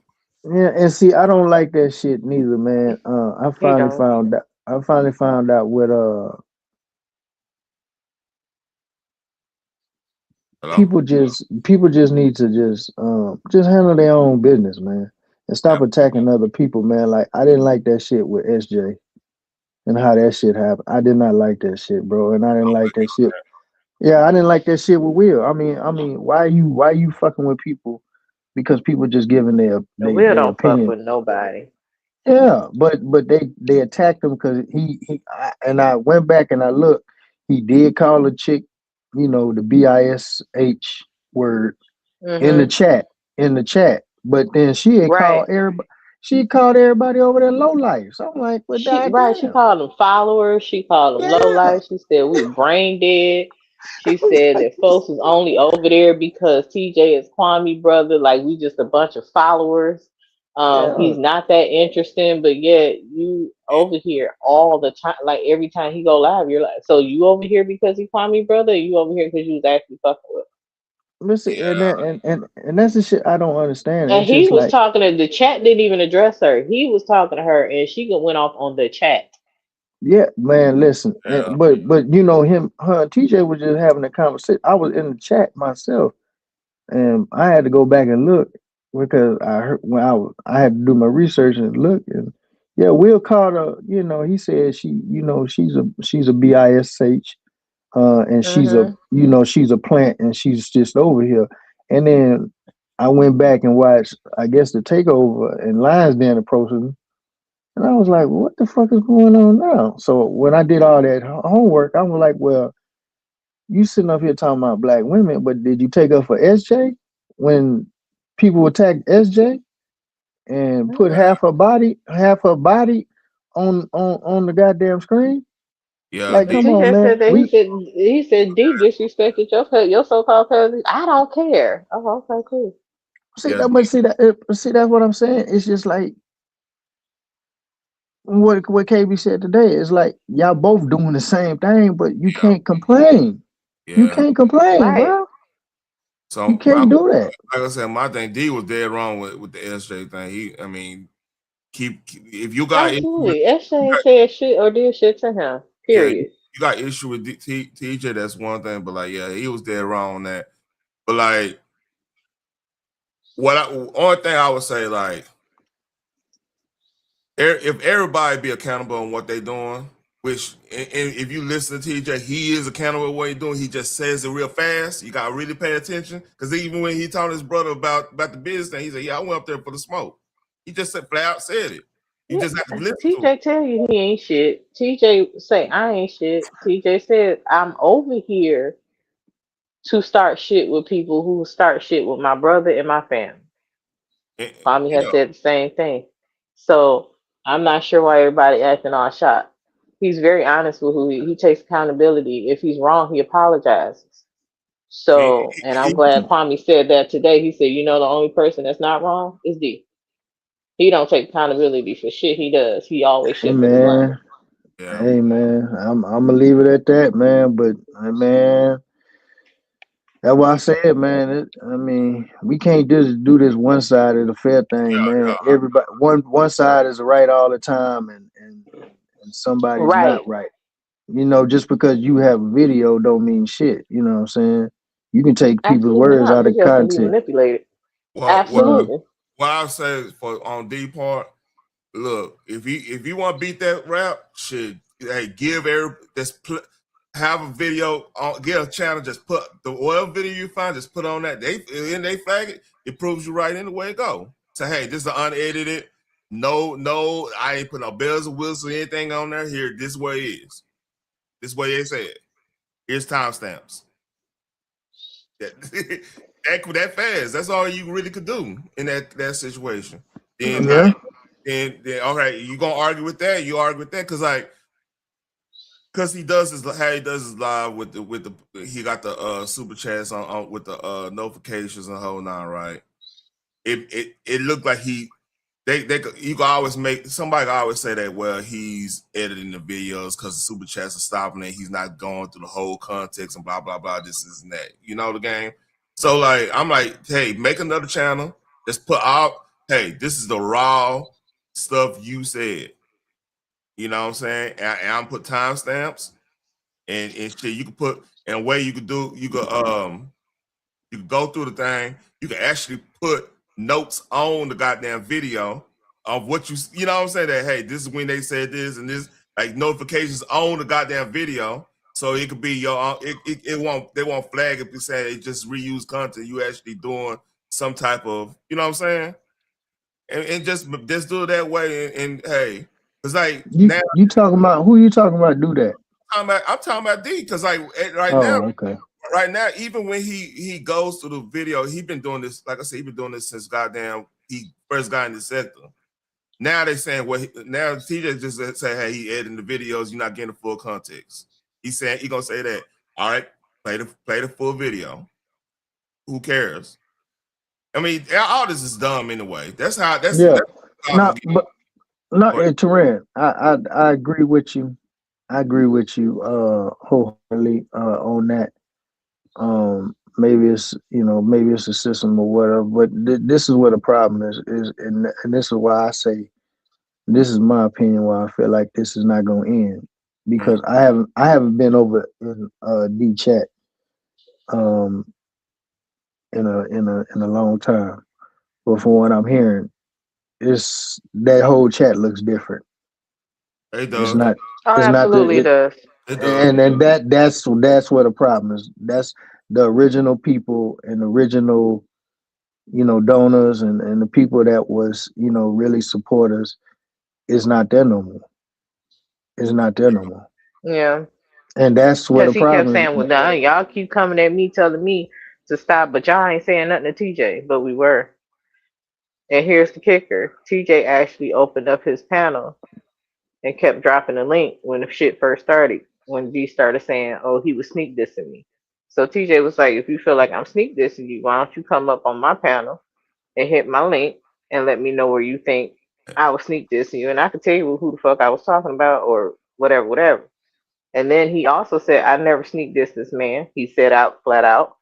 Kwame said, D, he was not talking about you. D went on and said, y'all both lying. Yes, the fuck he was. And I'm about to keep doing these videos. It was people all up in D's chat and his comments, different videos and pictures and all that stuff, saying, hey, D, if you do this, I'm not going to rock with you because there was no reason for you to go after TJ. You could have just had a conversation. D didn't want the conversation. Yeah. He wanted the divide.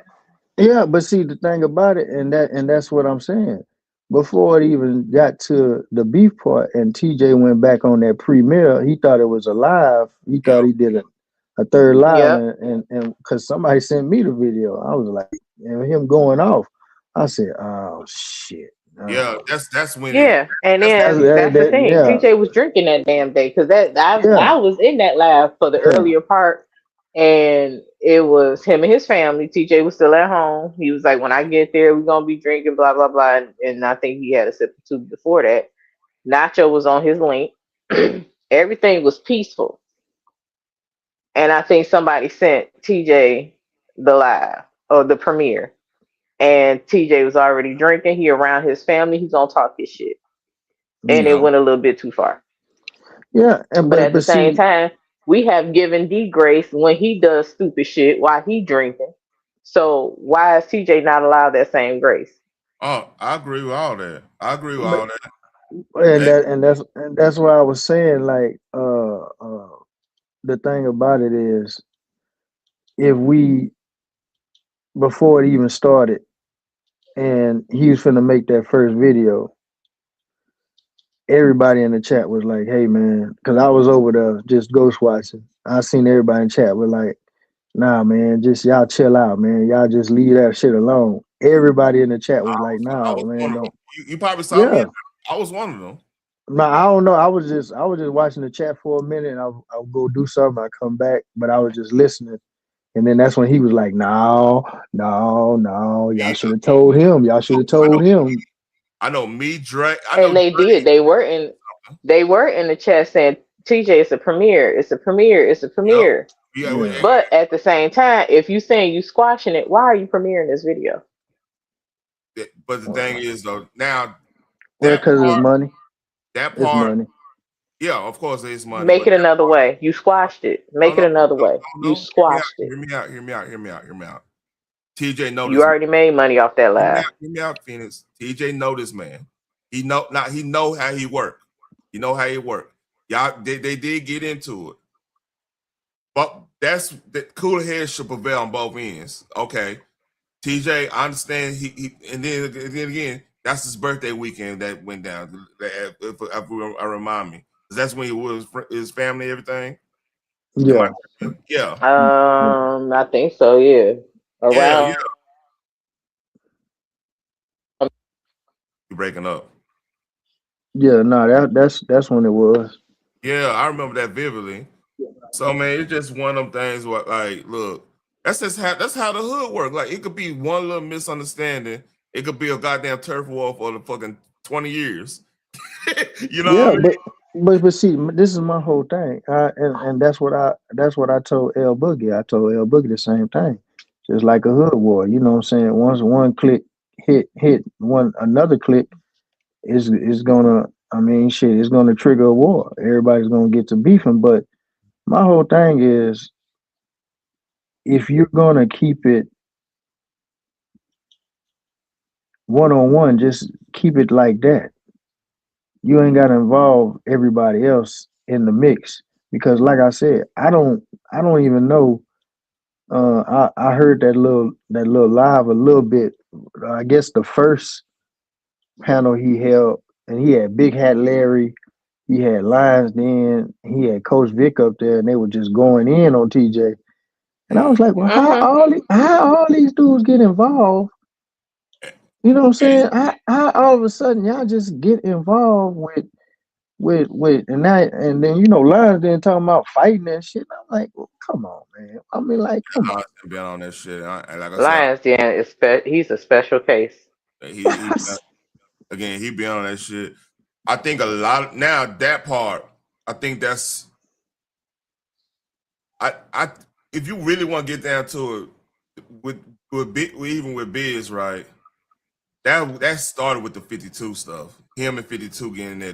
That's when and some argue the whole thing even started when What's Called posted that picture, not knowing who. Oh yeah. And TJ took up for him, and he was like, let him, and that's what I'm saying. And all these situations, people getting into it.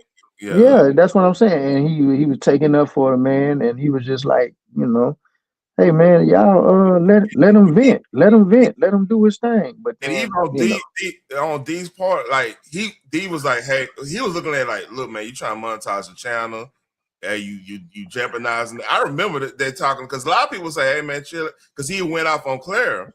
Busy went off on Claire because he was well from Claire that day, exactly when he showed the picture, because she was telling him to take it down. I remember. But that's what I said on TJ panel. Too. I said D was when I was listening to it, D was talking about how Biz flips out. This was my take on that live. They both trying to caution Biz on how he reacts to certain things.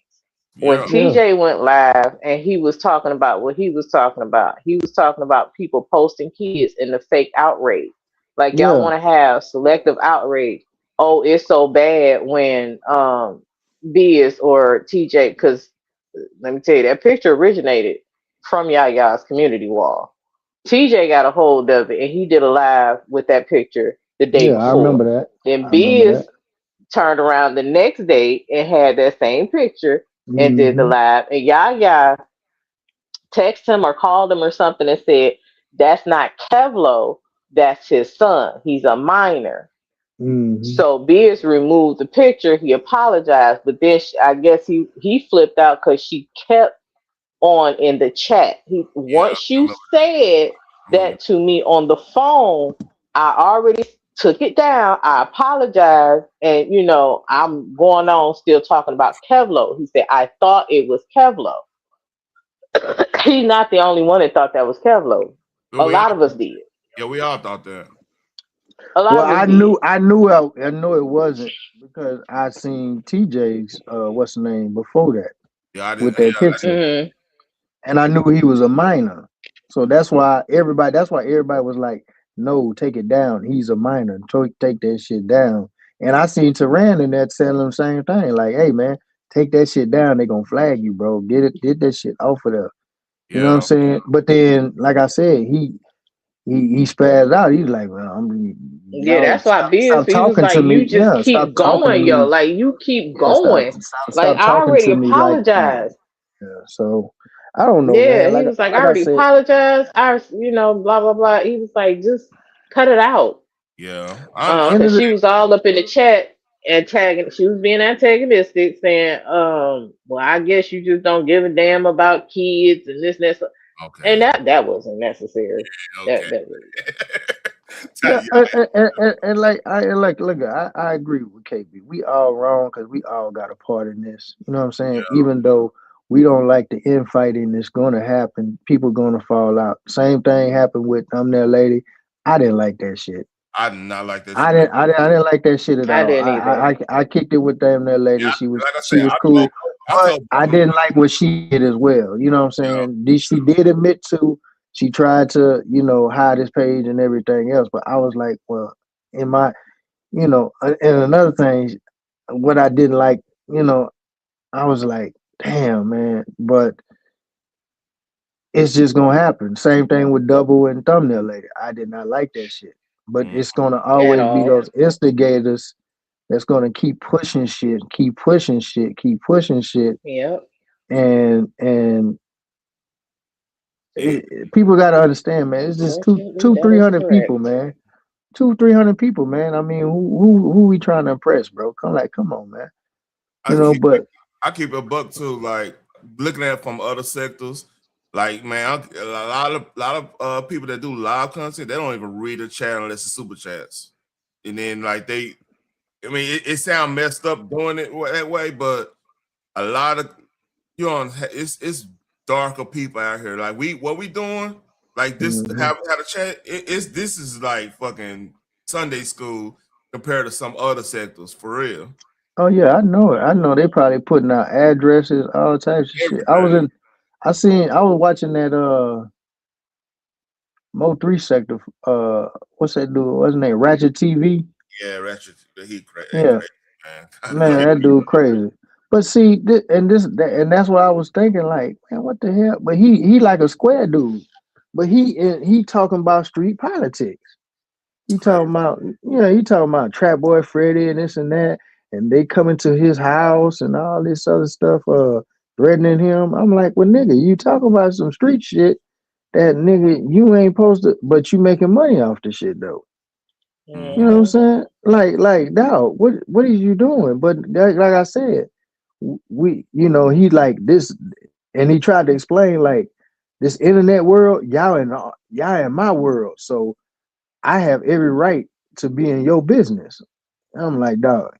In my mind, I'm like, it don't work like that, bro. It really don't. It really don't work like that because at any time of the day, motherfucker can get tired of your ass and drag your ass out that house, nigga. And that's the last of that. And that's why I said, Clips, man, they connected bigger things than what y'all thinking. And I'm like, man, quit playing with these folks. You don't know what they can do. And Tehran, that's why I said that's why I kind of pushed back because like I said, man, everybody want to attach, me, Will, and SJ to TJ because we fell out with D. But that's not even the case. You see what I'm saying? Like nigga, me and you wasn't even rocking for the longest, even Way before. before that, I keep Yeah, telling people that. I'm like, this yeah, nigga did a that's what whole I'm live saying. on Russell That's what I'm saying. But talking see, about and peas that's and why money don't control yeah, him. exactly. But see, that's why I was saying like when he came up on Grandma's Calling, I came back up there. I was on the panel originally already. I dropped down, went and took care of some business, and when I came back up there, I just hit the link. I just hit the StreamYard link, and he was up there talking to, I believe it was either SJ or somebody. I can't remember. So I was just on there chilling. I was just on there, just just to chill. And he just asked me a question. I said, "Well, shit, if you're gonna ask me the question, I'll just give you my answer." But he used it as content. So I was like, "Well, hold up, dog. Why? In the Yeah, summertime. everything in content. And It Teran, sure the fuck ain't. I'm not like me, Phoenix, SJ, Will. We're not content creators. We can't just jump on our lives and go back and forth with you because we don't have channels. But I've been hearing, and niggas is messy because niggas been sending me some stuff that he been saying about me on his channel. Like I said, I don't watch him. But like I said, um, he just don't understand, bro. You come on, man. Stop playing with me, bro. Yeah. And that's all I'm gonna say, man. Stop playing with me, man. Cause see, I'm the type. I'll take it. I'll take it even further, and I'm gonna just leave it at that. Yeah. Don't even say nothing. I already know what That's time. why you gotta be careful who you playing with. Like for Yeah, real, man. you don't know who you playing with. Cause see, man. Listen, like I say, man. I don't. I'm listen. I'm chilling. I'm cool. I haven't. I lived a good life. I got out of that lifestyle when I was young. I'm chilling. I got a family and this and that, but dog, stop playing with me, man. For real, man. Because I don't say nothing about you. Anytime I'm in TJ chat or panel and he mention you, I don't say nothing. I just avoid it. I don't even say nothing. I shoot something else. You know what I'm saying? I go, but I'm hearing you invite me to your Johnson and you calling me. I don't say this, man. D gotta stop doing that, man. Cause that I think if he didn't say that, this probably would TJ probably wouldn't have been going so hard. Cause like that's to me the Jailhouse cast, man. Y'all take that shit to the next level on that. Cause that's a death sentence in some cases. But see, my thing is okay. So listen, Teran, I understand you a gamer. Yeah. And I know y'all talk a lot of shit on that game. I know y'all do. I still know. Hey, I know too many cats been in that your life to know not to be on run around yelling that shit to anybody. And guess what? That's why when I first came home and I was playing the game and it was online and I was playing the dude in Madden and I started winning and I was finna win and the dude just started cussing me out, calling me all types of B's and H's and P's and this and that. I'm like, damn, what the hell is this? And it just triggered me. I'm like, well, where you at, homie? Where you at? Where you at, man? Way in California, dog. Yeah, man. Yeah, because I've never I didn't understand that. I'm like, what the fuck? Why are you cussing me out like this? But that was you gotta look at it in the gamer's point of view. That's like I said, a lot of these gamers, that's the most aggression they be able to get out in their whole day is on that game. Go ahead. No. Go ahead. So that's where that mindset come from. Cause like, I would game, but look, I was still getting women. I was still going to the gym. I was still doing other things outside of gaming. So I had time. And that's why you probably not gonna get that reaction out of me. Like there's gonna be few people that get that reaction out of me, but I know I could just go and drive to them if we get down to it. If you know what I mean. Mm-hmm. Nobody outside this motherfucking state of Texas is gonna get a rise out of me. I'm gonna be 100 because like I could just turn this motherfucker off. If Phoenix, I told her, I say, if I really feel threatened, I start doing gun content. You know what I mean? Mm-hmm. I'm not playing with nobody. I ain't playing no threats. I start going to the range every day reviewing guns. Play and just you know, showing everybody how they shoot and how to, you know, the mechanisms and everything. I mean, you be seeing me, man, look, I'll be on some other shit and then y'all be thinking I'm crazy. I wish TJ would have kept that live up, but he put it on private. He didn't race it, but it's a good thing he put it on private. But that's what I was talking to him about today. I was like, look, dog, you gotta understand something, bro. This ain't our world. I mean, I understand you up here on the internet and we just laughing and joking and kicking it and stuff, but other people, we got a mixture of a lot of people. You got street niggas, we got nerds, we got, you know, political figures, all types of stuff, man. It's just it's a melting pot up in this bitch. And everybody's not gonna think the same, bro. So when we on this internet, we gotta act accordingly, man. I understand that street mentality is in us, you know what I'm saying? And if a nigga say something incorrect to you, you just wanna, you know, look, you know, and I told him, hey man, you just can't go off impulse, man. You just gotta think about it. You just maybe gotta log off for a minute and like Will said, and calm down, because that's the first thing he's gonna say. If nigga say SMD to you, nigga, you gonna be like, what, nigga? Yeah. But you probably can control it better, because if he's not in your face, or maybe if he's on the phone, then you be like, your mind will snap, like, well, I can't fuck with him, so he ain't here. Yeah, so. yeah, that's exactly what time I'm like, man. That's exactly what time I'm like, oh, you said, man, because man, look, man, I think years of gaming, like I remember gaming. It was a game called Counter-Strike, right? Way back in like the mid 2000s or whatever. You would have full on neo-Nazis on that motherfucker. So what I used to do, so it was a way of you could spray paint stuff on a wall. It's a shooter game, but like when you win, spray paint stuff on a wall. So shit, I got me a whole bunch of interracial, like the gifts, the interracial P gifts. And I just started spraying that shit everywhere just to make them mad, because they was just saying, they were just talking all crazy. I said, oh, I fix your ass, because it's something you can't do.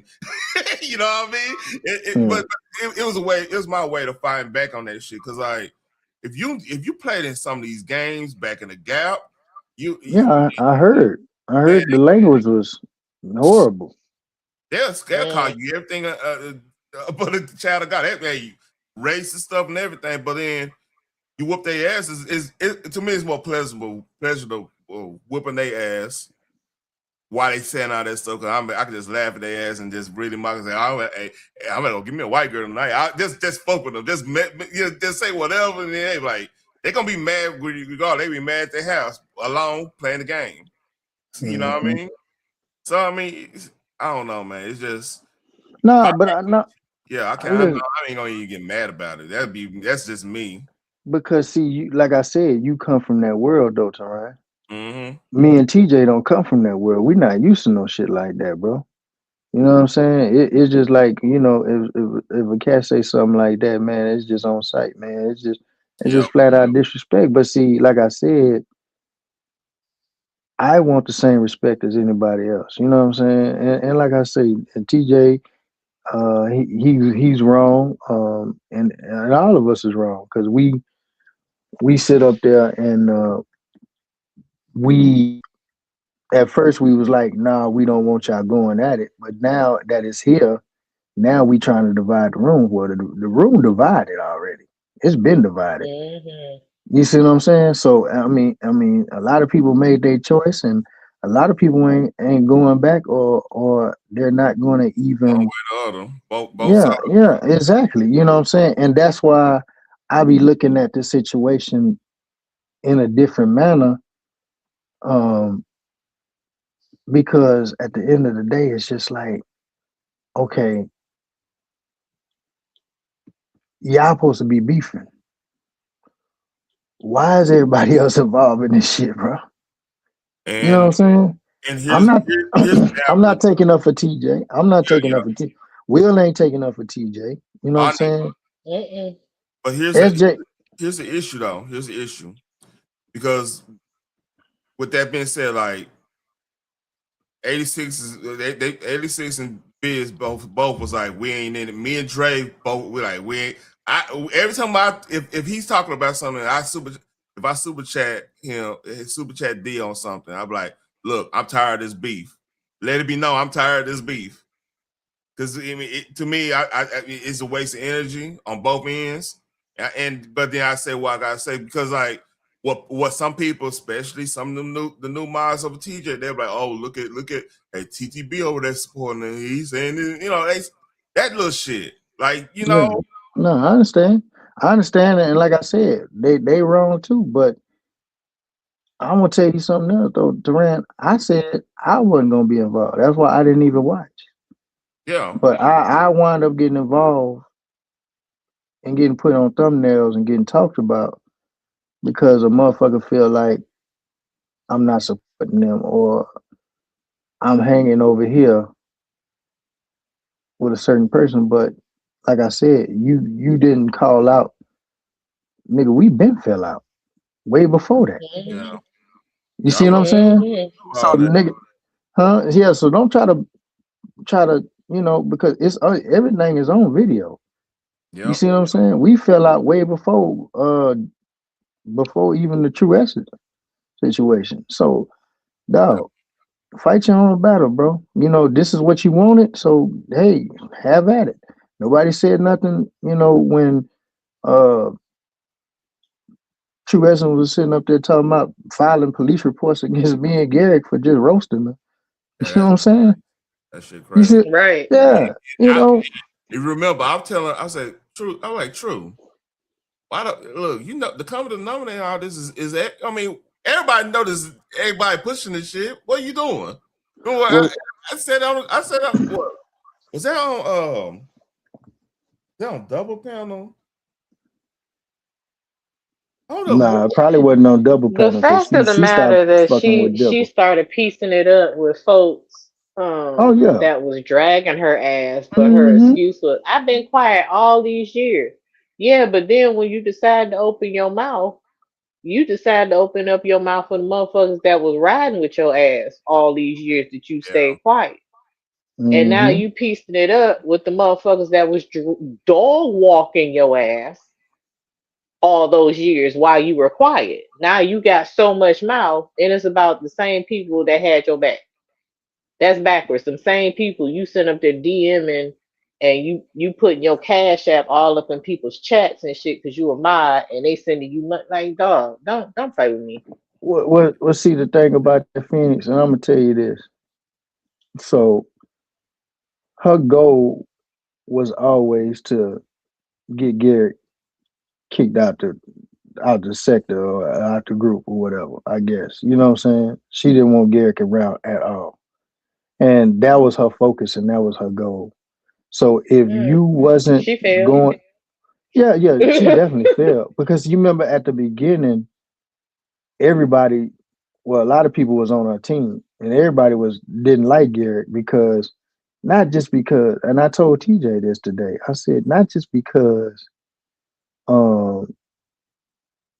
Garrick was he called out her name. He called her a BISH. I mean BITCH. But because remember, Garrick was rocking with Moonlight at the time, and nobody, and a lot of people didn't like Moonlight, and they was like, "Well, man, you fucking with Moonlight," you know. And I remember them panels when him, Bolo, and Double and all them was going at it, arguing with him about the whole situation.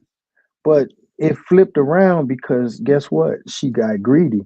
Because when she had all those supporters that was you know, riding with her, she shitted on all of them because she felt like we wasn't trying to kick Garrett out of the car. We was just allowing shit to what's the name. But then, and I'm gonna tell you this, because a lot of people still fuck with him. The school teacher nigga. Yeah.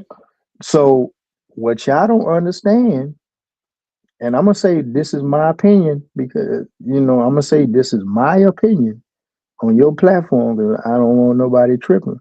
Yeah, I know. I got That you. they was hitting each other back on Instagram, behind the scenes, all that shit there. He was pumping her head up so she can keep going, so he can get the content. Because remember, he just came out of nowhere and he just started dropping 50s, dropping Garrick off the panel. Every time Garrick was on the panel, he'll drop a 50. And I was like, well, why? What's He started on live and everybody was going over there too. but see, this is what a lot of people don't understand. I've been peep game. I used to watch, other content creators say like nobody was on. I'll just watch somebody in the sector, and I've been seen them over there at the dude from South Carolina in his chat. He used to drop the same 50s over there supporting him. So I already knew who it was before it came out that he was already, you know what I'm saying? But he was manipulating her mind. I don't know what the hell he was telling her on the back end. Pumping her head up for her to keep going. And then where she fucked up was when she stood up there and said, ain't nobody looked out for me or helped me but one person. And she said the school teacher.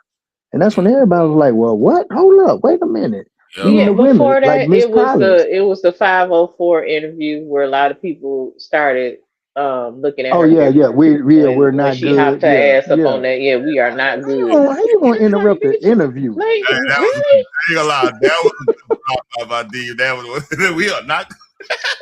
Yeah, and then she turned around and said he was the only one that had her back. Like he was the only one that spoke up for her. Exactly. And So they was those two things did not work in her favor. And she was Yeah. like, y'all still fucking with Garrett. Y'all still fucking with Garrett. Yeah, because She Garrett wanted, has went on a whole fucking apology tour. man, that man apologized about 3-4 times.